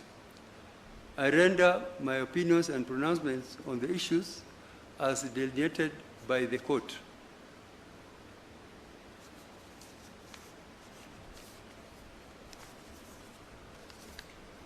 The first question is regarding the basic structure, whether it's applicable in Kenya, and if so, the extent of its application, whether the basic structures of the Constitution can only be altered through the primary constitution power, and what constitutes the primary power. In answering and determining these questions, I trace the history of what is the basic structure and what it comprises of in the framework of a constitution. I trace that history globally from the Federal Republic of Germany to India, the US, France, then also to the other countries like Malaysia, Bangladesh, Uganda, and many more. Some of these states, particularly the ones which came to consider later the basic structure, some were disinclined initially. That's the courts in those countries. But later some of them adopted and accepted the Say doctrine. I finally came to the applicability of the Say doctrine of basic structure to Kenya. I followed our journey of constitutional making from the CKRC to the Bomas Conference. During the Say process, Justice Ringera, as he then was, grappled with the question of the basic structure of our repeal constitution. He concurred with the majority pronouncement in the case of Kesavananda that Parliament did not have the power to alter the basic structure of our Constitution.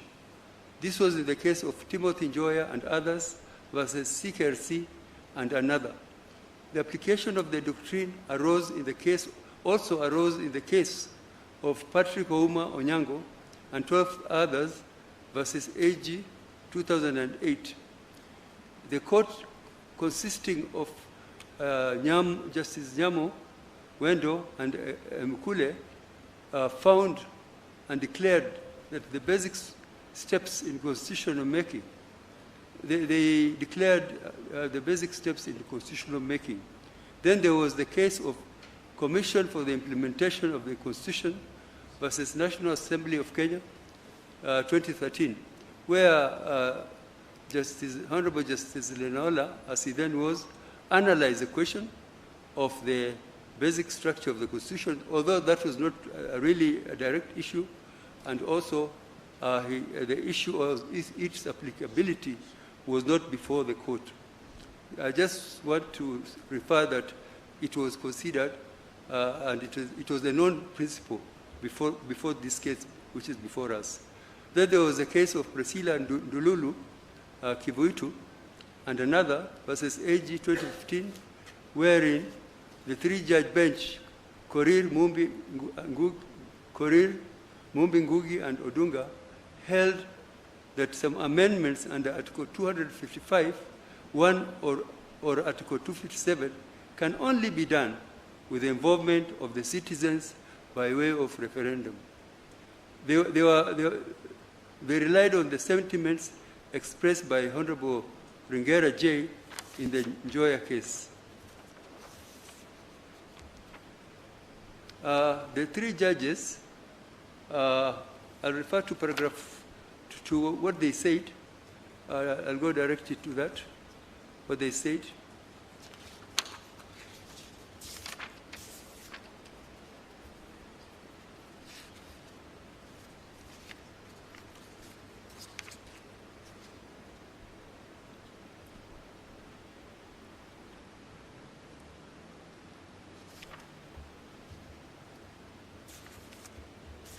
They say that we agree with the sentiments expressed by Ringera J. in Joya 2 that an amendment that upsets the basic structure of the Constitution could not be effected by Parliament without involving of the people. In a country like ours, which has a history of disrespect for the sanctity of the Constitution, the jurisprudence propagated in the Joya 2 case was necessary. This may explain why the people of Kenya, aware of the frequent and frivolous amendments to the repealed Constitution provided in Articles 255 of the 2010 Constitution, and I refer to the contents of Article 255, where strict conditions were given before any amendments could be carried out. And I don't have to refer to that. It is clear from the above cited provision that there are amendments that can only be done with the involvement of the citizens by way of a referendum of Article 255(1) or popular initiative involving at least 1 million registered voters, Article 257(1). So it means that the judges themselves in this case, referring to the basic structure, identified Article 255 as containing principles of basic structure. Even where Parliament has been mandated to amend the Constitution, it can only do so after the amendment bill has been subjected to public discussion, Article 256(2). The voice of the people is a voice that cannot be ignored when it comes to the amendment of the 2010 Constitution. We wonder, and they continue, we wonder whether in light of the provisions in 2010 Constitution, the proposition that Parliament cannot amend the Constitution in a manner that may result in the distortion of the basic structure, again they use the word basic structure, still has a place in our jurisprudence. However, this is not an issue that has been taken up with us, and we will say no more about it. So I'm just giving the background that these issues have been before the court, but not directly. But now, in our case, it is directly before us, and we have to deal with it. There's been a discussion and contestation of whether this basic structure is a doctrine or even a principle. An uncontentious example of popular doctrine, for instance, is that of the separation of powers in a tripartite form of separation comprising the executive, judiciary, and legislative arms of government. We credit the French jurist with a long name, Charles Louis de Secondant, Baron de la Brede de Montesquieu. I'm not very good in French, or in fact, I don't know French at all. Or Montesquieu, I read him in history, simply referred to as Montesquieu, as the father of the doctrine. This doctrine is embedded in our legal system by direct reference in various, and we have adopted it even in the structure of our Constitution. However, even as we make reference to the doctrine of separation of powers today, it is not to say that the doctrine has not evolved since 1748, or that it is only Montesquieu who discussed it. In Kenya, we have not only laws, however, that incorporation was with some modification to suit our peculiar circumstances, such as the addition to the independent commissions and offices. Yet in doing so, we have not explicitly provided for it, or even defined the doctrine of separation of powers in our laws. Still, it is evident that we have applied it. So the question of the basic structure as a doctrine, what is it? What does it encompass? Is it applicable in Kenya? This is the duty we have, and we cannot just dismiss this. It is many times it has been said that this doctrine of basic structure, the origin came from the case of Kesavananda, 1973, whereby the majority of 7-6, the court in India, Supreme Court, held that the Article 368 of the Indian Constitution does not enable Parliament to alter the basic structure or framework of the Constitution. And there's a quotation or citation by two judges, Justice Hedge and Justice Mukherjee. But after tracing the history, we find that actually these principles did not emanate from India. It emanated from the scholar, a colleague referred to that, the scholar called, there's a Professor Conrad of Germany. He gave us a talk in some Indian university, and this idea was captured or was captured by some lecturers and some professors, and finally it reached the ears of some judges who, in the case of Golaknath versus State of Punjab, 1647, who applied those principles, and that was the first foothold in India, that case of Golaknath. Even though the court then did not accept any limitations on Parliament's power to amend the Constitution. So regarding the Germans, it's not easy to see why a German jurist would propagate implied limits to amending the constitutional powers.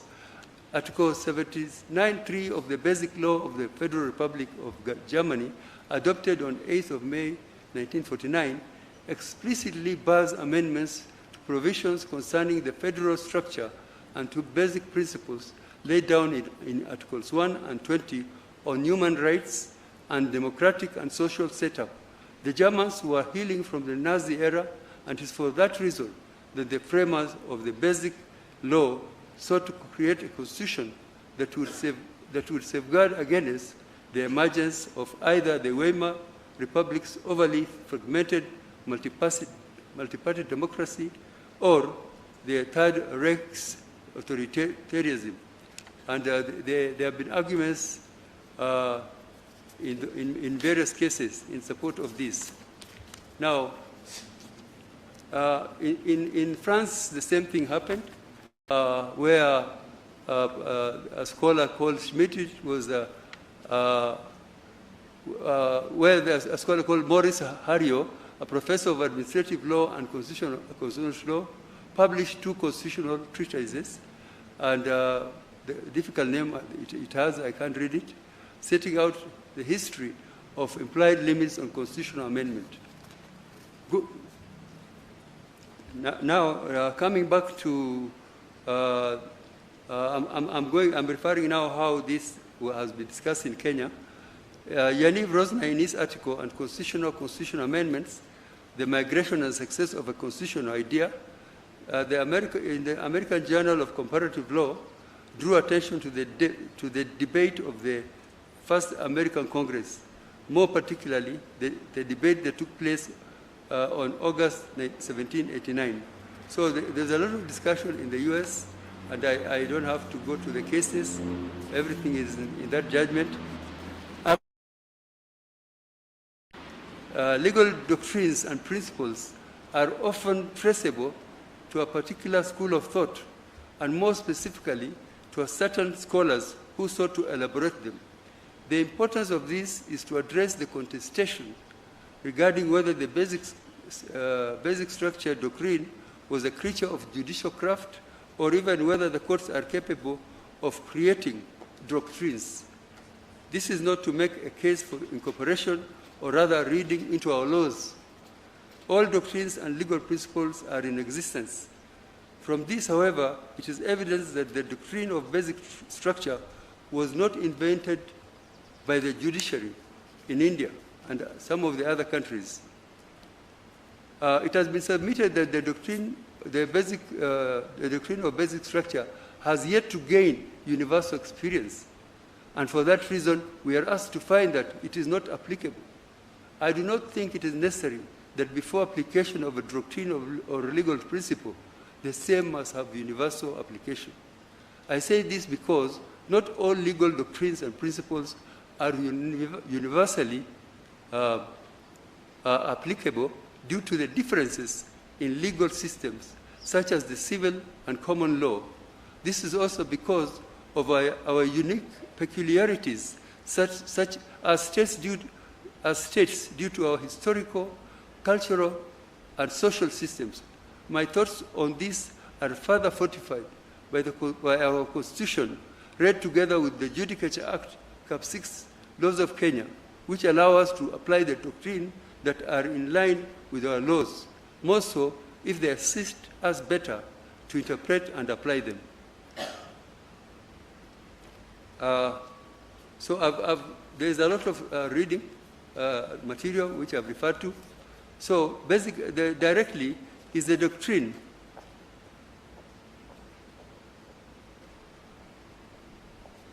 Is the doctrine of basic structure applicable to Kenya? The basic structure doctrine is not only new to is not entirely new to our jurisdiction. Much like the other countries, Kenya has had opportunity to grapple with the doctrine of basic structure in our circumstances. During our journey of constitutional making, we had the CKRC appointed in November 2000. The commission chaired by Professor Yash Palgai convened the National Constitutional Conference for discussion, debate, amendment, and adoption of its report and draft bill, famously dubbed the Bomas Conference, due to taking place, which was taking place at the Bomas. The Bomas Conference was convened and adjourned 3 times, out of which a draft was amended and adopted by the acclamation by the conference, sitting in plenary on 23rd March 2003, then handed over the Constitution to the Kenya Review Commission. However, before the conference was adjourned, there was a number of challenges to the validity of the review process and its outcome, one of which was the case that I have referred to, Timothy Njoya and others, versus CKRC. The applicants sought inter alia, that was 2004. The applicants sought inter alia a declaration that certain provisions of the Constitutional Review Act transferred, diluted, and vitiated the constitutional power of the people of Kenya to adopt a new constitution. The court held that the new constitution needed to be ratified through a national referendum, as the right to a referendum was a fundamental right of the people in exercise of their constitutional power. Ringera J., who is now retired, who was in the majority, concurred with the pronouncements of Kesavananda that Parliament did not have the power to alter the basic structure of our constitution. And there's a citation here, which I don't have to go through, where Justice Ringera, and which means our courts, recognize the principle of, this is my submission, principle of basic structure. Application of the doctrine again arose in the case I referred to, Patrick Ouma Onyango. One of the issues that arose was whether Parliament, in its limited delegated role, had the power to debate, alter, or amend the Boma's draft constitution, which was the product of the view of the people. It was also questioned whether that interference by Parliament had the effect of elevating the members of National Assembly above the people of Kenya as sovereigns. The court, consisting of Nyamo, Wendo, and Mkule, held, and I think I should refer to it very quickly. We further find and declare that what will give purity to the process is the enactment of the proposals as a constitution by the people in the referendum. It is the enactment by the people which gives purity and validity. Yes, they are the touchstone of validity, the people. The applicants in their final written submissions did concede that constitutional power cannot be restrained. We exercise judicial power on behalf of the people, and we cannot restrain for them in making their choice. These are three judges of our courts speaking for the people of Kenya. We find and declare that the basic steps in constitution making are 1, popular consultations, 2, framing of the proposals, 3, referendums or constitutional assembly elected and mandated. We find the challenge process has satisfied all the 3 steps. We find and declare that the process is not flawed. In our view, the real judges of the process are the people of Kenya, in view of the past involvement with the process as outlined. I'm not going to go through all that. There's a lot of material which I will let you read when you get this judgment. Basically, it is to show that Kenya itself, due to the constitution-making process that led to 2010, people discussed in depth the history and the problems that Kenya went through, the hyper amendments that we had gone through, and the result was the 2010 Constitution, and in particular, Chapter 16 and Articles 255, 256, 257, which I will be persuading you in this opinion that contains the basic structure that supposed to protect the people from delegated power, which is Parliament. After the promulgation of the Constitution in August 2010, there was the case of the Commission for the Implementation of the Constitution versus National Assembly of Kenya, where the National Assembly, by the Constitutional Amendment Bill 2013, sought to amend Article 260 of the Constitution in respect of the definition of state office. I'd already discussed that. Then there was the case of Priscilla Kivuitu. Then we have various cases. Attorney General versus Randu Nzai, whereby the court held that in view of the foregoing, the appellant's contention that the respondent's agenda of succession is unconstitutional has no basis in law. The respondents have a constitutional right to demand succession, but that can only be done within the confines of the Constitution as stipulated under Articles 255, 256, and 257 of the Constitution. Now, in all these cases, the applicability of the basic structure doctrine was not a substantive question of the courts. The courts were asked to determine, unlike the present one.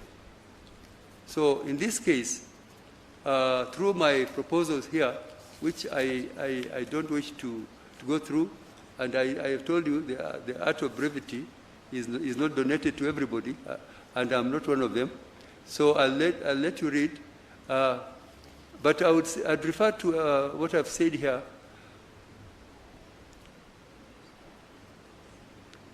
That there was this decision by Justice Mativo in the Third Alliance case, Kenya versus another versus Head of Public Service, Joseph Kinyua, and others versus Martin Kimani and others. In that case, Justice Mativo said,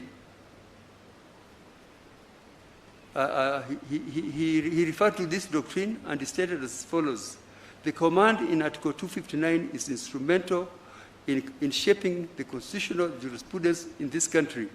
Call it by any name, basic structure, or whatever, but Article 259 provides the manner in which the Constitution is to be interpreted to maintain its fabric, which cannot be dismantled by any authority created by the Constitution itself, be it the Parliament, the Executive, or the Judiciary.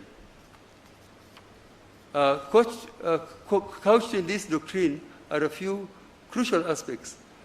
First, that constitutions are considered to be the act of the people as the almighty sovereign. We see this as the power of the people recognized and documented in the preamble of our Constitution, which begins as follows, and I quote, "We, the people of Kenya, exercising our sovereign and inalienable right to determine form of government of our country and having participated fully in the making of the Constitution." So I've gone through this and I invited you, as some of my colleagues have said, some of our judgments are long. Mine is 125, and I would not wish to read through it. I invite you to read carefully, but after going through all my arguments and citing various cases and showing the historical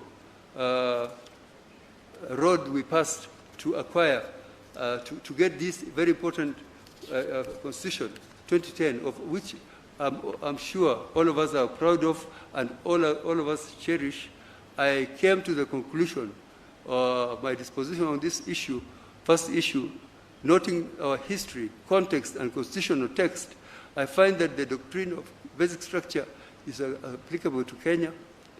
Further, that the basic structure of a constitution can only be altered or denatured through the primary constituent power. C, it's my further finding that the primary constitutional power is the unbound power of the people to make or unmake constitution, and genuine exercise of the same can be identified by the 4 sequential steps of civic education, public participation, constitution assembly, plus referendum. So I've set out in the judgment what the basic structure entails.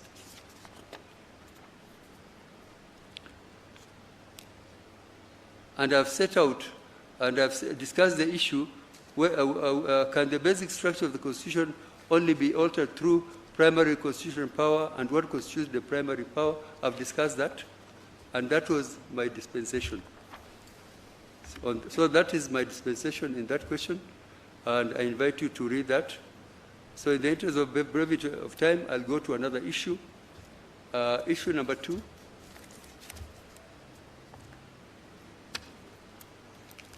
Issue number 2,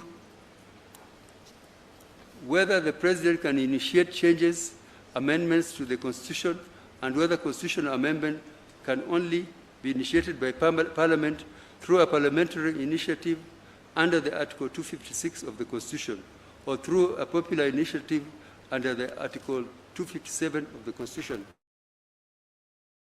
Summarized view of this, which is contained in this opinion and judgment, and also one more issue.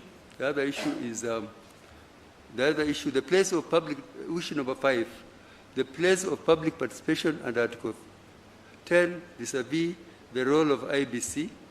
The other 3, I wish just to set out and read and state my disposition without going into the details, and I'll leave that to you to read when you have the time.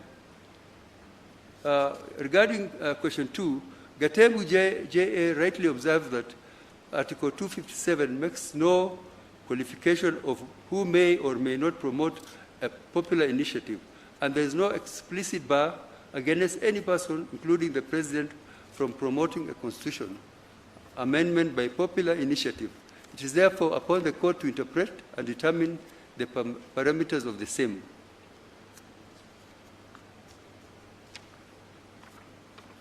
Now, Justice Tuyot gave the historical context of highlighting the genesis of popular initiative, the clauses in the Constitution. This can be traced back to the CKRC final report, where the Commission noted that although the conference agreed the process of constitutional amendment, this must not be left entirely to Parliament. Different options needed further thought, particularly with regard to the exact modalities of engaging the constitutional power of the people. The Commission, in addressing the issue, recommended that that citizen and the civil society may initiate constitutional amendments through a process called popular initiative. This was then captured in the zero draft at Article 346, and the same was retained in the Boma's draft as follows, and I quote, an amendment to this constitution may be proposed by popular initiative signed by at least 1 million citizens to vote. So the genesis of the issue of popular initiative was way back during the CKRC conferences. The same survived the Naivasha Accord of November 2004 and the Kilifi Accord of June 2005. And also, it was retained in the harmonized draft. The objective for the popular initiative, as captured by the final report of the Technical Working Group of Group K of the Constitution of Kenya Review Commission on Constitutional Commission and Amendments to the Constitution held up to the creation of 2010 Constitution, the report said, a committee introduced a novel idea called popular initiative. This is an innovative where the citizen can only own motion by their own motion initiate amendment to the Constitution by way of a popular initiative, either in the form of a general suggestion or a formulated draft bill. The committee explained that their intention was a starting point towards curbing dictatorship by Parliament. Tuyot JA went to hold that, contrary to the AG's submission that the intention of the popular initiative was to curb parliamentary monopoly for both people and state organs, the historical perspective demonstrated that the popular initiative was a preserve of the citizens. It's for this reason that I concur with Kiage J when he concluded that the popular initiative route must be citizen-conceived, citizen-initiated, and citizen-driven process, and the citizens are the ordinary people, whether as individuals or as organized civil groups. Regarding the assertion that the President can initiate process of constitutional amendment by way of popular initiative in his capacity as a private citizen, two pertinent issues arise. First is the fact that Article 257.5 subscribes the President a role in the amendment process. Article 257.5 provides that if a bill to amend the Constitution proposes an amendment relating to matters under Article 255, the President shall, before assenting to the bill, request IBC to conduct a national referendum within 90 days. The import of this provision is it assigns the President the power to decide whether or not to hold a referendum. To ensure the integrity of the process of constitutional amendment pursuant to Article 257, we cannot have the President playing the role of umpire, who is expected to be neutral and act in the interest of the nation, in a process where he is also a player advocating for his own personal interests and agendas. Clearly, there would be a serious conflict of interest. This would be detrimental to the interests of the people and the nation. Second is that the President ceases to be an ordinary citizen the minute he takes office. Article 131 describes him as the head of state and government, who exercises executive authority of the Republic. He is also the Commander-in-Chief of the Defense Kenya Forces. He chairs the National Security Council pursuant to Article 240, which exercises supervisory control over national security organs, including the Kenya Defense Forces, the National Intelligence Service, and the National Police Service. He is also the symbol of national unity. He plays the various powerful roles pursuant to Article 132, including appointing cabinet secretaries, attorney general, principal secretaries, high commissioners, ambassadors, as well as diplomatic and consular representatives. He is empowered by virtue of Articles 132, 4D and E to declare a state of emergency or declare war, respectively. He may also, pursuant to Article 192, even suspend county governments, either in emergency arising out of internal conflict or war, for any other exceptional circumstances. By virtue of holding this office, the President is accorded immunity with Article 143. So you can see the special position of the President. And we are saying, and I'm saying that the President cannot act as a promoter or initiator, even if you have to use that name, initiator, he cannot commence or get involved. In this particular case, there is evidence that not only did he start the process, but he was also involved throughout, and all steps taken by others the genesis was his own actions through the Gazette notice and the legal steps that he took. This power and control that the President exercises by virtue of his position was evident in the inception of the amendment bill, as rightly pointed out by the learned judges of the superior courts. Right from the handshake that was between him as the elected president following the contentious 2017 general elections and rerun, and his competitor and challenger, Honorable Raila Odinga. He then proceeded to appoint that. So I gave, in this narration, I give the history of all the steps that he was involved in directly, in the building bridges to a united Kenya, from a nation of blood ties to a nation of ideals, the appointment of the teams, the Gazette notices throughout. The first step had a domino effect, and throughout he was involved, and the government's role was also very clear. The difference in the amendment bill that was launched on 25th November 2020 from the amendment bill contained in the BBI Steering Committee report presented to the President on 26th 2020 are better contextualized in discussing the place of public participation under issue number 5.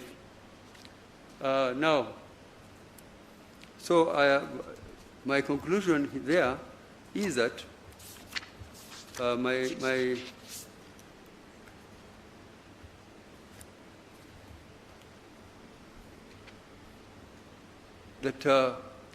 on whether the President can initiate a popular initiative to amend the Constitution under Article 257, it is my finding that he cannot.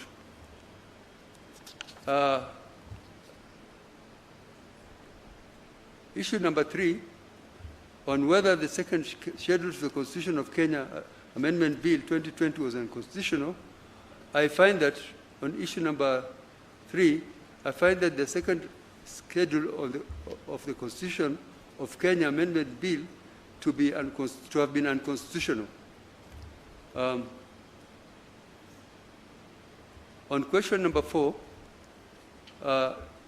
it is my finding that pursuant to Article 143(2), no civil proceedings can be instituted against the President or person performing the functions of the office of the President during their tenure of office with regard to anything done or not done contrary to the Constitution. And regarding public participation, I wanted to say more, but I will wish to save time, and I will invite you to read the judgment. On issue number 5, I find that by the time the process was stopped by the High Court, the public participation undertaken was not sufficient, reasonable, or meaningful. Issue number 6, I find that the IBC was not properly composed or quoried while it undertook the verification of signatures pursuant to Article 257(4) of the Constitution. However, in the light of the decision in Isaac Biot case, IBC's undertakings in compliance with the decision were lawful. Number 7, it is my finding that the interpretation of Article 257(10) on whether the proposed amendments should be submitted to the people as separate but distinct referendum questions, this issue was not ripe for determination for determination. On the issue of costs, I recommend that, being a public interest matter, the parties ought to bear their own costs of proceedings in the High Court, Court of Appeal, and in the present appeals. The final orders of this court are as will be contained in the lead judgment of the Chief Justice and the President of the Court, and which he will advise the court before we end these proceedings. I've had to do this, but I invite you, please, carefully read my whole judgment. Thank you. Thank you very much, the Honorable Mr. Justice Ibrahim Mohammed. Allow me now to invite the Honorable Justice Mwiru, the Vice President of the Court, to render her opinion. Thank you very much, Judge President.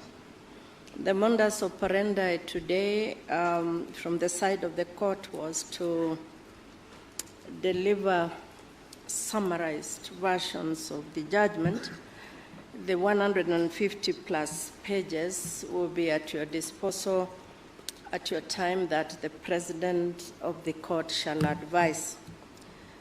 The lead judgment carries all the background to the case quite comprehensively, the history of these proceedings, the fact submissions of all the parties, and the prayers sought. I see no need to rehash that. But at a personal level, I shall read what I consider to be brief.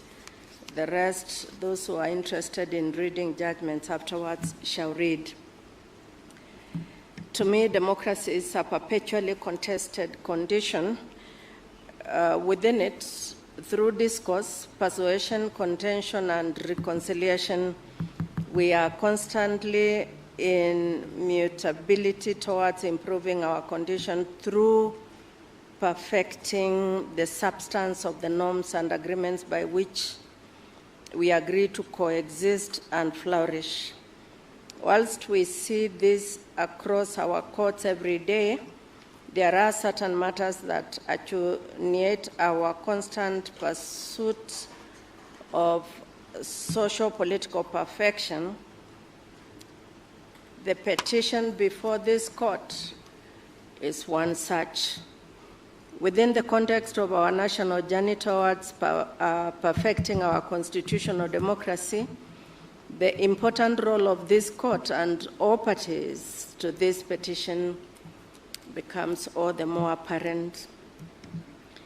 The crux of this petition, as I said, is the extent and nature of constitutional amendment in Kenya, especially within our nation's history of constitutional development, and more specifically, the experiences and processes that birthed the Constitution of Kenya 2010 any initiative that seeks to change that body of fundamental principles according to which we as Kenyans have agreed to be governed, our Constitution deserves the most attention of all Kenyans, whose duty under Article 3 is to respect, to uphold, and defend the Constitution, and all state organs who under Article 2 exercise their delegated authority only through and in accordance with that Constitution.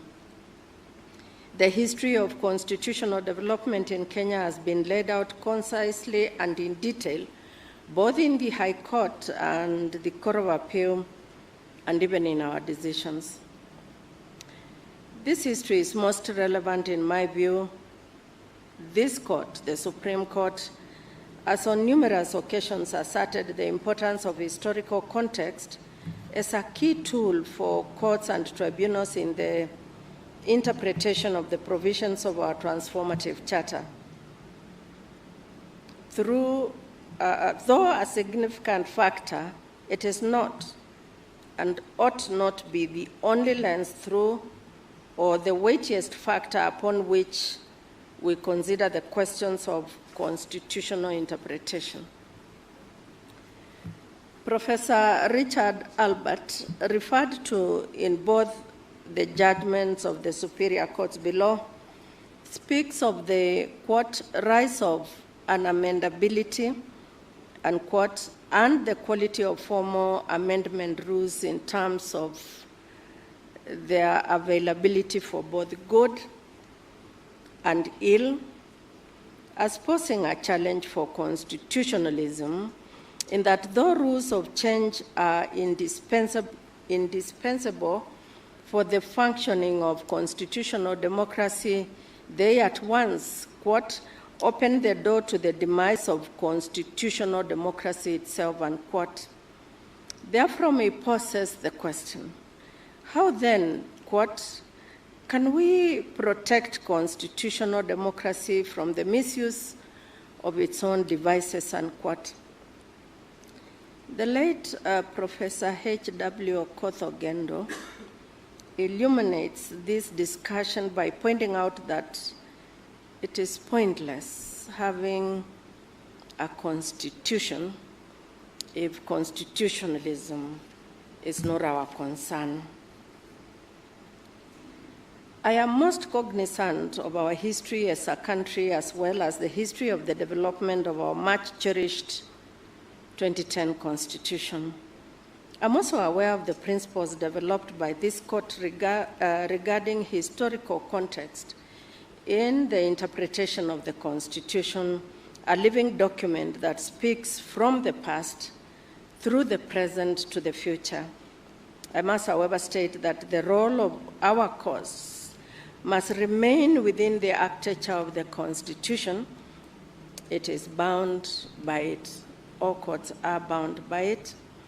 The exercise of discretion must be judicious, though it is the court's task to breathe life into the Constitution and to ensure that its text is constantly speaking to the transformative and emancipatory ideals therein.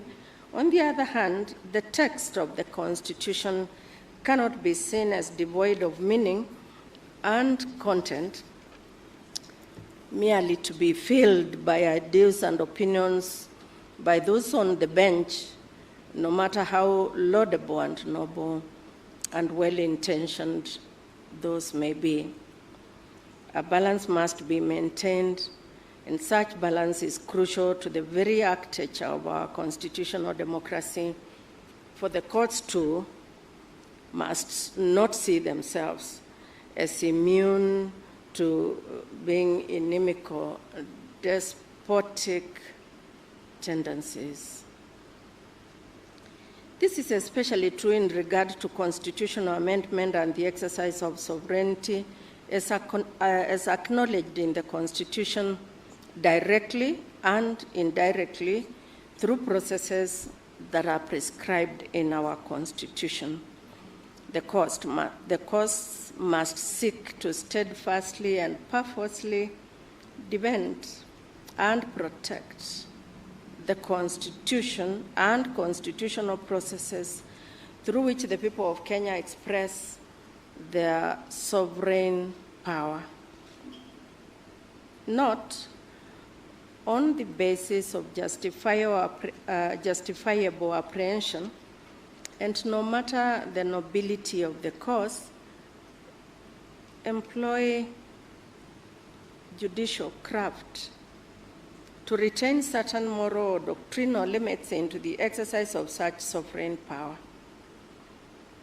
It is the sovereign, the people who must decide, and responsibility of all state organs only exercise state authority as delegated by the sovereign.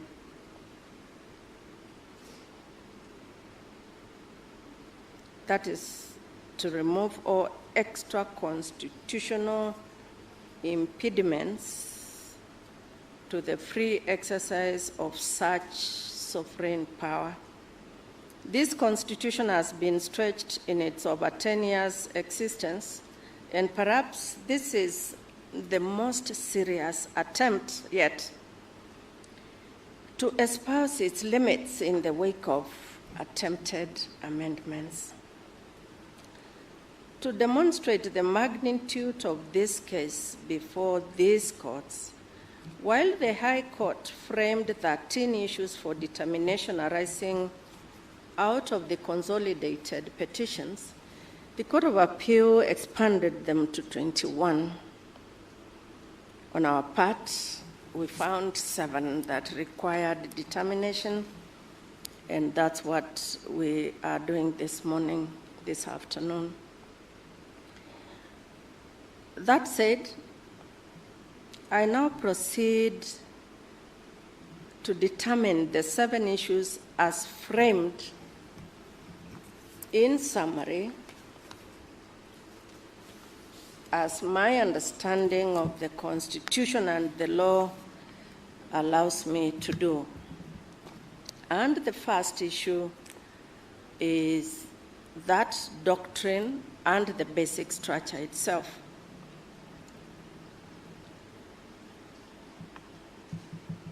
If a doctrine is a legal principle of long usage that is widely accepted as such, then my finding is that the Kesavananda case is a judicial reasoning which cannot be elevated to a doctrine above the Constitution. And therefore, the Constitution of Kenya 2010, I find, has a basic structure.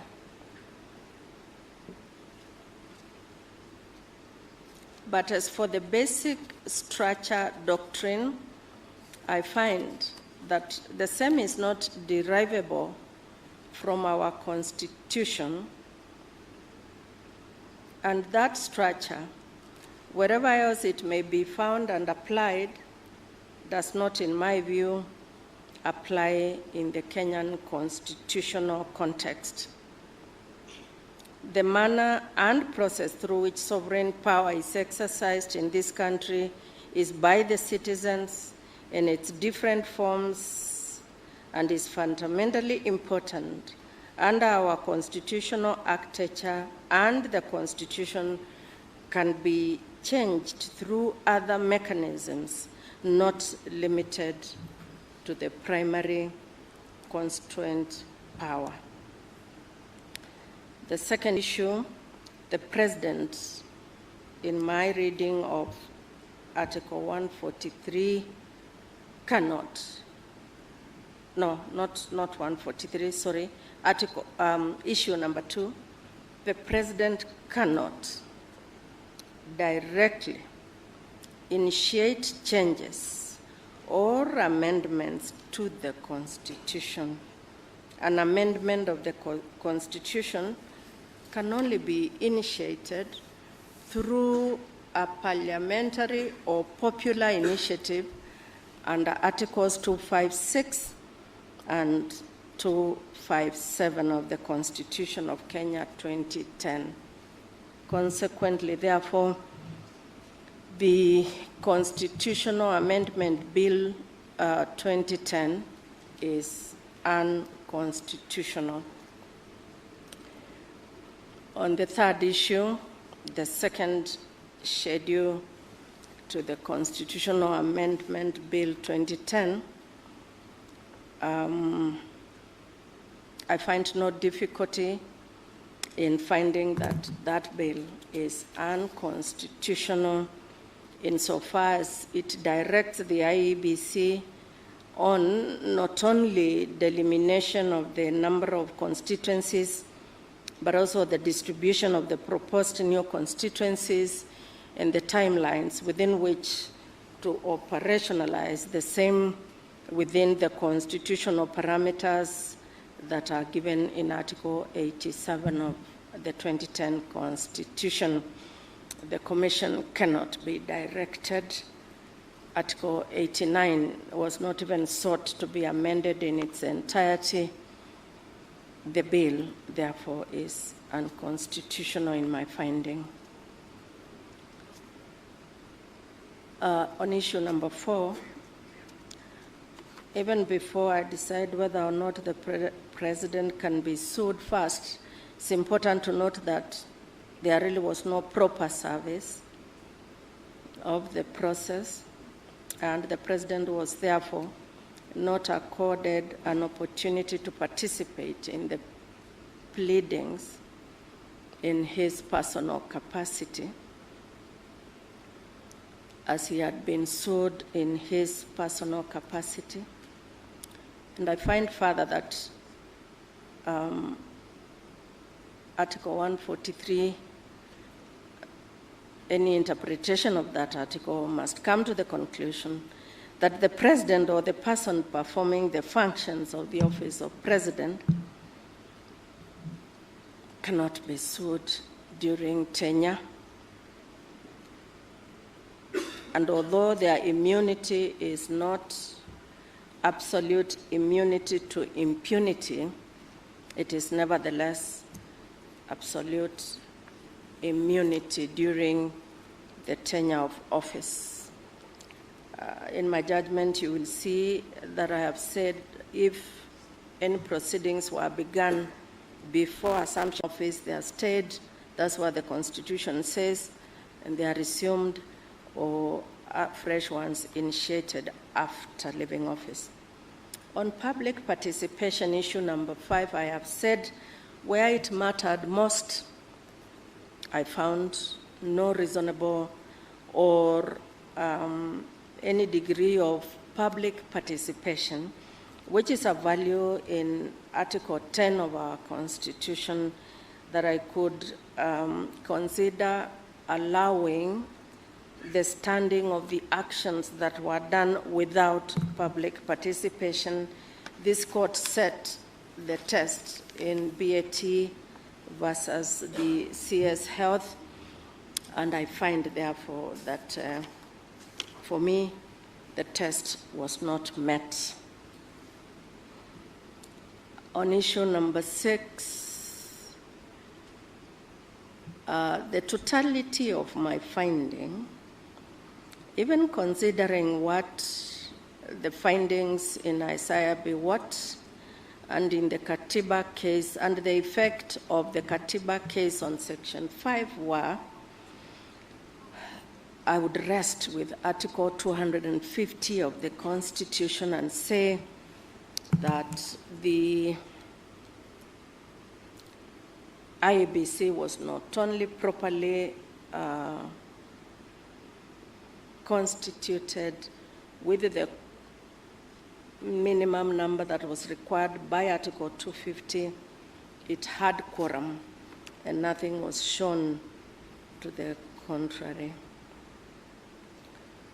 The last issue, on the last issue, as to the referendum question, I agree with all my colleagues in this court and in the courts below that have said that the matter was not ripe. It still is not. The bill never went past the IEBC for it to be submitted to referendum. I find, therefore, that engaging in a discussion in that matter is a complete waste of precious judicial time, and I would not get myself entangled in such a non-issue as that one. As to costs, this being a public litigation issue, I would say that they lie with each party, and those are the orders. The body of the judgment shall give my explanations for each of my findings. I thank you, Judge President. Thank you very much, the Honorable Lady Justice Mwilu, Vice President, for that rendition.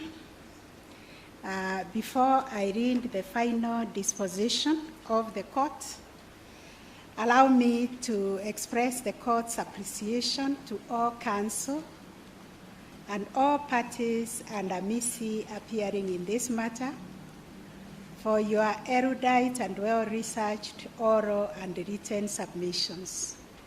We also wish to thank you for patiently sitting and bearing with us for the last 6 hours as we delivered this judgment. The court notes in a special way the galaxy of legal luminaries, among them distinguished legal scholars, professors of constitutional law from Kenya and other jurisdictions who joined this case to enrich our judgment. We found their views very useful, although they were varied and divergent, especially on the applicability of the basic structure and doctrine and whether it had acquired international application under the provisions of Article 2.5 of the Constitution. The court's decision has been enriched and benefited a great deal from the arguments advanced by all the parties who appeared before us. We hope with the full noise of time, even our local scholars will find their way in other jurisdictions, in other countries, America, Germany, or even Africa, to share our rich jurisprudence with those courts. We also wish to thank our law clerks for their research and exceptional industry in supporting the work of this court. That said, in the course of writing this judgment, the court observed with concern some commentaries on the pending judgment carried out in the social media by some counsel, some of whom are appearing in this matter. The contents of those social media commentaries were, in our view, meant to influence, intimidate, or scandalize the court. This unfortunate practice is emerging, and unless it is checked, it will erode the confidence and the dignity of the courts. It would also amount to unprofessional conduct, especially by counsel appearing in this matter, and even counsel who are not in this matter, but know very well that they cannot comment on a matter that is pending judgment. It is a well-established practice that counsel and indeed parties should refrain from directly or indirectly trying to improperly influence the court to rule in one way or the other. Once judgment has been reserved and judges retreated to consider submissions and write judgment, learned counsel Mr. Nelson Avi and Ms. Esther Angawa, who appeared for the first to the fifth respondents, took to the social media, Twitter, on different occasions. On 19th February and 15th February 2022, and they cast aspersions on the courts. For counsel to appear before the apex court, then proceed to unnecessary diatribe, insults, and speculations on a pending judgment amounts to unethical conduct on the part of the counsel. The use of social media to disparage the court with the intention of lowering the dignity and the authority of the court or influencing the outcome of the case pending before the court is a trespass on the bounds of legitimate advocacy and moves to the realm of professionalism to professional misconduct. This is in line with the provisions of Section 61 of the Advocates Act that deals with dishonorable conduct incompatible with the status of an advocate. Equally culpable is the conduct of senior counsel, Mr. Ahmed Nasir Abdullahi, who, though not counsel appearing in this matter, took the lead role in disparaging and besmashing the court as evidence from his posts on Twitter on 8th February 2022, 15th February, and even as late as yesterday, the 29th March 2022. Section 17 of the Advocates Act envisages the rank and dignity of senior counsel is conferred on the basis of irreproachable professional conduct and exemplary service to the legal and public service in Kenya. These standards are expected to continue even after conferment of the rank of the senior counsel. Advocates should familiarize themselves with the Code of Standards of Professional Practice and Ethical Conduct, Gazette Notice number 5212, and strive to conduct themselves in a manner that preserve and strengthen the dignity, the honor, and the ethics of the profession. Consequently, advocates should refrain from conduct that amounts to indirectly attempting to influence decisions pending before courts. Relevant to the use of social media, we wish to draw the attention of advocates to the standard of professional practice and ethics conduct number 10 that spells out what is inappropriate conduct. This caution should always play in the mind of advocates who are tempted to utilize social media to advance their cause. I will now proceed to give the final disposition of the court. Having considered the 7 issues framed by this court for determination, the final orders are as follows. 1, the basic structure doctrine is not applicable in Kenya. Ibrahim, Supreme Court Judge, dissenting. B, in order to amend the Constitution of Kenya 2010, the 4 sequential steps as pronounced by the 2 superior courts below are not necessary. Ibrahim, Supreme Court Judge, dissenting. On the second issue, the first part A, the President cannot initiate constitutional amendments or changes through the popular initiative under Article 257 of the Constitution. Joaquin Dongo, Supreme Court Judge, dissenting.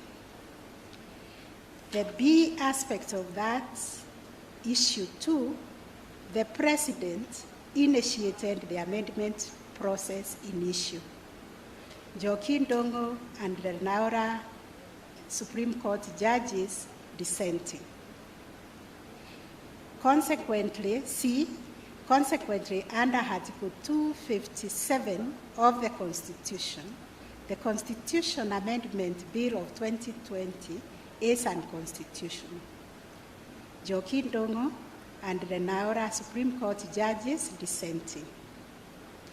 The third issue, the second schedule of the Constitution of Kenya Amendment Bill 2020 is unconstitutional for being in breach of Article 10.2 and 87.7a of the Constitution of Kenya 2020 for lack of public participation. Joaquin Dongo, Supreme Court Judge, concurring. 4, Civil proceedings cannot be instituted in any court against the President or the person performing the functions of the office of the President during their tenure of office in respect of anything done or not done under the Constitution of Kenya 2010. That was unanimous.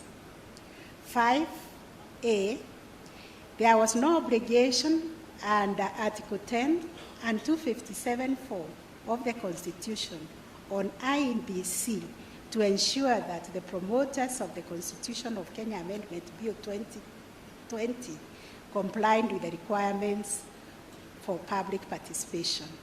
Unanimous. B, there was public participation with respect to the Constitution of Kenya Amendment Bill 2020. Mwiru, Vice President, Ibrahim and Wanjara Supreme Court judges dissenting.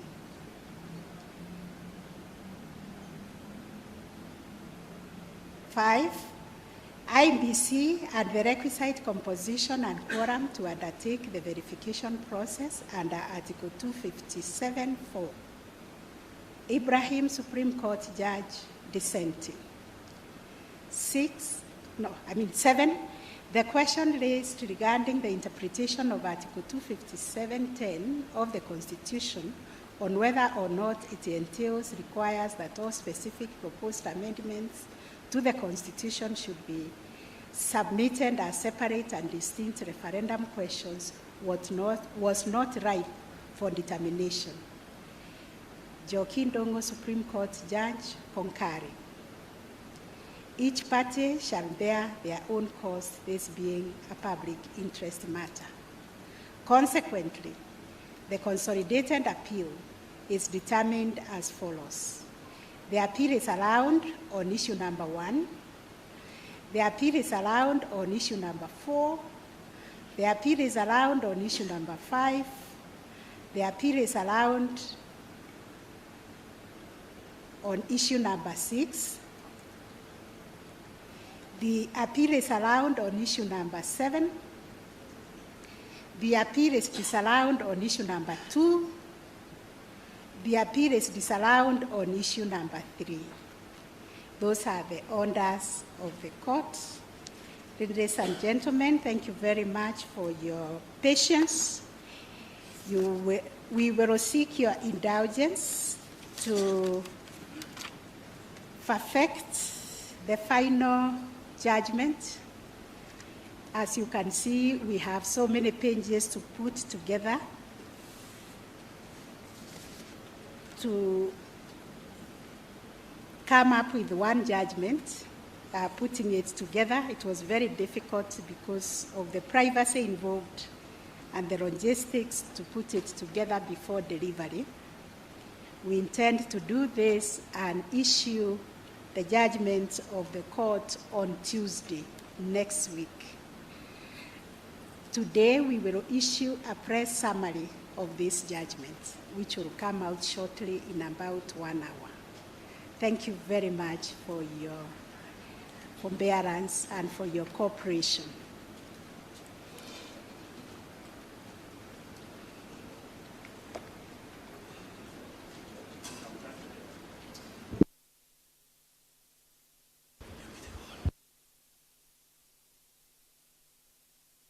Is your mic on?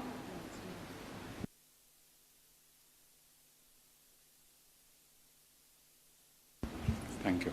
I was saying, Madam President, Madam Deputy President, your Ladyship, my Lords, we take this opportunity on behalf of Council to thank you most sincerely for your very detailed decision on these very difficult and fundamental issues which have the effect on the future progress of constitutionalism in this country for many years to come.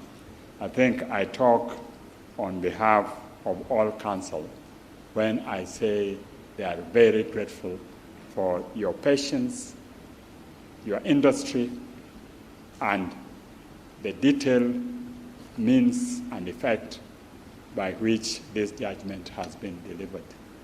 I also take this opportunity to apologize on behalf of Solicitor General, who was here representing the AG, but had to leave because he is before another bench. Thank you, my ladies, my lords. Thank you very much for those kind words. The court is now adjourned. Have a very nice afternoon, and God bless you.